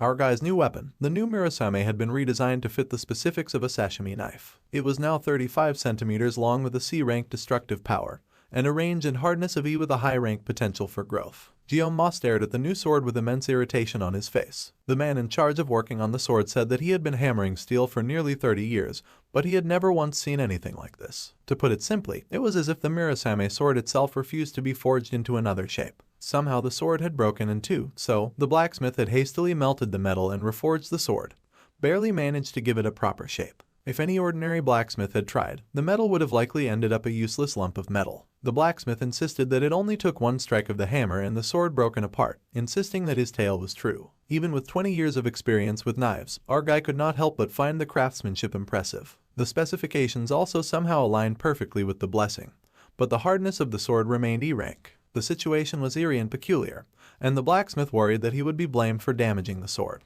The working man insisted that the potential of the weapon was good, so if it was reinforced, it would definitely become useful. It was not exactly an apology, but if the main character brought the reinforcement materials, then the blacksmith would not charge him. Then the angry student asked what the blacksmith intended to do if the sword broke again. The blacksmith panicked in response, saying that even if it was E rank, with a rank of growth potential, the weapon stood the chance to become a high rank. There was also the never fail material, but that material could only possibly be obtained from an A rank or higher demonic beast. There was no way a student could happen upon that type of thing. High-rank demonic beasts were on par with E-rank demonoids. Jioma was not really into the idea of having to hunt something like a mermaid again. He did not want to risk his life to reinforce the equipment that he had won, and even low-ranked demons dropped reinforcement materials. Despite how careful he had been, the main character's wallet was crying again, and he could not afford all the things that he so desperately needed. Finally, the young lad asked if the blacksmith truly promised. The man swore on his honor as a blacksmith. That aside, the dark-haired boy also added that the blacksmith should refund half the cost of the leftover scrap metal. The worker was shocked. Meanwhile, Jioma reminded the man that it cost 10 million won. The blacksmith protested that he had made the sword exactly as the young lad had ordered it. Besides, as the man had said, he would not charge for enhancement costs. However, the main character easily pointed out that the B-rank sword was reduced to scrap considering the market price, and that seemed fair. The blacksmith was furious and asked what kind of person was our dude for trying to swindle an adult like this. Then Jioma growled that he had been planning on testing the performance of the new weapon anyway, so this worked out perfectly, and he waved the sword threateningly at the blacksmith, much to the man's shock. The man leapt back in horror and quickly began to apologize, begging and saying that he was sorry. The blacksmith begged for 500, saying 500 should be fine. However, the main character was way greedier than that and he asked for 1,000. The blacksmith was horrified and lowered it a little, asking for 800 and no more. The black-haired kid raised his magical sword, and the blacksmith squealed that even the scraps of a B-rank weapon have a different market value. It was hard to buy scraps for the same price as the original amount. However, the young lad looked very dark and deadly as he demanded that the blacksmith hand over what he had come for, with both his eyes and weapon glinting with deadly delight. The blacksmith was horrified to be faced with such a menacing customer. The man screamed and fell on his ass on the floor, finally agreeing to our guy's demands. Later that day, Kang Jioma read through the usual screen explaining the blessing of the sword god. He had a bit of supper as he read through the usual list of abilities and limitations. After obtaining a new weapon, his armament increased and additional options became available. The biggest reason he hesitated to use the sword god's blessing was the excruciating pain, but now the blessing was finally offering to reduce the pain. He needed to level up that skill no matter what. Actually, the young lady had tested that earlier and it went from feeling like he was going to die to being able to breathe. However, the pain was still darn unbearable and it hurt a lot. Still, if just one level reduced it this much, then perhaps after consistent leveling he could use the sword god's blessing without the pain. It seemed armament increased when one obtained a new weapon or enhanced it. Now that midterms were over, he would make weapon enhancement his top priority. As long as the main character went on growing like this with a lot of great determination and hard work, he might finally understand the weird demonic power that he had been given. Maybe then he would even figure out who threw him into this crazy world. The black-haired boy was very lost in his thoughts and was busy munching his salty anchovy when Chloe suddenly showed up and greeted him with concern in her eyes. It had been a while away from his temporarily disabled Yandir and he greeted her. The redhead wanted to know what he was doing as he was taking his time with his meal, and the boy admitted that he had lost his appetite while eating. Then, he realized that she had finally taken off the cast and he was rather happy for her. Jioma asked if her body was okay now and the little assassin happily showed off her skills, saying that she still needed crutches but she felt stronger than before. She did not even fall over on one foot. The girl beamed and said that broken bones healed stronger after breaking and mending after all, and the main character did not know how to tell her that bones were not muscles and she should not be so casually breaking them in the first place. Suddenly, the main character leaned in when he noticed something on her face. Pink filters flushed over them as he plucked away a grain of rice from her face. He was surprised to see it, oblivious to Chloe hitting ecstasy, and nearly fainting from the immense satisfaction of having her crush touch her face. The girl's legs did indeed give out and she hit the ground with a squeak to her surprise. The boy stretched out his hand to help her up, asking if she was okay, and the redhead admitted nervously that she had tripped. Suddenly, they both looked back where our guy had been sitting and the little assassin asked about the wrapped-up weapon. He showed it to her and his happy classmate was excited to see his first weapon. She thought that it was very cool. He did not exactly share the sentiment and watched a little anxiously as she handled the weapon. The wrapping slowly started to fall off the sword and the girl's smile was bright as she regarded the pretty blade. It was hard to believe that the sword was E-rank and it looked so adorably good. The young lad smiled sadly at his E-rank sword and Chloe panicked, hurrying to say that was not what she meant and that she meant that for the lowest rank, it was really good. However, that still sounded mean and she hurried to fix her words. Guillaume smiled and said that it was fine since he already got some money back from the blacksmith.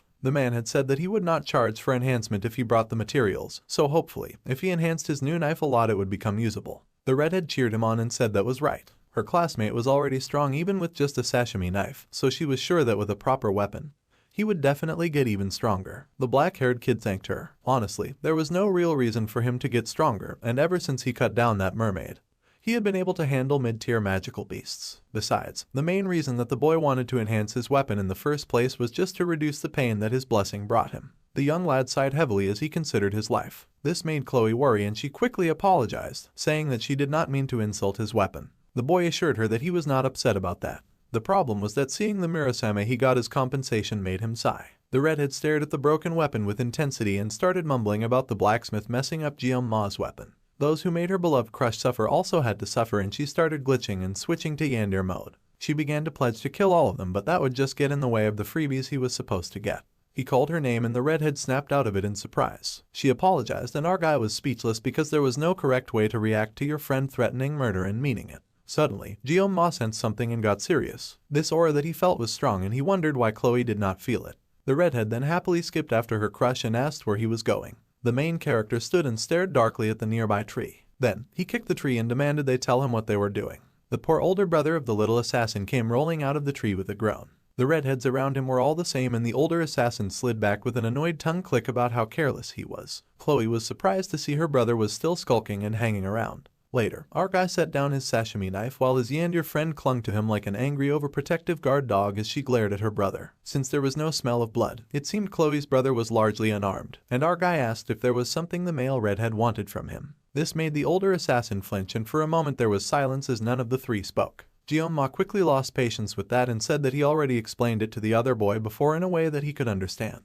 The male turned to glare at the main character, saying that he came looking for him, yes, but it was not because of their old beef. Then, the dark-haired boy wanted to know why the redhead boy had come then. The redhead muttered that even if he told only Chloe, it was obvious that it would reach the gloomy student's ears. So, it was better for the red boy to just tell them both directly. This was all related of course to Kang Guillaume. The red boy adjusted his mask and turned as he announced that the Academy's elders had made a request that the Oreo-haired boy be disposed of. The sashimi knife wielder was shocked that the Academy's elders had appeared, and of all things they were focusing on him. The little assassin yelled at her brother and asked if the older redhead had come because of that and if he intended to hurt her friend. The older brother was in pain, calling his sister and saying that she had been away from home too long and that she had lost her edge. She growled and asked her friend to get behind her, refusing to let her brother harm him. The female redhead was determined to handle this herself. She cried out for Guillaume to hurry while swinging her crutch around like she was not lame in one leg. To both guys, she looked kinda ridiculous. The redhead boy sighed and said that his sister's instincts turned out to still be very sharp. Then, the boy turned to the main character saying that he did not actually care what the talented student had been up to, but the elders were oddly fixated on him. Not just the redhead boy, but even within the auditor family, there was a sense of unease. They had temporarily postponed the elder request, and the request had been made in secret, bypassing the academy head. A request to eliminate a mere student went strongly against the auditor family principles. However, since it was a direct order from the elders, it was hard for the family to ignore. If the pressure from the top went on, then the family would eventually have no choice but to investigate the scary student. The redhead boy sighed as he rubbed his mask. Whatever the case, his sister was a member of the family, so she needed to know what was going on. The little assassin was surprised to hear this. The boy had come under the pretext of the family's principles, but in the end, he had just been worried about his sister. Our guy could not help but admire that. That was all that the older boy had to say, and he quickly turned to leave before he got even more mushy around them. However, Gyoma called out to Nox and the assassin paused, glancing over his shoulder at the other boy. The gloomy student was wary about the red-headed boy as the last time they had met, the redhead had said something different. However, the older assassin interrupted and muttered that his sister was happiest when she was by the weird student's side. So, the brother would not debate the truth. Even he, her brother, had never seen his sister that happy. The girl was shocked to hear her brother speak in such a soft way. Even the main character was shocked to see Nox openly speak in a soft way. The brother made a request that Gyoma not let Chloe get hurt anymore. This was surprising to Gyoma, and he wondered what the assassin boy was even talking about. It was not like it was his fault that her leg had gotten hurt. They had just happened to be on the same team. The redhead seemed to get tense the longer our guy gaped at him in silence, and the student managed to work up the strength to say that he would look after her, though that would be to the best of his own ability, and as long as she was near. The assassin boy then decided to ask our guy just one thing. He asked how the black-haired boy had become so strong. For some reason, this was news to the scary student, as he had not at all realized that he was strong. To be considered strong, one should have the ability to withstand any threats at all times, kind of like the Sword Emperor. Someone like him, who could only maintain that level of strength for less than a minute a day, was not at a level where he could casually boast about being strong. The idiot was oblivious to the fact that no student should be that strong. Still, Gyoma did not feel like he could even talk about strength in such a situation. Nox, who used Cole as an excuse, revealed family secrets to him, an outsider, so there was no way that our guy could trust the assassin to keep his mouth shut. So, the Oreo-haired main dude called Nox and informed the gifted assassin that he lacked desperation. The assassin asked what the boy meant, and the main character explained that it did not matter how much of an auditor the assassin was. There was a certain vibe that came from real-world experience. If the older assassin remained cooped up in the academy, then he would eventually hit his growth limit soon. So, the youth advised the assassin to go out and gain some real-world experience. With a lot of hard work, Nox would surely eventually gain something.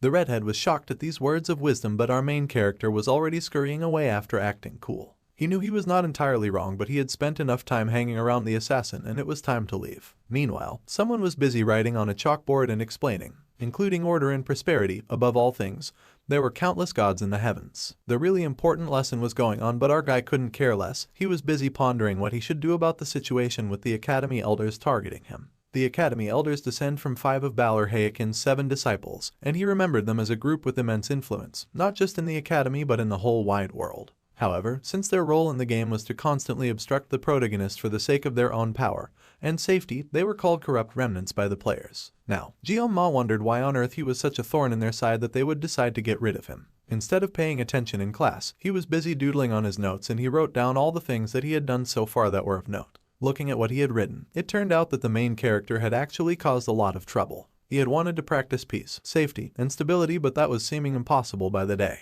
At this point, it was like he was trying to stand out. Still, no matter what he had done, it made no sense for the elders to target him, as he had not done anything bad. He then glanced down at the last point he had written that involved saving Leon during the midterms on Scopuli Island when they had encountered the mermaid. That is when he realized that they were not after him, but the protagonist of the story. Gyoma had just happened to be in the way, and now they wanted to remove that obstacle. No matter how well Media covered it up, the fact that he had been the one to defeat the mermaid must have reached the ears of the highest ranks of noble society. Plus, the fact that they were targeting Leon, the hero candidate, suggested that someone among them, or perhaps all of them, were colluding with demons. Now that was a very serious situation. They did not just try to obstruct the hero, they had tried to kill him. A young student who was just a boy. It was frightening just thinking about it. No matter how corrupt the elders were, this was way too much. They were not supposed to prioritize preserving their own power over the safety of humanity.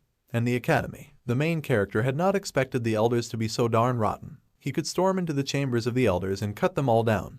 But it was not yet the right time for them to die. When the time came though, the dark-haired boy would not hesitate, and he would surely cut down all of those nasty old men. Meanwhile, the teacher told all the students to take notes, and our dude internally groaned as he was having issues focusing in class. He was too busy focusing on cutting people down. He scribbled a bit more on his notes and figured that he could try some weapon enhancements, and he would have to go to the dungeon to do that. First, he would need to gather a party, as the dungeon was too hard to conquer by himself. Chloe would definitely help, and instead of getting a brute like Rachel, he would prefer to team up with someone a bit more strategic. The teacher went on babbling and teaching about future generations while our guy stayed making plans. A wonderful idea came to his mind, and he realized it would be great to get Speed Weapon on his team. He would go and ask the odd boy for help. Later, the main character made his way to the dragon class, and someone cracked their knuckles as they greeted the famous dude. The ugly-looking student grinned, saying that this place was not for lowlifes like him to come and go as he pleased. The MC had almost forgotten that he was still a special student and that discrimination was still a thing. Jeong-ma sighed to see a third-rate extra get in his way. With 20 years of experience in the food industry and customers he had dealt with, someone like the teenage lump before him was just really annoying to deal with. The main character asked the dude not to bother him before he cut off his jaw. The angry brute yelled in anger and surprise. He raised his fist and got ready to swing in rage, and Jeong-ma saw him coming. The big brute was moving way too slowly. Suddenly, his eyes widened as someone jumped in front of him. The big brute got knocked back instantly with a huge hit to the jaw that threw him back. Some of the other students wondered what was going on and if there was a fight. Fortunately, the coast was clear and the big brute lay flat on his back, knocked out cold. The orange-haired hero muttered in annoyance that the brute's jaw was so darn hard that it hurt his hand. The main character had heard of strength mages, but a strength healer was something completely new. Speed Weapon groaned and wondered if he had hit the jaw too hard. Then, he happily turned to face our guy, asking if he had come to find him. The healer then asked if they should take the conversation outside. So, they did take the conversation outside and the boys talked. So, it turned out that the black-haired boy needed to form a party as soon as possible. Weapon was happy to help Jeong-ma recruit members and the clear rewards would be split among the rest of the team. In exchange, the dark-haired student got to keep the materials from the magical beasts. That seemed to be the entire agreement. The main character admitted that if he tried to gather a party, it was likely that only Chloe would join him. Bro was really out here underestimating his riz. So, Jeong-ma asked Weapon to help with the dragon class as that would be much easier. The orange-haired healer sipped his drink and agreed that our guy would need at least 4 members to get a dungeon clearance permit. If it were not for the academy rules, someone like the gloomy youth would likely clear 5 or 6 dungeons alone. The black-haired boy wondered where on earth the healer got that confidence in him from, as he did not think he could clear a dungeon alone. The healer laughed and pointed out that the impressive student had taken down a mermaid by himself, and now he was saying that. The healer laughed that being too humble was annoying. Then the main character realized that others seemed to think that he was being modest. The orange-haired kid smiled at our guy and said that it seemed he was doing better now. The dark-haired boy was surprised but admitted that it was thanks to the good treatment.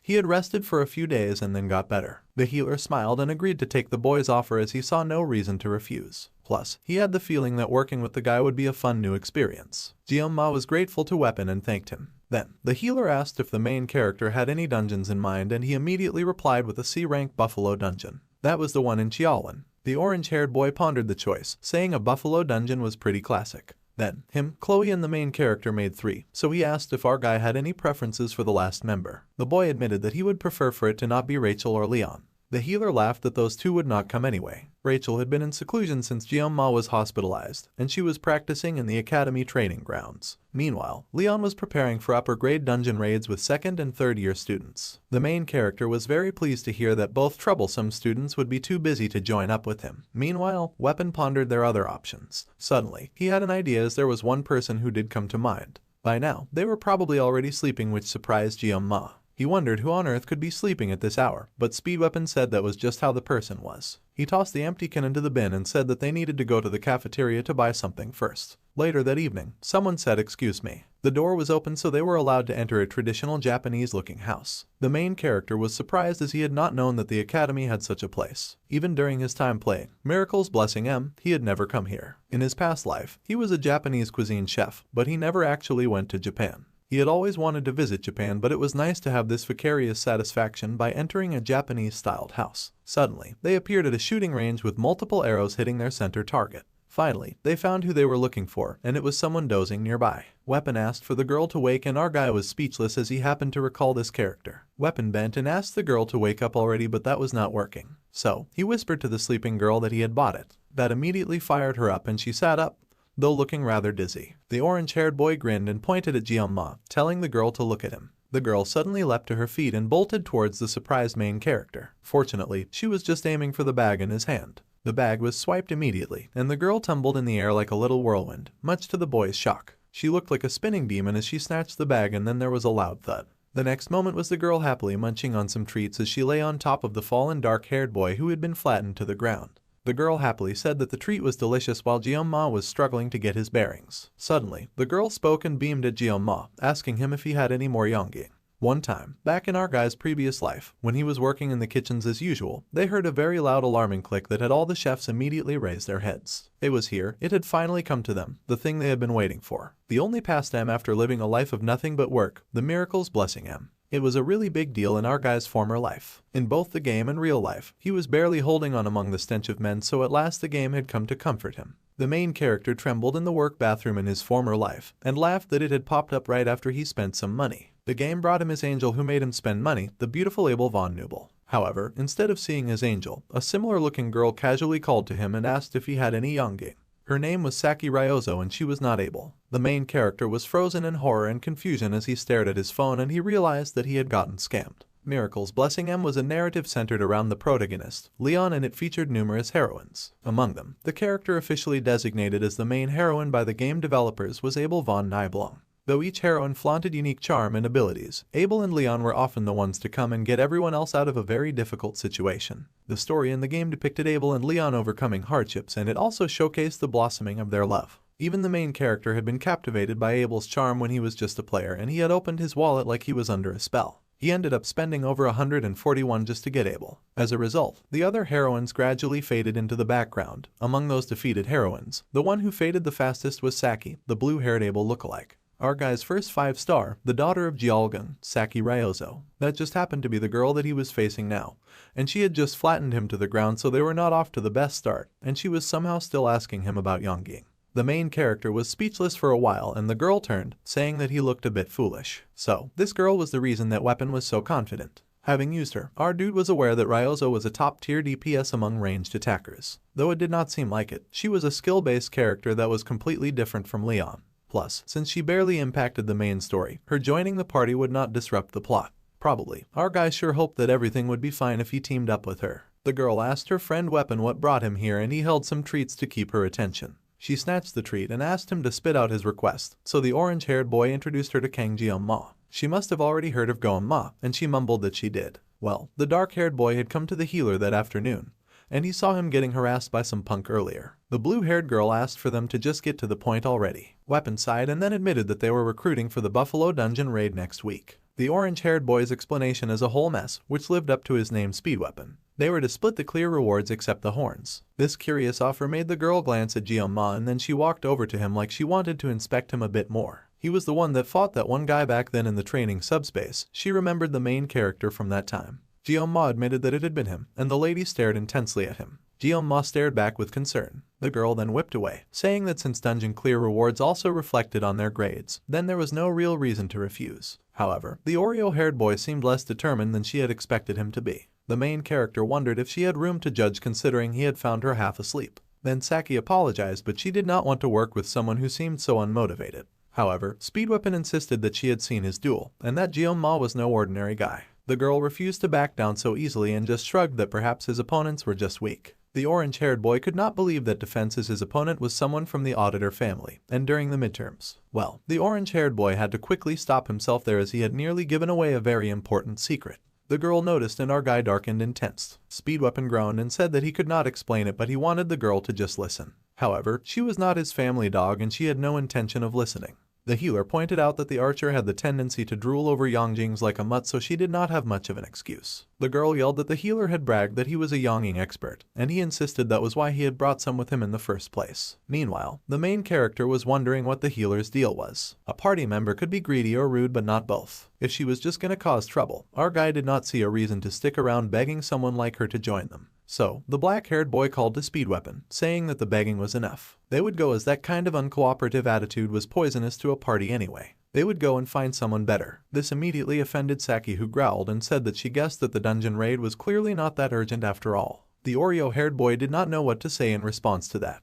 The boy then opened his jacket and pulled out one of his small sashimi knives. The two were shocked when he pulled out the knife and it was glowing. Jeon-ma casually sliced the air with his knife and it formed a very clean arc in front of the two who stood before him. The knife flew from his hand, hitting the target in the distance dead center, and he had not even been looking. The girl was shocked to see such a display of strength, and she turned to the gloomy student in shock just as he pulled forth yet another knife. Her eyes widened in alarm as yet another knife flew and once again hit the target dead center, so it had not been a lucky throw the first time. Then, looking extra cool, the Oreo-haired kid asked the lazy archer if she was interested now. The girl was speechless. Shivers traveled through her as she stared at the boy in awe, and she was unsure what to say. Later, much later, a door swung open and Saki greeted. The girl looked a little geeky in her glasses and uniform. The rest of her team members had arrived and they noted that she had arrived rather early. Chloe happily greeted the other girl, and the brunette locked eyes with the dark-haired boy. The archer nervously greeted him too, though she was still a little wary of his scary skill. Gyoma also managed to greet her, noting that using his sashimi knife to threaten people worked every time.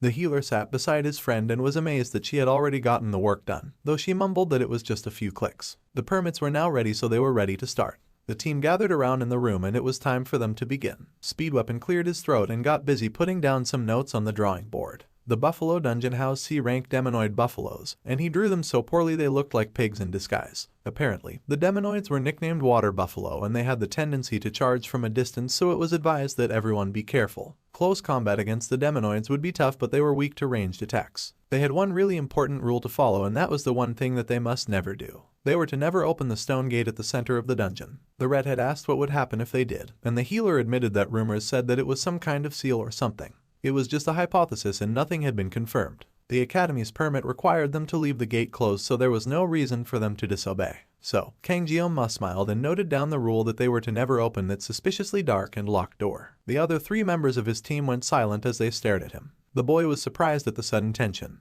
Then, Speedweapon asked the dark-haired kid if he happened to know what was behind that door. The boy hurriedly denied having such information, saying that obviously they should not touch it. However, he actually knew there was a hidden boss behind that door and he wanted nothing to do with that hidden boss. The healer was relieved and mumbled that he thought the worst, which made the dark-haired boy mentally sigh in relief as everyone went right back to what they were doing. The dark locked gate would only open under specific conditions. It was locked by the system now anyway, so he did not have to worry about it. Ignoring that risk, the efficiency of the dungeon that he had picked was unmatched. Then his eyes strayed to the brunette archer who was busy munching on her favorite snack as usual. The gloomy student was surprised to have been caught staring, so he just mentioned his surprise at how much the girl really liked that snack. Saki replied that it was normal for brainy types to need candy. However, Gyoma thought that was rather ironic when the girl could not even form proper sentences. That is when the boy noticed something that he might have forgotten for a bit too long. There was growling coming from Chloe. The Yandere had noticed him staring too long at another woman and she was already pulling out her knife. However, the boy tensed when he noticed something even more important. Even now, as he held his meeting, they were being watched. The boy turned to Chloe, who was fighting to keep her Yandere in check and losing. For now, the main character and his team could only wait, with his eyes shrouded in darkness. The enemy would eventually appear when the time came. Gamnol Duchorwan was a place they had to get to using the bus. The dark and gloomy main character sat in the bus, thinking very deeply about his situation. Back in his former life, when the main guy had gotten discharged from the army, he had sworn that he would never go back to the city of Chiorwan again, not even to pee in it. Fate sure was laughing in his face now, cause here he was on a bus right back to Piss City. Gyoma had never imagined that he would come back like this. The car tires screeched to a halt, and a voice spoke, noting that the bus was from Hawakan Academy, and the voice asked how they could assist. The main character peeked out of the bus window and noticed a man handling some odd-looking barriers outside. This is when he noted that there were civilian restrictions in place, and he wondered if this was because the border was a dungeon zone. Security was definitely tight around that area. Meanwhile, Gyoma once again noted that the elders were watching their every move. Speedweapon called out from the back of the bus and he asked his hero if he would like some eggs. The Oreo-haired boy was surprised by the offer and he politely declined, wondering if people still randomly ate eggs on the bus nowadays. The orange-haired healer asked his captain if he was getting nervous over a measly C-rank dungeon, and asked the boy to lighten up. Gyoma nervously laughed and accepted that he should be calm. Then, the healer asked his friend Saki if she wanted any eggs. The sulking brunette wanted no eggs, and Chloe was dozing with her katana pressed close. Speedweapon thought it was their loss since the eggs tasted so good. Suddenly, the brunette glanced up, her blue eyes tracking the main character and watching as he spoke casually to her friend. He noticed someone watching and glanced back at her, just in time for her to get caught staring. This was of course something that Saki did not appreciate, so she turned away with an annoyed huff and scowled. Unknown to her, the poor hero had bigger fish to fry. He already felt watched knowing that the elders were targeting him. He did not need little Miss Blue to stare at him and make that feeling worse.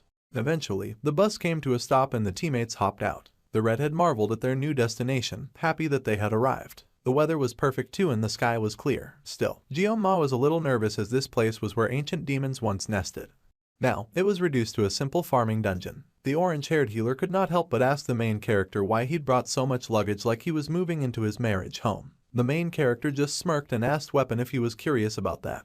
Smirking like a bandit, the black-haired boy unzipped his heavy bag and showed off his huge stack of deadly weapons. It was a giant bag chock full of sashimi knives. Bro had more sashimi knives than he could possibly use. Speedweapon was mystified and could not stop from asking if our guy had come all this way just to sell knives. Still, the MC smirked and said that it was better to be safe than sorry. The healer smiled in amusement, saying the dark-haired boy talked like an old man, but he believed that the hero had his reasons.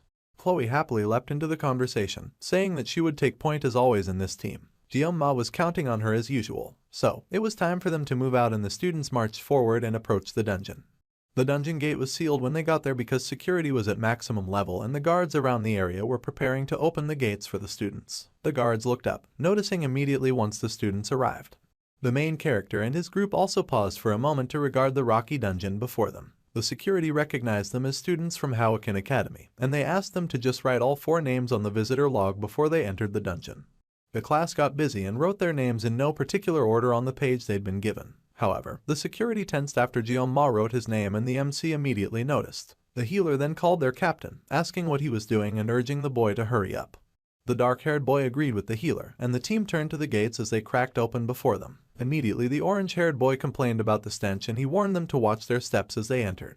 Meanwhile, the main character was still thinking of the man whose eyes wavered when he saw his name. Glancing behind him as the door shut, the Oreo-haired kid hoped that this situation would be fine. The door closed with a final thud and the team walked deeper into the dungeon. They had been walking for a while when they noticed some very ridiculous doodles on the cave wall. Some of them were doodles of couples writing their names and drawing hearts between them, and others were just random phrases. It was like looking at the walls of a middle school bathroom. The main lead could not help but wonder when dungeons became tourist hotspots. Nobles really did abuse their privileges.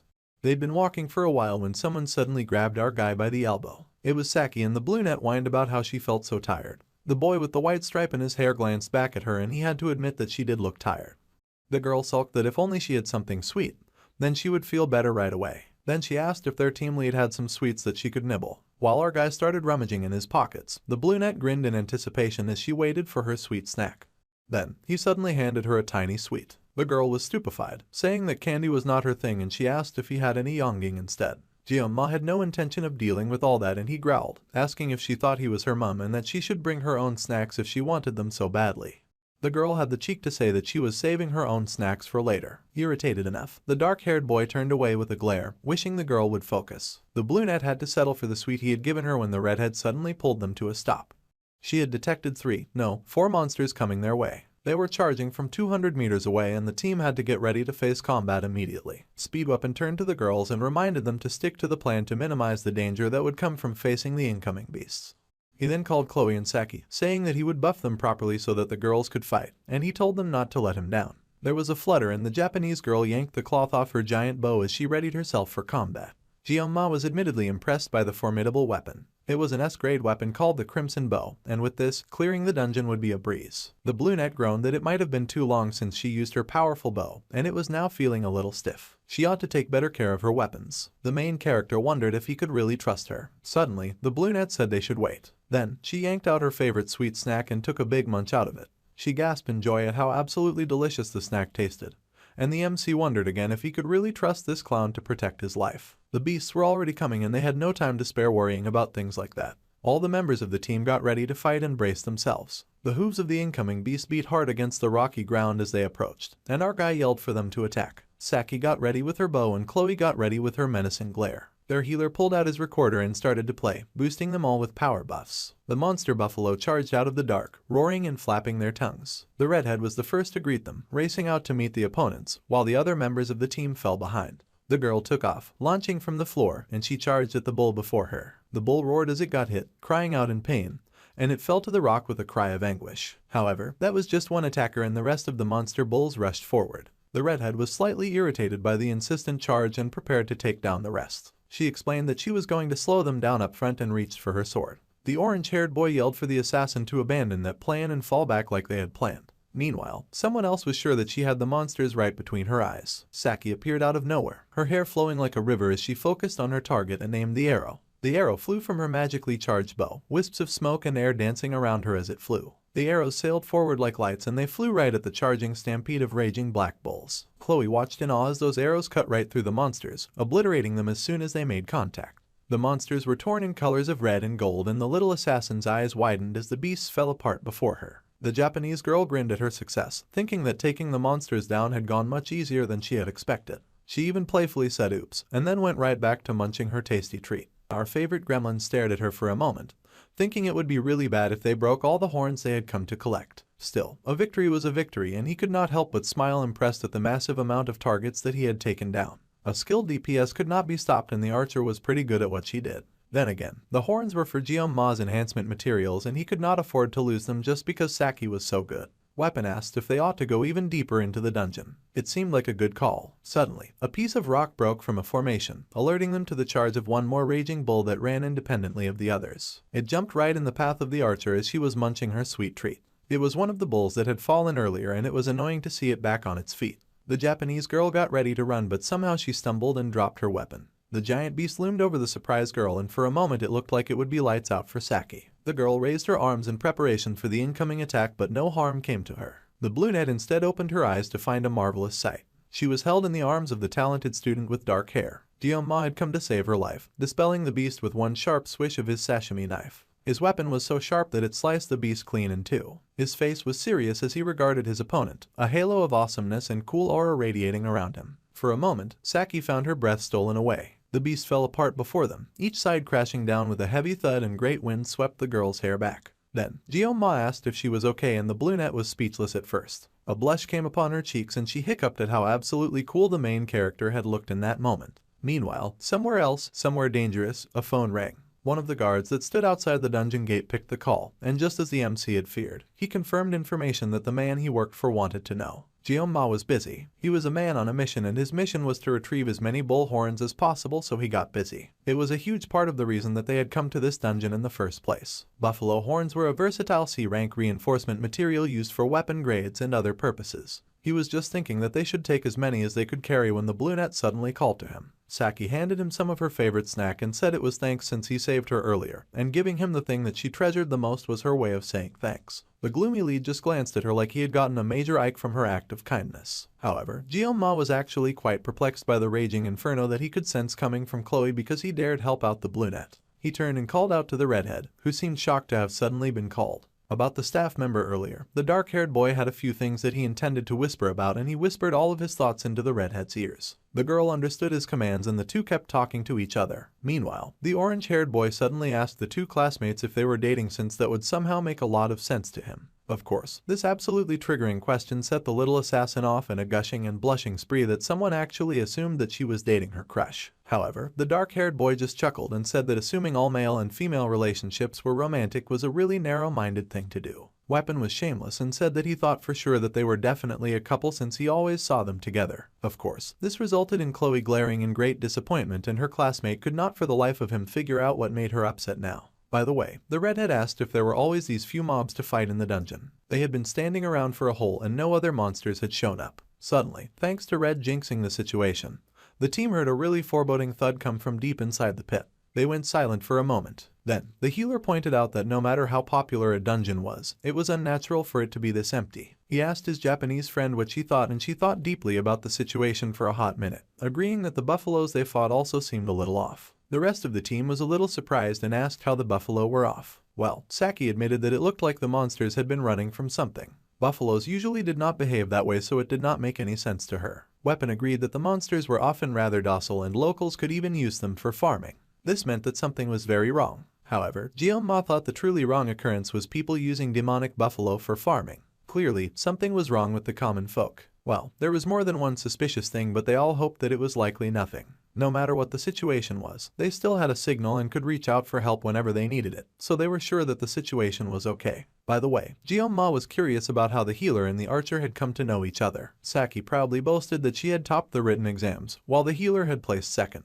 The boy had bragged about it for weeks, and the healer now growled that she should not dirty his name. The girl beamed and posed, saying that for the record, she had ranked third in placement tests, and she was very proud of that too. Meanwhile, the main character was impressed that the healer had somehow placed second on written tests, as he had thought the orange-haired boy was just a loudmouth. Speedweapon was surprised to hear that his hero thought him a loudmouth. Rachel was his distant cousin too. Now, the main character pondered the situation of the healer being relatives with the violent hyena girl. It made sense why Jeonma as a player had not known about the healer's connections to the main characters. The orange-haired boy explained that his family was a branch of the Changseong clan, Rachel's main line. The boy seemed about to say something else, but he trailed off and told them to just forget about it and that there was no point to even talking about it.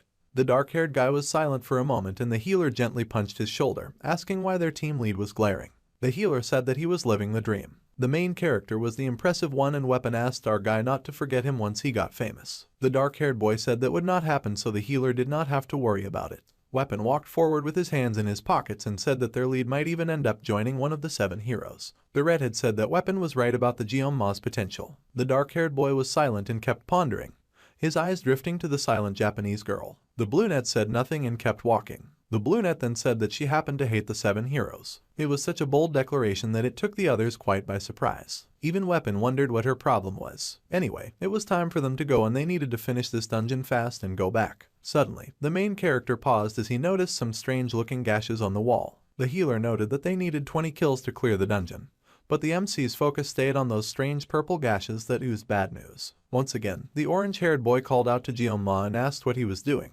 telling him that they had to keep going. The dark-haired boy agreed and walked on, ignoring the strange purple rocks that fell to the floor. Meanwhile, outside the dungeon, the guard at the gates informed someone that all the preparations were done as instructed. The students had likely encountered the enraged buffaloes at that point, so there was no need to worry. The person making demands said that it was easy for the guard to say, and then they asked the guards if they had done anything else. Of course, the security had followed all of the instructions. However, personally, the security thought that they would all be dealt with by the enraged buffaloes. His employer yelled at him, laughing and telling the security man not to sound cocky. His employer turned out to be the traitor teacher who was secretly a demoness. She asked the security if he would take responsibility if it failed, and he was struck with fear. Well, the lady was sure that the man at the gate had done well and he was just to call her with the results as soon as the deed was done. She wished him good luck and the man gave his acknowledgement for the matter. The man sighed, knowing that either way, he was dead. A very dark aura was seeping from the gate of the dungeon that stood before him. Just in case, the security had forced the gate open. The chances of the students surviving the dungeon, he had locked them in, was 0. However, still, the eyes of the main lead lingered in his mind, haunting him. It was like the boy could see through everything. It was unnerving and the security stepped forward, deciding to check inside just for a moment. Deep inside the cave, the walls of the rock had switched from concrete to dirt. They walked in further when Chloe suddenly called out to the dark-haired boy. The girl admitted that she could sense magical beasts approaching from behind, and he asked how many were coming their way. The girl frowned and said that the blessing detected roughly 50 monsters coming right at them. The boy was shocked and the healer asked what was wrong. The rumble and thud of the monsters approaching grew stronger and the students tensed as their enemies approached. The closer they came, the paler the students became as they recognized the might of the foes they might have to face. The thudding got louder and louder and the buffalo demons suddenly appeared, racing forward in a uniform and deadly stampede. The students were like ants before them and the orange-haired boy cursed. Buffaloes never swarmed. That was not a thing, and they were not even sure the approaching enemies could be called buffaloes. The mad and enraged monsters bellowed as they charged at the alarmed group, their eyes blazing red like they hungered to spill blood. The healer yelled that the monsters were supposed to be harmless, and even Jeonma was speechless at this development. A stampede of buffaloes was more than he expected, and he intended to summon his knife right away. However, the boy paused as he recalled that every blade had its purpose. His master from his old life had taught him that one could not use a chicken knife to kill an ox, just as sashimi knives were meant for fish. Back then, the main character had joked about beef sashimi. After all, it was silly to use a sashimi knife to butcher an ox. His master's hand had swung and the boy flinched, immediately apologizing. Then the young lad paused when his master's hand did not come down.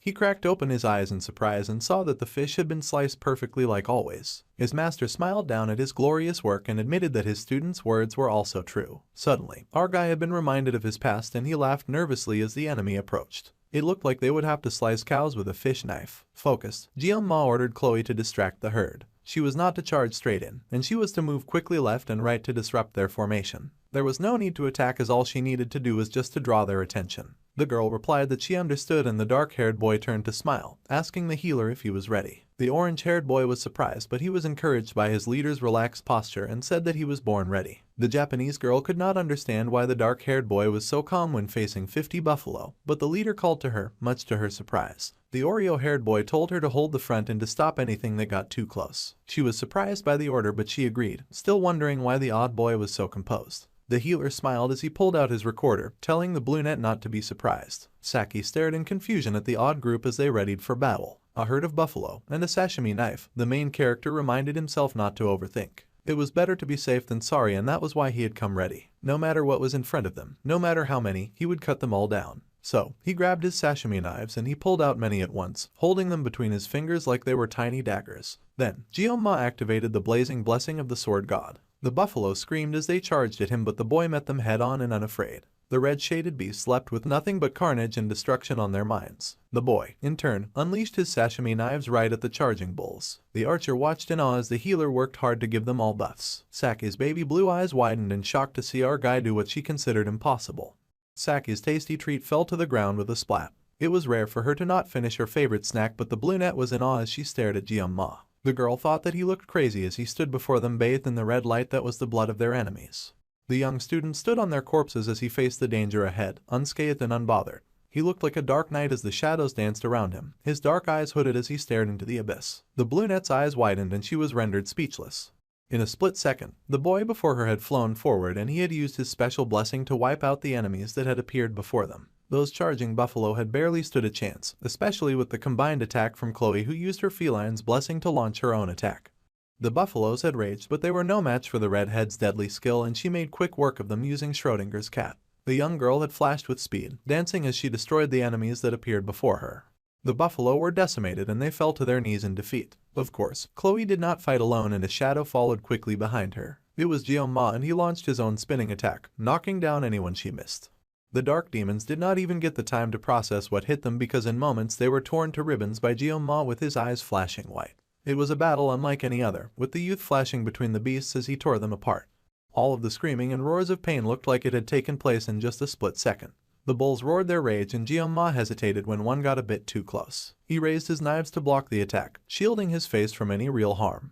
The other two in the back were alarmed to see him cornered, and many buffalo raced at him, intending to take him down while he was distracted and alone. They piled together, leaping on each other as their only aim was to crush him.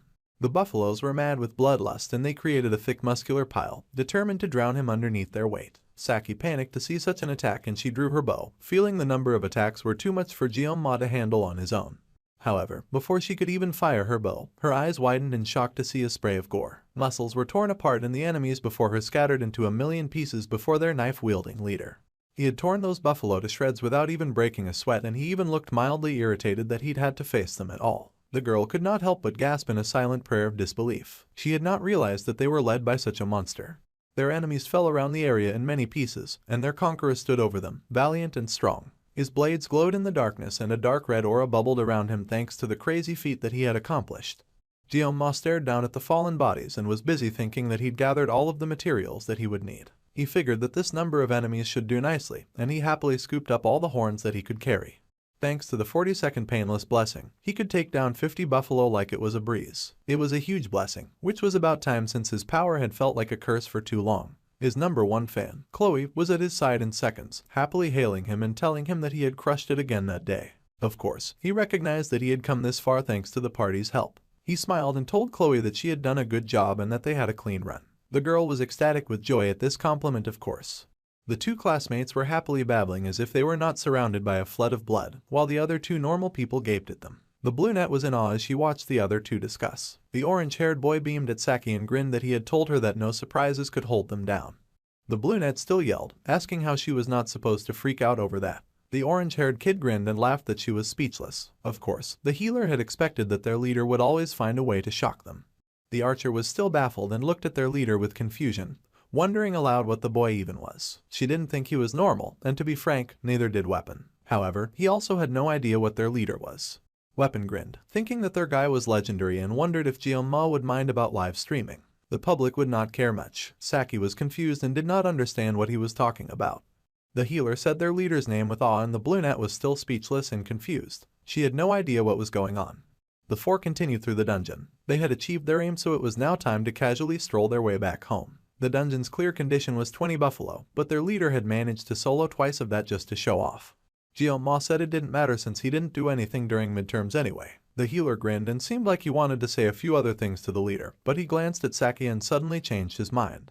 Honestly, they had almost died screaming back there, and the healer jokingly said that the Lion King had almost died the same way. The archer was confused that they had suddenly brought up the Lion King. Then he asked if their leader was being controlled by something else too. Suddenly, Chloe asked their leader why everything had suddenly gone so quiet. It was eerie, and the more they walked, the more it felt like something was off. The pillar-looking thing was suspicious. Suddenly the archer screamed that they should wait. They all paused when they saw huge dark purple chains hanging from the dungeon gate. They looked deadly as heck and the students stared at them in alarm. It was a gate and the team stared at it in shock. It was chained shut. That was very unusual and it sent chills through the main character. Inside the dungeon, the traitor guard at the gate found the slaughtered bodies of the buffalo that he had unleashed on the children. He could not believe that they had actually managed to defeat the foes that he thought they would die facing. They had actually killed all of the beasts, and the man gulped in fright just seeing that. It was insane. There was 20 billion in debt from Chiorwan land. A few days ago, some woman claiming to be a Hawakan instructor approached the guard. It was the traitor demoness teacher with the purple hair highlights, and she had asked the man to do one thing for her and she would wipe his debt clean. The guard was shocked at this offer. The woman's request was for the guard to tame the buffalo, and then he was to frenzy them with the demon stone that she handed to him. After that, he was to release the frenzied bulls as soon as Kang Jeong-ma showed up. Then he would open the stone gate in the depths. There were a lot of rules, and the guard couldn't tell if he was more shocked by her outfit, or that she'd shown up out of nowhere with a grocery list of requests with an unbelievable offer. The guard could not believe that the witch was sacrificing students. Not happy with being judged, the woman asked if he was uninterested. She was fine with that since she also hated risky bets and she was fine with just finding someone else who would do the job for her. Unfortunately for the guard, he was desperate and he grabbed her hand in a plea for her not to go. He beamed and said that he would gladly do it and he was happy to help. The woman smirked and said he was doing well for a debt-ridden fool, insulting the poor guy even after he accepted the job. She said that she would call soon and his job was to answer every unknown number. The poor idiot was drooling with joy. His mind only focused on his gambling debts getting eliminated, like he wouldn't end up gambling himself into another hole. Unperturbed, the lady wished him goodbye and he stared at her with surprise and awe. Then he grinned at the offer of 20 billion. He could do so much with that money, and already the idiot was planning on gambling again because fools never change. The man stalked through the dungeon in anger, cursing anything that would get in the way of his 20 billion. He had already planned out how he was going to spend it. Anyway, he had no reason to worry because the stone gates were open and he was sure that there was no way that they would survive what they found inside. Meanwhile, the students found themselves facing that exact gateway. They could not believe it and they wondered if they had entered the stone gate now. Jeong-ma looked around and figured it explained why everything had seemed so easy. They had walked right into a trap. That glare from the guard should have been his tip because it had felt very wrong. The main character should have trusted his gut feeling back then. This gate would only open with the giant's demon stone, and that was a mid-game quest item. Those fragments they had seen earlier were pieces of the giant's mana stone, and the boy had not expected the door to be left open. If he followed the game, then the reward for defeating this level would be pretty good. However, surviving came first. Jeong-ma could see it as he stared at the heavy door before them that was locked with even heavier chains. A single red lion was carved into the supposedly indestructible stone gate. The boy has used all of the 40 seconds of painless blessings while fighting the buffalo, but he hoped Murasama would hold out a little longer. He had to slash the gate and get out before it shattered.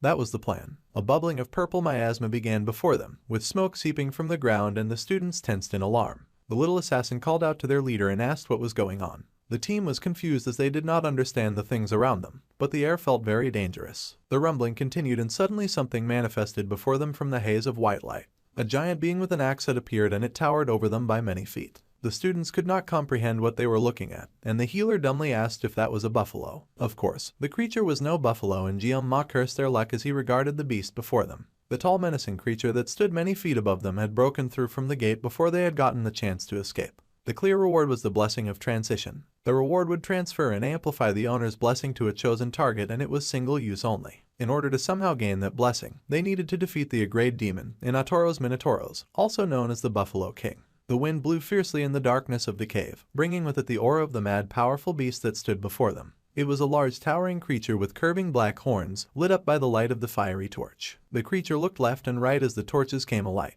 2 bodyguards stood at the side of the powerful creature that towered high over the 4 tiny students that faced it. This was a boss-level demon that they were never supposed to fight. The left-wing tactical formation and the right-wing tactical formation were already in place. Chloe assessed that they were now facing a demonic beast inside the stone gate.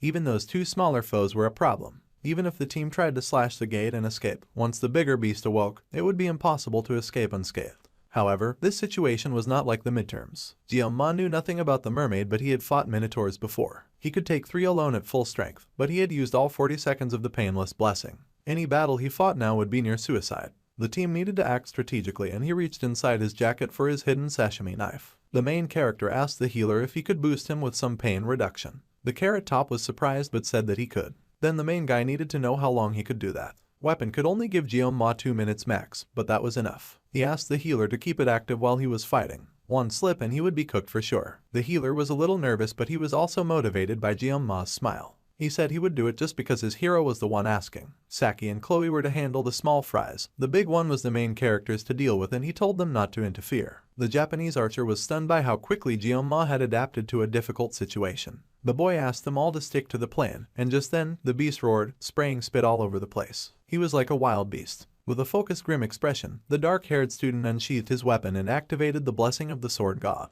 The pain was brutalizing as it flooded his body with silver-blue power. Jeonma had not faced the realities of his curse for a long time, and it was a brain-bending experience. To feel like 1,000 knives flooded through his veins, trying to uproot his nervous system, the young student spat blood in pain. However, he suddenly felt a bomb soothing the effects. He could move. Weapon was playing his recorder for all he was worth. The healer's blessing had helped after all. Jeonma had to do this, even with blood seeping from his lips. He needed to move. They would only get one shot at this. The giant beast with golden horns made a run for the young Sashimi wielder, and the main character rushed at him with speed. The god's blessing stayed with him, blessing him as he charged his opponent. The fires in the underground burned as the students fought for their lives. Moving fast like the wind, Jeonma rushed forward and ran straight for his opponent's leg. The blessing of the sword god was so painful that he was about to vomit blood.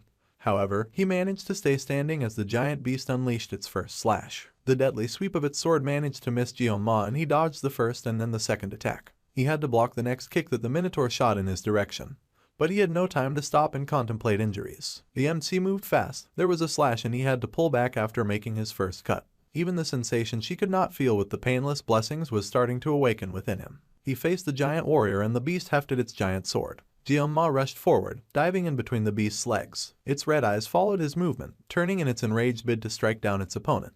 The boy growled and sliced, but the beast moved in counterattack, its blade inches away from the main character's face. Even with the pain bearing down on him with heavy malicious intent, the dark-haired boy realized that he felt free. He raced forward, moving like the wind as his opponent bore down on him with the intent to kill. The giant beast wrecked the landscape each time he swung his sword. He was a powerful creature, a foe worth facing the mighty protagonist. The beast's pectorals bulged as it raised its weapon again. The Oreo-haired boy breathed in the wind. The beast's strike came down like the thunderous clap of lightning and thunder. It burned as it descended, searing anything that dared to stand in his way. Smoke came over the wrecked scene, blocking everything from sight. The beast stood proud in the cloud of its destruction, searching for signs of his opponent's survival. It grinned in malicious victory, red eyes glowing with joy, but paused when it sensed something. A flaw in its attack. Jeonma stood before it, his eyes glowing blue, sashimi knife still in hand. Saki glanced back at the battle happening behind them, thinking it was crazy that a human could even move like that. The small fries they were handling were basically the beast's generals, and the archer leapt into the air with her bow in hand.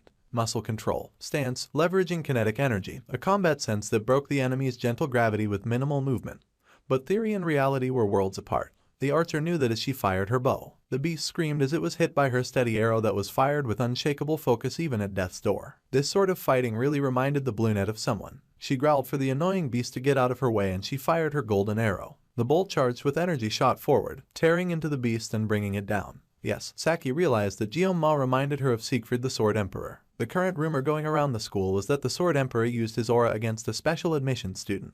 The giant beast now faced that special admission student. Its eyes widened in shock and horror as it stared down Jeonma. Jeonma faced that gaze without any wavering, a dark, terrifying blue aura burning behind him, alerting even the towering beast to the danger that stood before it. It still fought on, swinging a fist at the boy's face with the intention to catch him by surprise. In a bright, blinding light, Jeonma swung his sashimi knife, cutting the beast before him to ribbons. He grinned wickedly, eyes bright with a dangerous light as the beast's arm dropped, severed from its body. The monster cried out in pain. Its giant arm had been severed and its opponent walked calmly behind him. What had first appeared as an uneven fight had quickly become a beatdown for the giant beast. As the dark-haired boy fought, the others fought beside him, weapon playing his recorder for all he was worth, while the girls handled the two smaller bulls. The orange-haired boy was strained and shaky, but he kept up his steady pace as Chloe absolutely murdered the beast before her. The bull crumpled to the flood and the redhead flicked her sword to get the blood stains off. With an even pace, she stalked back to the healer, rubbing the blood off her cheeks. It had been a close fight, but she was still majorly inexperienced when it came to fighting demonoids. The more human-like the monster was, the more deadlier it was to face. That's why the fishmen could not compare to the bulls they'd been facing. It may vary from person to person, but if a demon acts like a human to that extent, then the redhead worried that her crush would struggle. The giant beast screamed in pain and rage at being cut by the small student, and it gripped its large weapon with its other hand. It hoisted up the battle axe with a roar of battle, casting a dark aura around it. The students were shocked and horrified to see a demonoid with the ability to cast magic. Its veins throbbed in its arm and it gritted its teeth with madness and power. The archer began to sweat as she realized that the creature was burning life force for mana. She could not believe that a demonoid could do something like that. The wind blasted all of them as they watched their impossible opponent stand before them fearlessly and do something that they should not have been able to do. It was hard to even approach because of the rampant magic power, yet even now, Kang Jeong-ma did not back down. Blood began to leak from the healer's lips, but he remembered the instruction not to waver and he kept playing, hoping for a miracle. The orange-haired boy believed in his hero, and the dark-haired boy stared facing the giant bull before him. Even the main character spat blood, looking up in horror to see his opponent beef up in brawn and magic. The situation was tense with little chance of them slipping away. The beast then once again swung and he swung his axe with all of his might.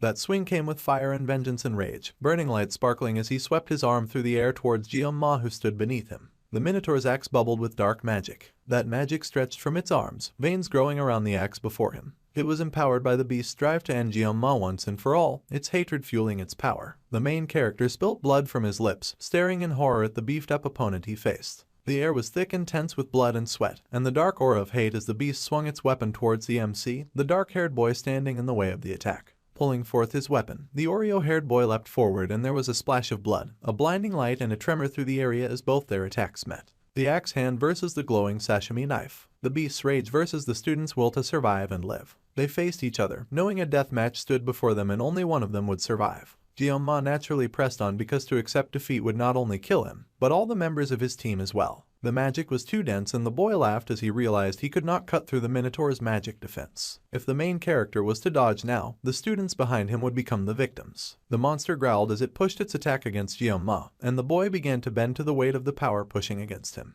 Golden cracks appeared in the air and the gifted student groaned in pain. His feet scraped across the hard ground and he realized he was getting pushed back. This was not an easy battle to win and he had already started to lose. He could not accept that. However, before he could come up with a solution, a golden bolt fired from behind him, nailing the beast in the eye. The MC was shocked to receive an assist. He turned and saw the blue archer, her hair sailing in the wind she'd created with her shot. The girl yelled, asking the Oreo-haired youth what he was waiting for now. He was to take the opportunity that she had opened and sliced. Realizing this, Jeong-ma rushed forward with his sword in hand. The beast growled in rage to see the boy get an assist. The dark-haired boy closed his eyes and focused his power. His eyes grew dark with dangerous thorns, a red light glinting in his eyes. Red light danced around the boy in the darkness as yet another aspect of his blessing was activated. There was red on the ground and it was deep and treacherous, painting the scenery with a dark and dangerous foreboding color. The red was like a living, breathing creature and from it something white extended. The red beat like a thumping heart and the white within it grew, forming the pointed end of a dangerous weapon streaked with white and metal and red. A red dangerous aura was coming for Jeong-ma and the dark-haired boy pulled out his long blue knife. It was a blue light that Chloe recognized, and she stared in surprise. The blue light met the red, piercing through, and it would cut cleanly. Jeong-ma, his eyes blacked out with white irises. The monster's eyes widened in shock as the blue light began to cut. The light grew blinding as the MC forged forward and the monster screamed in rage and pain as it was cut, this time more cleanly than before. It was like its cord of life was severed as Jeong-ma pushed forward. The special student swung his arm and sliced that monster in half. The beast fell apart in two separate halves and Jeong-ma tumbled in the air. The Minotaur fell in two separate halves, the upper and the lower. The beast's attack had not even come close to the perfect slide that the dark-haired boy had made. The others stared in shock at such a beautiful cut. The boy stumbled forward and the beast's pieces fell to the floor. Jeong-ma stood still for a moment, his back bent as he stood between the two bloody pieces. He still gripped the knife in his hand and he breathed heavily, gasping in giant breaths. The dark-haired boy stared forward in relief, blood caking his lips as he embraced the satisfaction of victory. He had managed to cut his foe down. Saki stared in awe, her eyes staring at Jeong-ma. Meanwhile, a blue countdown continued. The healer fell to the ground in relief and he stared in amazement. His hero shattered common sense every time the healer watched him fight. The blue light that had been bright enough to illuminate the cave had come from Jeong-ma who was somehow still standing. At his age, the dark-haired genius was already manifesting an aura. The orange-haired boy wondered what the boy even was. The healer jumped in shock when Saki placed a hand on his shoulder, scolding her friend and reminding him to breathe. He was still jumpy from their terrifying experience, and the boy looked up at her in surprise. The girl smirked and said that she kind of understood what weapon had meant earlier. The boy was confused and the brunette explained that she meant the legendary incident. The orange-haired boy was surprised that she was bringing that up. Sake smiled as she finally understood why weapon kept following that guy around. Jeong-ma was pretty impressive. The healer protested that he was doing nothing of the sort, but she just rolled her eyes, saying that the academy rules would not let Kang Jeong-ma transfer to their class that year. The healer's lips were swollen and purple and he stared at his friend in disbelief, asking if she hit her head or got possessed by a demon. The girl just smirked and suggested the other way around. There was, after all, no rule against that one. Now that the healer considered it, he realized there was no rule against it. The brunette smiled and said that was good, because now she felt like tagging along with him too. Kang Jeoma had become someone interesting to them. Meanwhile, the boy in question was really going through it as he tried to catch his breath. Even with Speed Weapon's blessing, rest was unavoidable. At least the main character had managed to survive. Still, fighting without the painless blessing was progress, and this was the first time he'd done it. Suddenly, someone cried out his name and flung themselves at him. It was Chloe, of course, and his resident Yander was worried about him. She wrapped her arms around him, much to his surprise, as she wailed and asked if he was hurt anywhere and if he was okay. All of her care and hugs were somehow aggravating his already existing wounds, and he trembled in her arms, groaning about how he was still hurt and he would love for her to wait a minute. The girl gasped and pulled back, nervously playing with her hair as she apologized. The poor boy leaned back as he wished he'd just died instead. The pain he felt now was massive. The boy then blinked as he stared up into the sky and saw a huge system notification. It congratulated the MC, for he had unlocked yet another blessing. Originally, this fight should have been Leon's. The MC had no intention to steal it, especially as the spirit rank was one of the rarest in that world. It was a blessing that only revealed its full potential when combined with another. Jeoma had gained the blessing of transition, which meant that he could transfer an own blessing to a living being or an object. However, the user must make direct physical contact with the target. It was an essential blessing for controlling the dual-natured Bamang. Well, the dark-haired boy had won it now, so he might as well make the best of this. Suddenly, the door to the dungeon opened and the weakened student raised his head. The dark-haired boy reminded Chloe that he had asked for a favor. The girl was surprised, but she immediately agreed to whatever favor he required. The guard peeked inside the dungeon, looking around. He then assessed the situation and stared in horrified disbelief. The poor stupefied guard could not believe the wreckage that lay before his eyes, but before he could process it, Chloe leapt at him and stabbed him in the leg. The guard screamed in pain, crying and wiggling on the floor like a pathetic caterpillar. The assassin warned him to stay still. Her gaze was threatening and the guard cried in fear to see her. Weapon was a bit confused and asked what was going on, so the team lead explained that he had asked the girl to do him a favor earlier. The guard yelled and cursed at the students, asking why they were attacking him and what he had done to them. The dark-haired boy said that was exactly what they were trying to figure out. After a moment of explanation, the guards were shocked that the rampaging buffalo horde and the open stone gate were all because of the wicked guard. The archer admitted that it had all felt a bit suspicious. There were not any surveillance cameras inside the dungeon, but the guard had just happened to show up in time, just as they defeated the beast. The healer did not understand why the guard would target them though. The archer scoffed and said that was exactly what they were still trying to figure out. Then, they turned to the guard. There was no way that a small fry like him pulled this off without any outside help. The brunette asked with glowing blue eyes, asking who was backing him. The man was already very terrified. He stuttered as he tried to speak, but the brunette was impatient and asked if he would talk or if he would prefer that they loosen his tongue. Even Jeoma was surprised at her ferociousness. Then, the dark-haired boy added that if the guard would not tell them about his boss, things would get very dark indeed. The guard panicked and said he would talk. A few days ago, a Howakan Academy instructor came to him, and they said that they would clear his gambling debt if he just obeyed their instructions. Weapon was enraged to hear that a guard was selling out students for gambling debts, and that he had traded over lives for a few bucks. Even Saki couldn't believe his scummery. The guard panicked and said that it wasn't a few bucks, the person had promised 20 billion. The guard refused at first, but Weapon didn't want to hear it. He thought that the guard was a complete scumbag. Anyway, Saki made Weapon calm down, and then asked the guard what the instructor looked like. The man confessed that it was a woman with purple hair and eyes, and she was pretty tall as well. The archer considered this description and realized that it sounded like the class assistant instructor. She was sure because she never forgot a face. Plus, the teacher's eyes were so sharp that she stood out.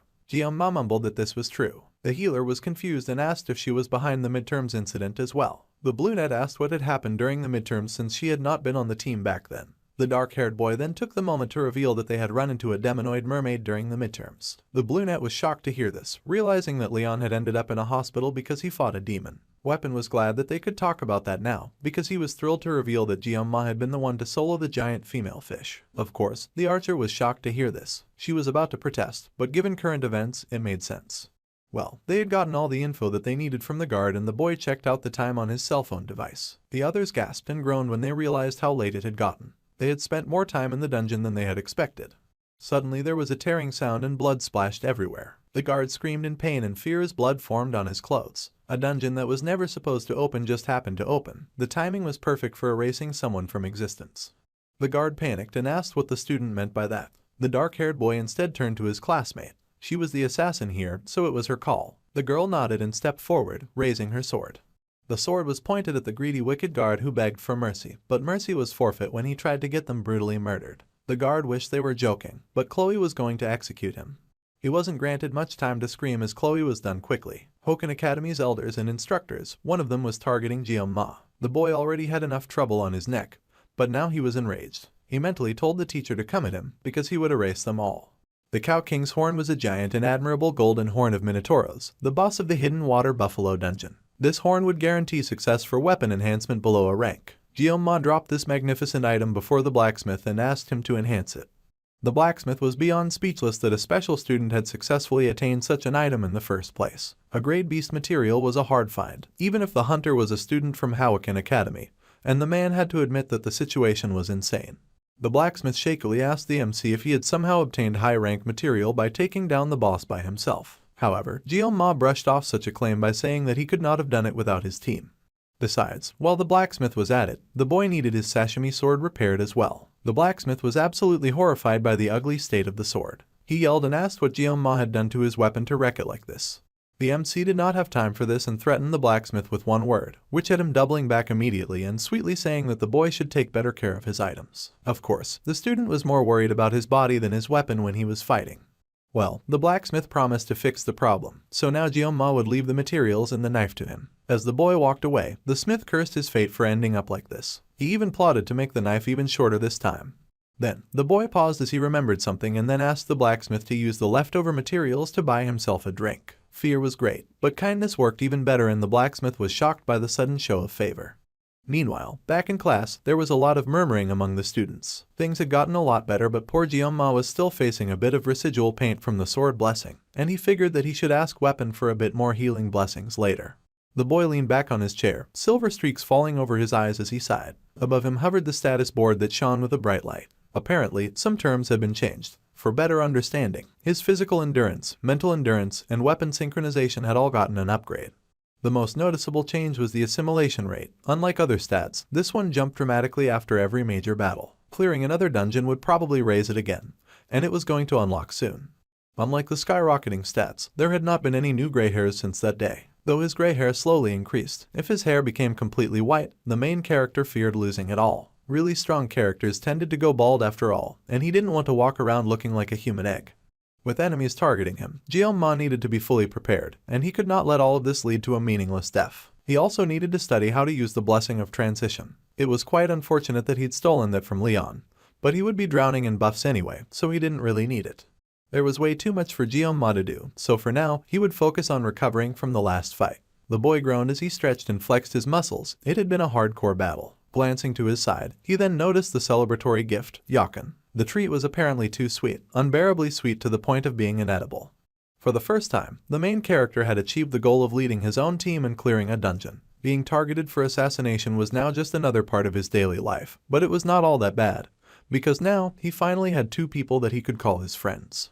Weapon and Chloe, neither of them played a major role in the main story, and he was not even sure if Chloe considered him a friend or an object of love. The redhead had ended up hospitalized with a fever after the dungeon, so he would have to visit when he had the time.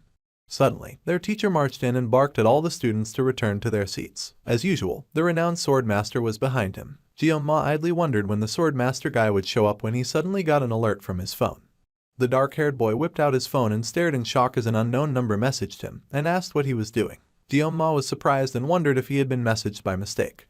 The next message asked the boy to look in front of him. This was a curious respect, but Oreo hair obliged and looked up. Then his eyes widened in shock and horror. The person with the bunny picture as their wallpaper happily waved and grinned with her tongue out. It was Saki with her wave of light blue hair, and she skipped happily into what was supposed to be the wrong class. So, from that day, Cadet Saki Ryojo had been reassigned to their class, and there was a shout of shock among the students. The teacher told them to settle down. He said that he hoped that they would all get along, and that announcement was over, so it was time for the class to change into their gear and report to the training grounds in 30 minutes. Then, they were dismissed. The students acknowledged the request and gaped at the girl in awe. They could not believe that the girl was really in their class now. The bald instructor said that Saki had requested the reassignment herself, and the other students asked if the girl was really their classmate now. They even had the shameless audacity to ask what was her type. Ignoring all of them, the girl casually strolled through the class, and Jeong-ma watched her in disbelief. He could not comprehend that she would actually come to their class. Among the year's recruits, the girl Saki was considered one of the miracle generation. The top 4 students, Jeong-ma, Abel, Rachel, and Saki, who ranked first, second, third, and fourth were to walk together. The brunette ranked first in academics, but her combat skills were just as sharp. A true balance of brains and bronze. She was also the daughter of Kojima Saki, one of the 7 heroes aka the Absolute Bow. Fun fact, Kojima Saki holds the title of the Prime Minister of Japan in this world. Basically, the brunette was Japan's princess, and in this world, Japan was still a superpower. So, people were losing their minds like they just met a celebrity. Internally, Guillaume begged for the brunette not to come over to him or it would be a pain in the behind by 200%.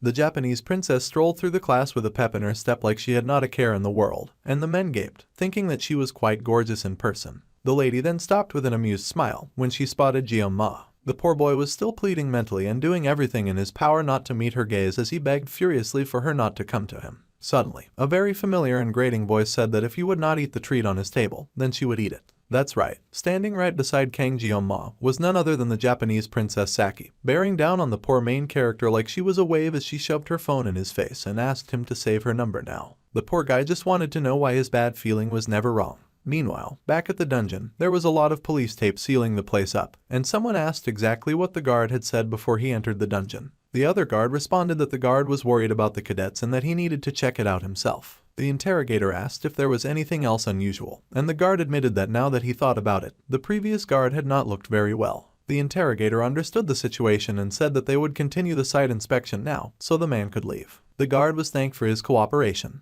The interrogator sighed as he faced the dungeon, and someone mentioned that it was rather common for people to die in dungeons. However, no matter how bad the accident was, there was always a body left behind. This time though, the interrogator could not forget the sight that he had found within the dungeon. When they had entered the dungeon for the search, they had been left in utter shock. Wide-eyed, they had stared at the numerous bodies of defeated buffalo, a mountain of flesh and blood, piled high with buffalo corpses. Howakan Academy cadets had been here, but this was not the work of mere students. The cadets returned safely, but the staff member who had gone in after them was never found. Not even his body had been retrieved. It was as if the guard had never existed in the first place. The interrogator's partner asked if it was possible that the guard was still inside the stone gate, and they could not rule that out completely, but it was highly unlikely as the stone gate had never opened before. Even so, they could not exactly interrogate Howakan Academy cadets because that place was crawling with nobles. The higher-ups would not ever approve a warrant for them to further investigate the matter, but the partner needed to step away to go easy on himself. The whole cage was driving the surprisingly hot interrogator crazy and he sighed as he smoked. Suddenly, his partner got thrown back and the interrogator stared in shock. A lady approached in thigh-high white boots. Purple energy crackled all over the fallen man who donned glasses and the interrogator stared in horror when he realized that magic had been used.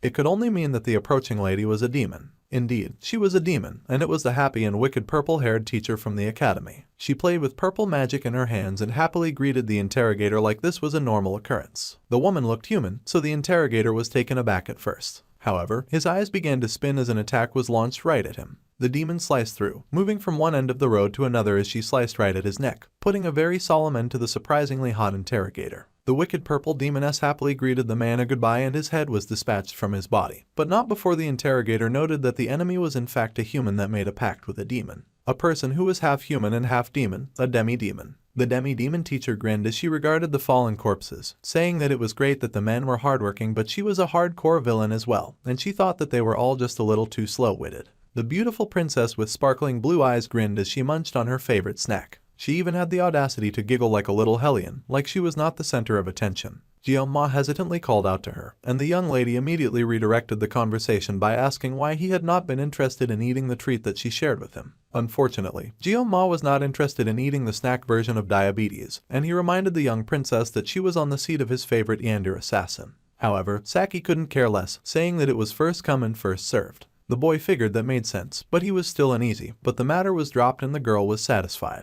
By the way, the main character could not fathom why the talented archer had transferred to their class. Before the conversation could press forward, they were reminded that they had 5 minutes to prepare for the assembly. The archer clearly had no intention of answering the main guy's question, so there was an awkward silence at first. Then, Guillaume pointed out that their class had an early morning training every day, and their new student was supposed to join them. However, Saki had no intentions of doing that either. Why did she even bother joining their class? Then, the girl added that she didn't want him to call her Saki anymore. She wanted to be on a first-name basis, so he was to call her Ryojo. In her country, close friends used first names, not last names. However, Guillaume pointed out that Weapon calls her Saki. The girl scoffed and said that had nothing to do with this, so apparently, she was playing favorites. She told him to have fun at training and very obviously dozed off on her seat. A very troublesome person had entered the MC's class, and she clearly had no plans of leaving anytime soon. Meanwhile, in the hero class, Rachel did a few stretches. The blonde girl noted that it was a noisy day, and she'd heard the rumors that Saki transferred from their class. The blonde couldn't believe that the brunette who slept all day had really left their class. Abel could not care less about that rumor and was barely engaged in the conversation.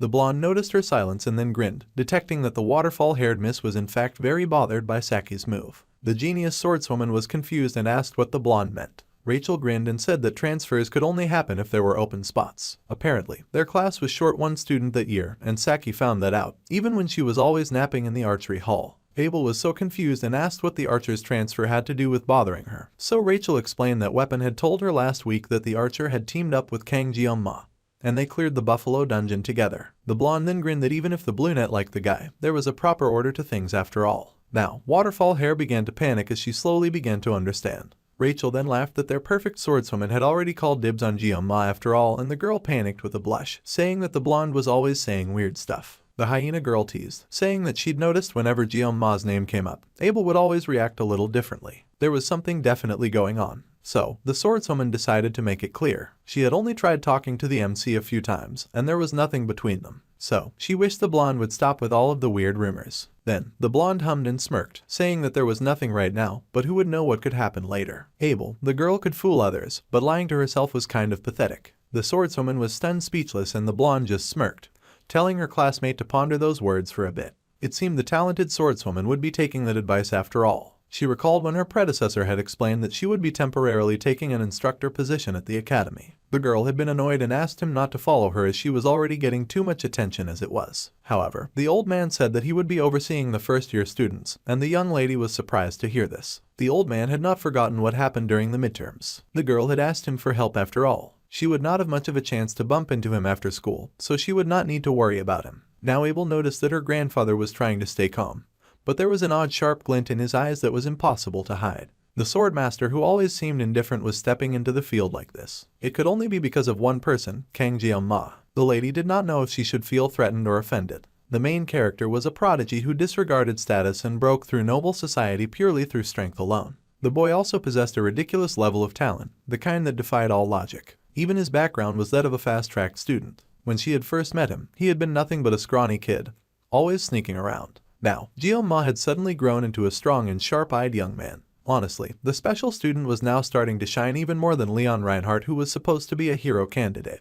The special student was walking the hero's path more clearly, yet he never even showed it off. The boy was not the kind to boast about his achievements, and he instead just quietly moved forward. If he had acted cocky even once, then maybe the swordswoman would find it easier to dislike him. Now, she found the current situation rather pathetic as her beautiful features were marred with a frown. She was totally jealous. Abel was jealous now that her grandfather had recognized the main character as well. The high-ranked swordswoman was so ashamed. Now she was recalling this as Rachel grinned wickedly behind her, her eyes shining with mischievous glee. The swordswoman jumped in horror, squealing and asking what the hyena girl was doing sneaking around like that. Rachel also squealed, acting like Abel was wrong for screaming. No matter how it looked, the swordswoman was hell-bent on riding the train that she did not have feelings for Kang Jeong-ma. In fact, she did not even have the time or room to think about him. The blonde then grinned, saying that she was quite relieved that Waterfall Hair had said that out loud, much to the other girl's confusion. See, Abel had now given express permission to any other girl openly interested in Kang Jeong-ma, and Rachel was pleased that she would not have to compete with Abel to get the man that she wanted.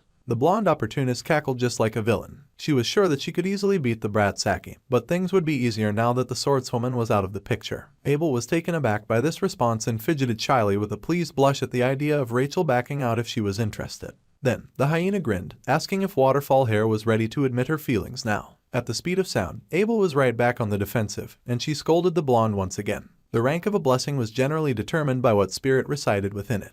If a guardian spirit was present, it would be a guardian-level blessing. However, if a true spirit was present, it would be considered a spirit level. A student then asked if an ancestor spirit counted as an ancestor-level blessing. Meanwhile, Saki mumbled that her grandfather kept showing up in her dreams lately. Perhaps she'd see him less if she slept in class less. The teacher laughed and explained that ancestors could help to lift weights in the forge, but they did not give blessings. Saki pondered this answer for a few minutes, and then she just dropped right back to sleep. Not even the professor could keep her awake, and once again, Jeong-ma wished the girl was anywhere else. Alright, moving on. The teacher went back to the lecture and Jeong-ma pondered how the girl could possibly sleep so well. It had been 2 days since the brunette had mysteriously shown in their class, and he still did not know why she was there. Especially because all she'd done since getting there was sleep through the entire class, so there was never any time to ask her. Seriously, if the girl was just going to nap anyway, then she could do it in the corner, not next to him. Fortunately, Chloe was still in the hospital, so there had been no issues raised about Saki's choice of seat. Still, the archer covered for him after the dungeon incident, so everything wrapped up without too much trouble. The archer was on another level, way better than weapon. The teacher was still teaching and passing on knowledge to anyone who would bother paying attention.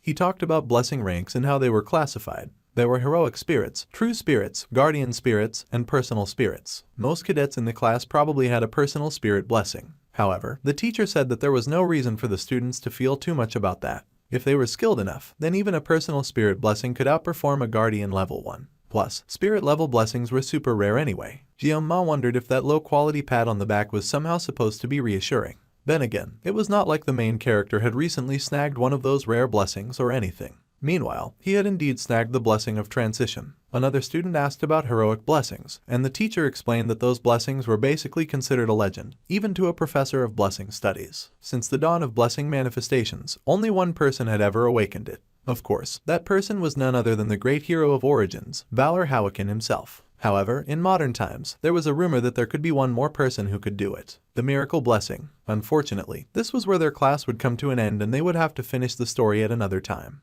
Just before the teacher left, Kang Jeong-ma decided to ask a question. The teacher was surprised but told the boy to go ahead. Then things got dark as Jeong-ma asked if the teacher had ever heard the phrase that said, "May the blessing of the gods be with you." There was a bit of silence that had some tension in it. The kind of tension that even woke Saki. The teacher then said that he was not quite sure what the boy was getting at. But there was a flaw in what the boy had said. This was intriguing to the main character, and the teacher smiled, saying that there were no gods left in this world. He admired the young student's thirst for knowledge and told the boy to feel free to visit his office anytime. In other words, of all the categories of blessings, the blessing of a god was even more than a legend. Most thought that it was something that no longer existed. The main character was silent as he watched the teacher leave the class. Then, the brunette grinned sneakily at Jeong-ma. He asked if she was done sleeping, and she said probably not. The boy sighed since the girl clearly had no intention of participating in the land of the living. He also needed to get some rest anyway. So, the boy lay his head down for a moment, deciding to rest. Everything went dark, and in the darkness, the letter G appeared. There were words appearing in the dark, like something was trying to communicate, and the boy blinked blearily as he tried to make out the words. Then, his eyes widened in shock and realization. Before Jeong-ma was a planetary-wide display that said the GMO requested a conversation with him. Bro was now floating in what looked like a satellite in outer space, and it seemed like the sword god was trying to make contact, and it was asking if Jeong-ma accepted.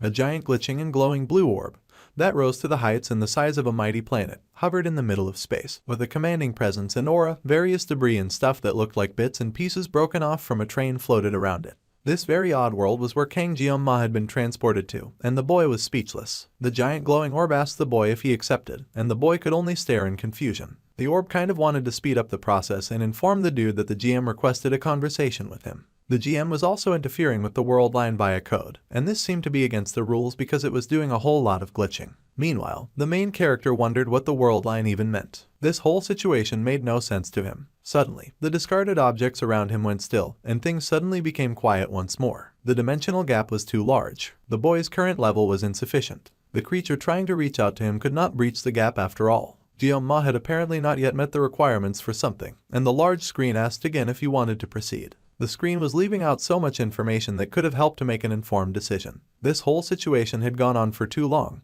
and it did not seem like a dream. Perhaps he would finally find answers about the sword god's blessing and why he was in this world. The boy focused on the in tag, and he selected a yes. The GM promptly confirmed his decision and was now initiating reverse connection. There was a glitch and readjustment as the world began to align, and the system buzzed. The glass shattered before him, and Jeong-ma was suddenly hit with a feeling. It was just like when he had first awakened with the sword god's blessing at the academy entrance. Lines connecting and lights flashing with scattered remnants of a memory danced around him. Right, something was flashing just within his sight. No matter what, he needed to see clearly on the identity behind that bright flashing light before him. The boy reached out, getting closer little by little to the shining light, and he encouraged himself, pushing himself just a bit further with his hand outstretched. Jeong-ma was going towards the light when suddenly a voice called out, screaming for him to awaken. A hand grabbed his shoulder, pulling him right out of that sparkly red dimension. External interference had been detected, and the conversation would have to be postponed. The main character was alarmed, trying to hold on to the information that he so desperately needed, but he would not get that chance. He was spat out by the swirling red system that was already quickly locking itself away.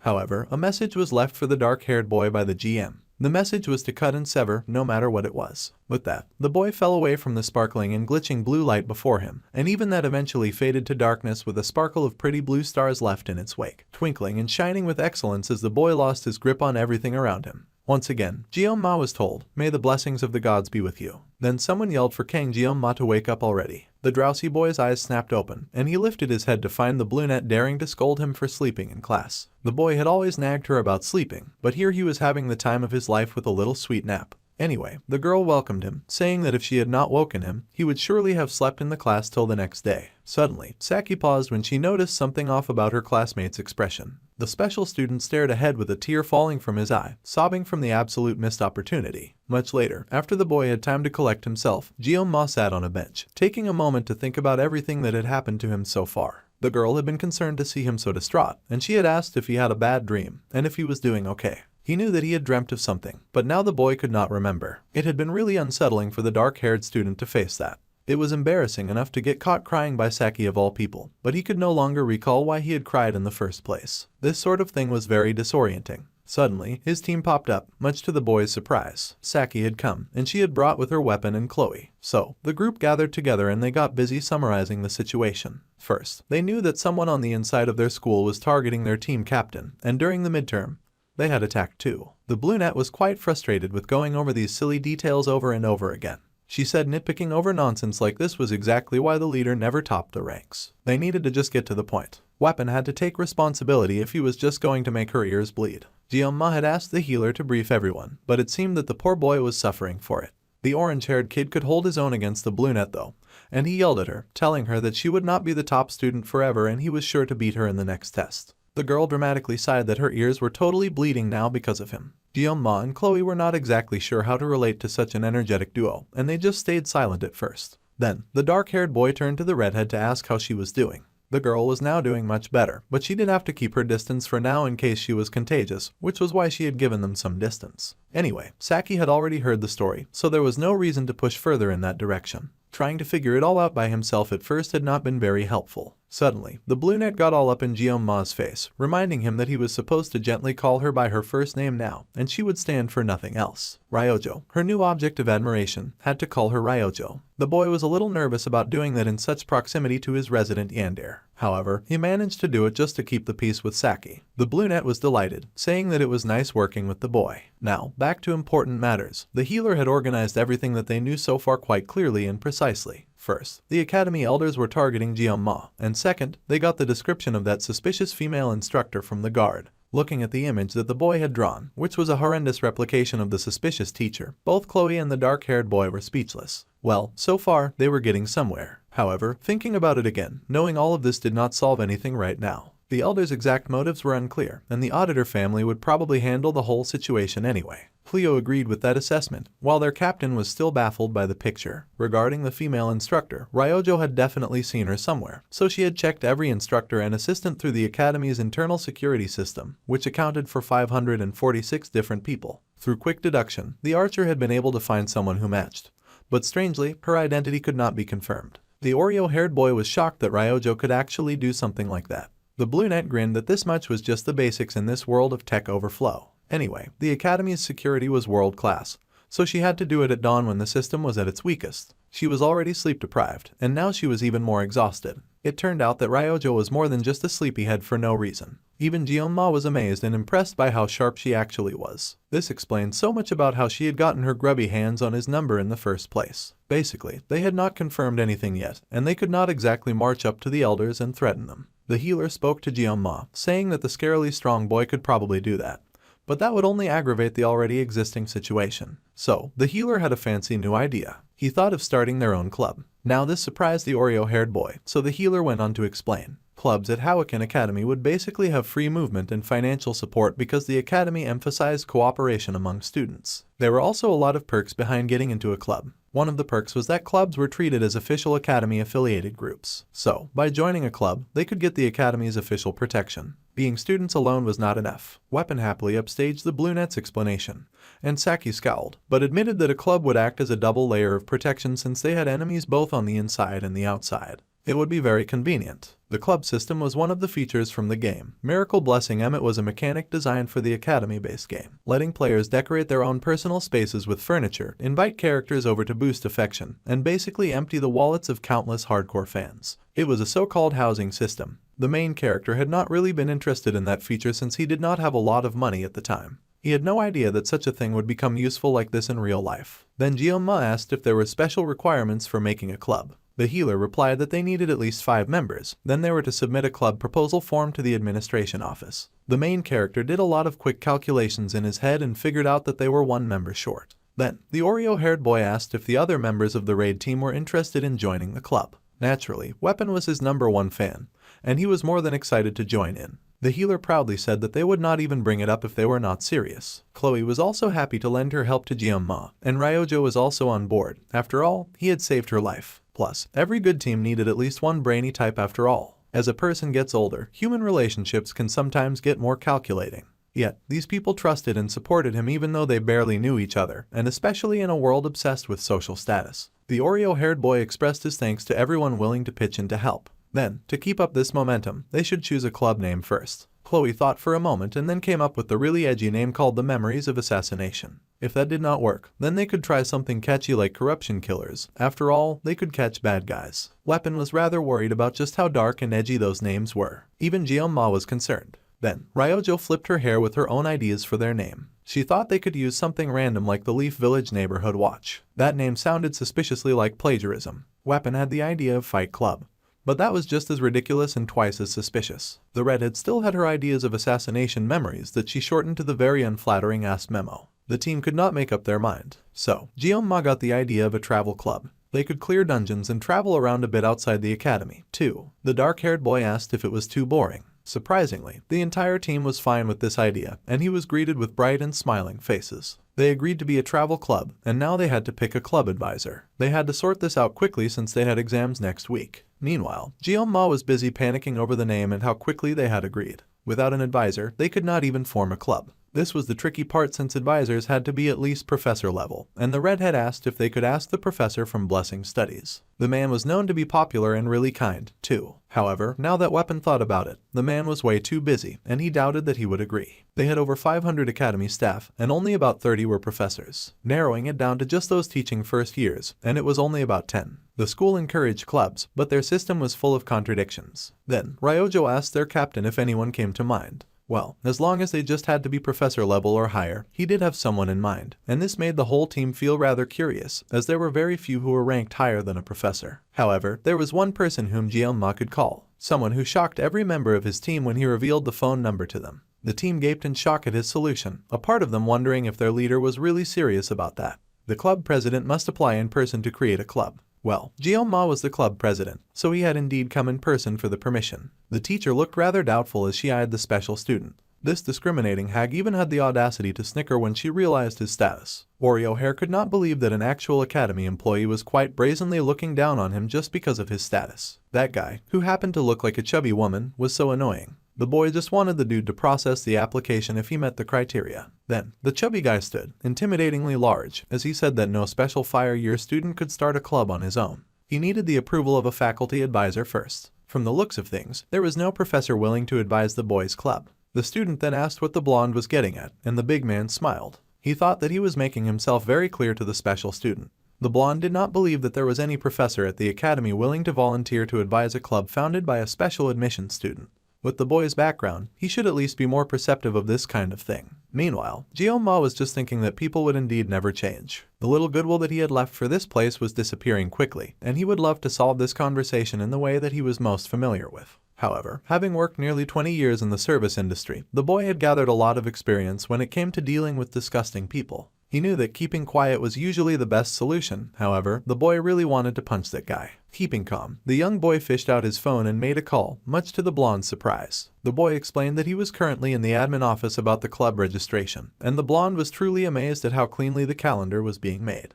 Ma then smirked, noticing that the club advisor was nearby and he was even on the way. That was perfect. Then, the boy would be seeing the advisor soon. With that, the call ended, and the blonde yelled, scolding the kid and saying that he had a lot of nerve acting big by making a phone call. The Oreo-haired boy did not have the strength or the time to get into an unnecessary fight and just told the blonde to follow the procedure. His advisor was on their way. The blonde yelled, saying that the boy was being so darn rude, and he yelled to ask just whose backing the special student thought that he had. The blonde kept yelling that he was a cousin of a close friend of the headmaster himself, and if he said the word, a special admission student like the boy with black and white hair would have his life over. Suddenly, the boy snickered, which further annoyed the angry blonde. However, Ma asked the blonde to keep silent and to stop making so much noise. The blonde's voice was too loud. Now, the blonde was really about to lose his temper, yelling at the kid with his face going red. That was the receptionist's true face, and Ma smirked to finally see it. Finally, the receptionist would be honest. Suddenly, something slapped across the room at record speed. Every receptionist in the room was intimidated, frightened and scared. They could not believe what they had just heard. The blonde stared in awe as the heel of a pretty shoe stepped into the office. Now, Ma asked the receptionist to pay their respects because the boss had arrived. The club advisor was none other than the curvy and gorgeous principal herself. The green-haired boss cooed at her favorite student, asking how he was doing as she had not seen him face to face after so long. The boy apologized for the inconvenience, understanding that the principal was busy, but the lady cooed, saying that she would come running for his sake every time. The blonde continued to stare speechless at them and was horrified to see Kang Ma. Now, the blonde realized that was the name of the year's top freshman. The principal told the boy to leave the papers with her and to hurry back to class. After all, his written exams would begin in the next week. The boy then thanked the lady for everything, and one of the receptionists rushed out, providing a chair for the green-haired lady to sit on rather haughtily. The woman was shocked and horrified to see the headmaster, pleading that the whole situation had been just a misunderstanding. However, the woman did not even need to use a blessing to know what the blonde had said. The giant man had mocked the poor boy's background, of all people. He had done that to the student that he and Zeke personally selected. The green-haired lady smiled with a wicked cock of her hair, telling the blonde that she had 5 minutes, and it was time for the blonde to start writing. Now the blonde had no choice but to forcefully resign because of her atrocious behavior. A few minutes later, Ma was informed that the club application had gone rather smoothly, as long as he found one more member of the club. He was good to go. The boy also guessed that the girl at the office was probably fired. He promised to visit the principal eventually, and she was telling him to come by her office after class. A very suggestive invitation that made him quickly put his phone away. Anyway, the boy soon arrived at his destination, and he found the blacksmith hard at work. The man turned and asked if the boy had come for his gear. If that was the case, then he just had to wait a minute. Now the boy thought that the man finally looked like a real blacksmith. He did not know what the blacksmith really thought of him, but as a former player, he had mixed feelings about the guy. After what had happened recently, the negative side had grown stronger, though honestly, the boy also felt rather bad for the blacksmith as well. It was really hot inside the forge, and he unconsciously pulled at his tie. See, the thing was that Blacksmith Wheelant was one of the main NPCs responsible for almost everything related to equipment upgrades. Due to the nature of K-Mobile games, the man was born as a character people, either loved or loathed, for notoriously draining players' wallets. Being a small spender, the main character could not fully relate, but heavy spenders regularly held rituals begging the good plant for luck and praying desperately for Wheelant to bless them just once. Though in reality, most players just called him Scamlant, Doomlant, or even Dicklant. Well, even the boy cursed him when he downgraded his Mirasama from B grade to E grade. Suddenly, the smith asked the boy exactly what he was daydreaming about. The boy was startled as he raised his head, and he mumbled that it was nothing. The smith had just reminded him of someone that he knew. The smith laughed and said that the boy must have been thinking of someone handsome then. Anyway, the man now had the gear for the Oreo-haired boy. This upgrade was perfect. The smith was confident about that. Some special options had even been added as well, and he told the young stunt to check it out. The new and improved Scattered Rain blade of Murasama, the Sashimi knife version, with a release boundary. It sparkled in the light and the boy stared in awe at the beauty before him, declaring that the smith was indeed godland, shocking the smith silly. The smith had no idea what the boy was talking about, and he was moving kind of creepy, too. The Painless Blessing has also been significantly improved and would now activate for 50 seconds with a 12-hour cooldown period. When the main character had thought about the dungeons that he had to clear in the future, he had felt like 40 seconds would never be enough. However, 10 seconds extra would make such a hug different, considering that it would be used in conjunction with the blessings of transition when the level of armament was raised in the future. This was definitely good news. Even though the boy had complained in the past, the Painless Blessing was surprisingly versatile for a spirit blessing. Then, the boy said that Wheelant asked him to check some things out. The boy whipped out his knife and saw that the blade had been upgraded to a D rank weapon. After all that effort, the rank had not been raised very high. It was a slight disappointment, but our guy would live with it. He had gone through all that trouble to get materials from an A-grade monster, though, and he'd been hoping for at least a C-grade. Still, considering that he would be handling aura through the Mirasama frequently, having its hardness increase by 2 grades was definitely encouraging. It shouldn't have to shatter mid-combat anymore, and that was supremely important. Plus, the flashing button partially begging to be pressed, the boy had a weird bad feeling about that. But his finger was drawn to it all the same. He did, in fact, press the big glowing button, and a huge screen popped up immediately, much to the main character's surprise and alarm. The screen that appeared relayed that there had been successful reinforcement, and the weapon's high growth potential. Up to 3 special abilities could now be added. Special abilities require magic stones and can activate at random. Gyoma stared in part awe and part horror, as no one had mentioned anything about magic stones, and now he was faced with 3 very empty power slots. The boy then paused as he recognized yet another element from the game. Meanwhile, a cup went flying into a glass as someone cursed bitterly, shattering the glass in their anger. A man stood now, facing the shattered glass as he panted heavily. He slumped to the floor in defeat, again failing to kill his target. Deep in the depths of despair, the man swung up a bottle and drank deeply to wash away his sorrow. The man then tossed aside the empty bottle and asked his father what he was to do now about this sudden situation. He called to his father, the portrait of a man on the wall, who had no answer and gave no reply. Rimmon von Bimhark was his name, and he was one of the 7-star heroes, the one known as the Mad Tiger. However, the man had fallen in battle 40 years ago during the campaign against the 6th Legion commander, Vasman. Society praised the man as a noble hero after his death, but immediately afterwards, countless attempts were made on his son's life, driven by family members hungry to seize their family and their wealth. To survive, the young boy had been forced to harm and poison his heart. Those relatives who plotted assassination against him were instead manipulated to destroy each other, and ultimately the boy was able to escape and restore the family's shaken foundations in his father's absence. At the age of 30, the man had become an elder of the Hawakan army. His mission was to guide this foolish humanity and uphold an absolute ruling class. He had accepted this fate without question. To control the ignorant masses, a common enemy was necessary. Fortunately, the existence of monsters provided humanity with the perfect enemy, lending legitimacy to their authority. They had worked with heroes to fight against the monsters, but unexpected variables always arose. That variable in question was now Lon von Reinhardt, the one hero born with the ability to defeat the Demon King, a capable one chosen by fate. Of course, given the overwhelming gap in power between humans and monsters, the likelihood of Leon truly defeating the Demon King approached 0.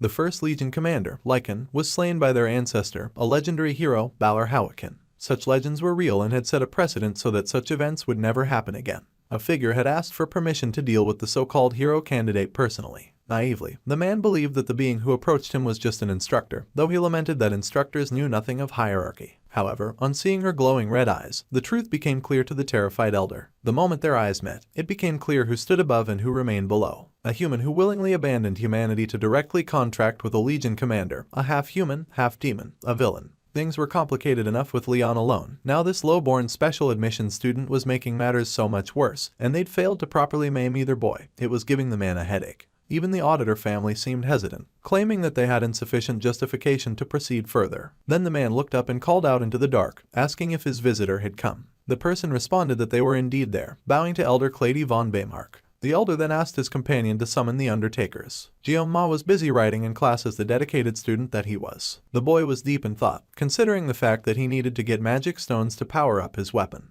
The difference between weapons with and without magic stones was absurdly stark. So, having 3 spots to put in special abilities was definitely a jackpot. That is, if this was still a game. Magic stones were the kind of thing that only dropped from specified dungeon bosses, and they dropped from a rank or higher demonic beasts, which were practically demonoids in all but name. The fact that he had to deal with demonoids yet again felt like a very unfunny curse, and he wondered if that had to do with the word demon in his name. Meanwhile, Ryoja was by his side sleeping as usual, and he wondered if the girl had stayed up all night long yet again. It had already been a week since they had cleared the Huffalo dungeon with the club members. The key to opening the stone gate in the Buffalo King's territory was also a magic stone, one that came from the colossal beast, Gigant. For some reason, it seems that someone already slayed Gigant and took its stone. Even in the game, the giant Gigant was depicted as so powerful that a single step could shed the earth. Plus, the tall monster was nothing compared to the monsters added in later updates. There was the Basilisk of Corruption, an S-rank monster. There was also the Calamity Beast Manticore, also an S-rank monster. Last but not the least, the S-rank Lick King Dullahan. All of these monsters were natural disasters given form. Gyoma really had to think about whether that kind of thing was worth risking his life in the name of getting special abilities for his weapon. Hunting demonic beasts for stones was supposed to be Leon's job. Suddenly, Chloe popped up, asking if a seat was taken. The redhead had finally shown up after spending so much time in the clinic. The boy greeted the girl hut predictably. There was instant tension between her and the brunette who was sitting at the redhead spot. The dark-haired boy tried to move the conversation along. Nothing that Kolio seemed to be doing much better now. She laughed that her crush had suffered way more than she had and she wanted to ask about the blue light from his weapon, but he really did not want to talk about that. The more the boy thought about it, farming magic stones was worth the aura he'd get from it. Ironically, right now the main character was craving strength and he had abandoned thoughts of peace and safety. However, his core goal remained unchanged. Guillaume needed to survive. Unexpected variables, ones that did not exist in the game, kept targeting him relentlessly. The plot that he had known was getting distorted, and if this world itself refused to leave him alone. Somehow, it had already been a month since he had enrolled at the academy, and the truth about the Second World War, which would occur in 3 years, would soon be revealed. The boy had to hurry and strengthen himself as well as enhance his weapon. There were necessities, not a choice. At this rate, he could not guarantee the war's outcome because he did not trust Leon, the so-called hero candidate, one bit. The Oreo-haired boy was busy having very deep thoughts while his club members fooled around beside him. Even if the mermaid was a demonoid, the main character thought it was odd for a future hero to get one shot by a basic attack. That was too pathetic to put into words, which made him firmly believe that Leon was definitely up to something. Suddenly the boy groaned and growled that everything was just way too exhausting. The healer jumped in just then to complain that Ryojo had hit him. The main character hadn't even noticed when the healer arrived, and the other team members were giggling like children. The healer explained that he had come to ask how the club registration was going. The headmaster had approved it so they could start as soon as they found one more member, and he told the orange-haired boy to stop calling him president. The healer accepted the request, and then asked the dark-haired boy if he heard the weird news about Leon being in a rampage. There were rumors that he had been clearing high-ranked dungeons non-stop. The main character went silent as he considered that Leon was now acting like a protagonist. Perhaps he'd taken back his earlier judgment after all. Apparently the boy had also cleared a high-ranked dungeon yesterday as well with a small party. Meanwhile, they had barely scraped through a C-ranked dungeon, even with the complications. The orange-haired kid was surprised to see the brunette was rather well informed, and then he joked that the archer was into the hero student.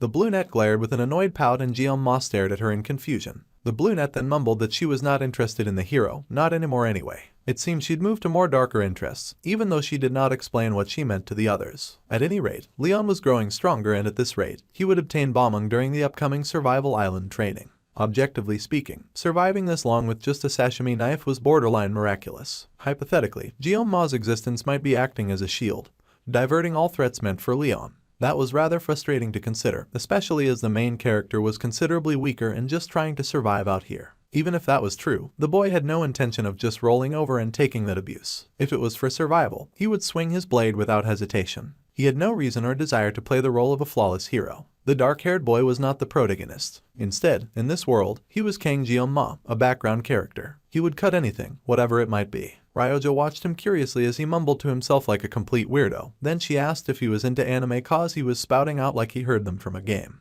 Meanwhile, a group of people propelled down a nice and long hallway. One of the punks in line spoke to their boss and cheered that they were moving up in the world. Even the Hawaiian Academy elders were calling them now. It was pretty fantastic and they might as well go legit. However, the boss immediately silenced her disrespectful junior. His colleague laughed, saying that he was new so he didn't know any better. Their boss actually hated the elites. This confused the guy as he wondered why they'd taken the job then. Invisible it was, because the payment was too good to refuse. Not even undertakers would bite the hand that fed them. The other guy laughed and admitted that they all had to eat. Plus they even got an advance payment of 100 million per head and they'd get double for completion. It was pretty impressive. Then the boss hissed at them to be quiet and they both agreed to shut up. The maid brought the dangerous people to her employer and the man asked for them to be sent in. Hey, we're all villains. The deputy leader was Jang Tipuk, the grunt was called Perry, and their leader was Ray Shen. The Undertaker Syndicate belonged to the Undertaker Merry Villain Alliance. They had come quite a long way to meet with the old man from earlier. The man made eye contact with the beautiful bodacious leader of the mercenaries. Then, the old man asked someone to give the mercenaries the package. The package was brought in and the beautiful leader looked through the file. Her target was Kang Jeong-ma, an average-looking gothic special student. Even the grunt was irritated that they had been hired to take on a snot-nosed brat and they were being paid so much money for it too. The punk dared say that the main character even looked like a gigolo. They were to handle him during the next week's Survival Island training. As discussed, the mercenaries would get 100 million upfront and their bonus would be paid separately upon completion. The woman then asked what disposal method they were to use. The old man told them to dump him. The island that they'd chosen would be surrounded by the ocean after all. It was best to take advantage of the scene and let the fish and sharks take care of the rest. All they had to do was drop the body. Meanwhile, the unsuspecting serious student was focused on his written exams as he bit into a sandwich. The era when blessings first manifested was about 694 years ago. The aftermath of the heroic revolution in France was something he had to know too. As someone who aced midterms, the boy did not really need to try this hard. But ranks got posted publicly. The boy had to take the exam seriously, since 2 club members happened to be the first and second place in the written test. Of course, his club members just had to be the top scorers. It was so unlucky and he knew they'd be looking out to see what he scored. Suddenly someone texted and the boy wondered who could be calling this early. It was a message from Ryojo who wanted to know if he'd eaten breakfast. She was acting like his mum. He told her about having a sandwich and she insisted that he needed to load up on sugar or his brain would not function. Then she predictably began to praise the beauty of Yonggang. She was busy spouting so much nonsense first thing in the morning, and he wondered how she could even be the top scorer. He ended up matching her nonsense by saying his country also had nice sweet things. Excited, the Bluenet asked what kind of sweet things they had and Gioma surprisingly replied rather rudely. The girl was so shocked as she stared at her phone for a hot minute. She sent further messages for an explanation on the nonsense that he'd just pulled, but he'd surprisingly gone silent. The boy tossed his phone down and got focused. He planned on acing this exam and he could not focus on her distractions. He would not let that Yonggang eating manic beat him. After hours of studying, the boy then realized that he was in so much hot soup. Listening to Weapon and Ryojo chat about all the right answers in the test sounded like listening to an alien language. Chloe was kind and asked the shivering boy how the exam had gone. The boy then mumbled that he had guessed through all 3, which surprised the redhead since those were all essay questions. The boy had somehow managed to scrape by using more knowledge, but he was really going through it in this school trying to ace academics. Chloe thought he was just messing around, but the main character was truly going through it. Hopefully, he had done a bit better than the redhead. Then he asked if she had heard from Nox since he had not heard any updates from the boy. About that, the girl said that her brother actually did call the other day. However, she had been asleep and she had totally missed his call. The boy asked what time the boy had called and that was at 7 in the evening. She had been pulling a lot of all-nighters to study. The girl was a night owl. She had clearly ignored her brother's call on purpose. That was not the kind of energy that Gioma needed right now. The auditor member's constant info was classified, so unless the redhead boy sought him out directly, Chloe would be his only intel source. However, the girl was not the biggest fan of her brother and they seemed rather awkward around each other. The main character thought siblings should at least get along better. Suddenly, the healer screamed that he had studied for days without sleep, but he still was unable to beat the Bluenet. Ryojo haughtily laughed, saying that it was best for the healer to just acknowledge the very obvious talent gap between them. The girl was confident while the healer was in dismay. Gioma could not help but wonder what the girl would think about him when she found out how much he was struggling. Suddenly, Ryojo rose and hopped over to sit beside them, much to the redhead's still annoyance. She had noticed the two whispering to themselves and she wanted to know what they were talking about. Then the Bluenet pressed to ask if they were dating or something similar, fishing for loopholes so that she could snatch her prey. The boy wondered if dating and romance was truly the only going on in the minds of teenagers. Meanwhile, Chloe was blushing in the background at this adorable assumption. Well, Gioma rejected the idea immediately, much to the poor redhead's disappointment. They were just friends and it was not what the Bluenet thought. Then the Bluenet smiled and then asked why the dark-haired boy always ignored her texts if he did not have a girlfriend. The student groaned, saying that he had only done that one time and she should stop making it look like he always ghosted her. Meanwhile, a very dark and familiar threatening voice echoed behind him and the boy turned in horror to see Chloe's Yander mode had activated. Now, the redhead was violently interested in the fact that her crush and the Bluenet were texting and she wanted to know exactly what the heck they were texting about. Alright, so that catches us up with all the latest chapters of this series once again.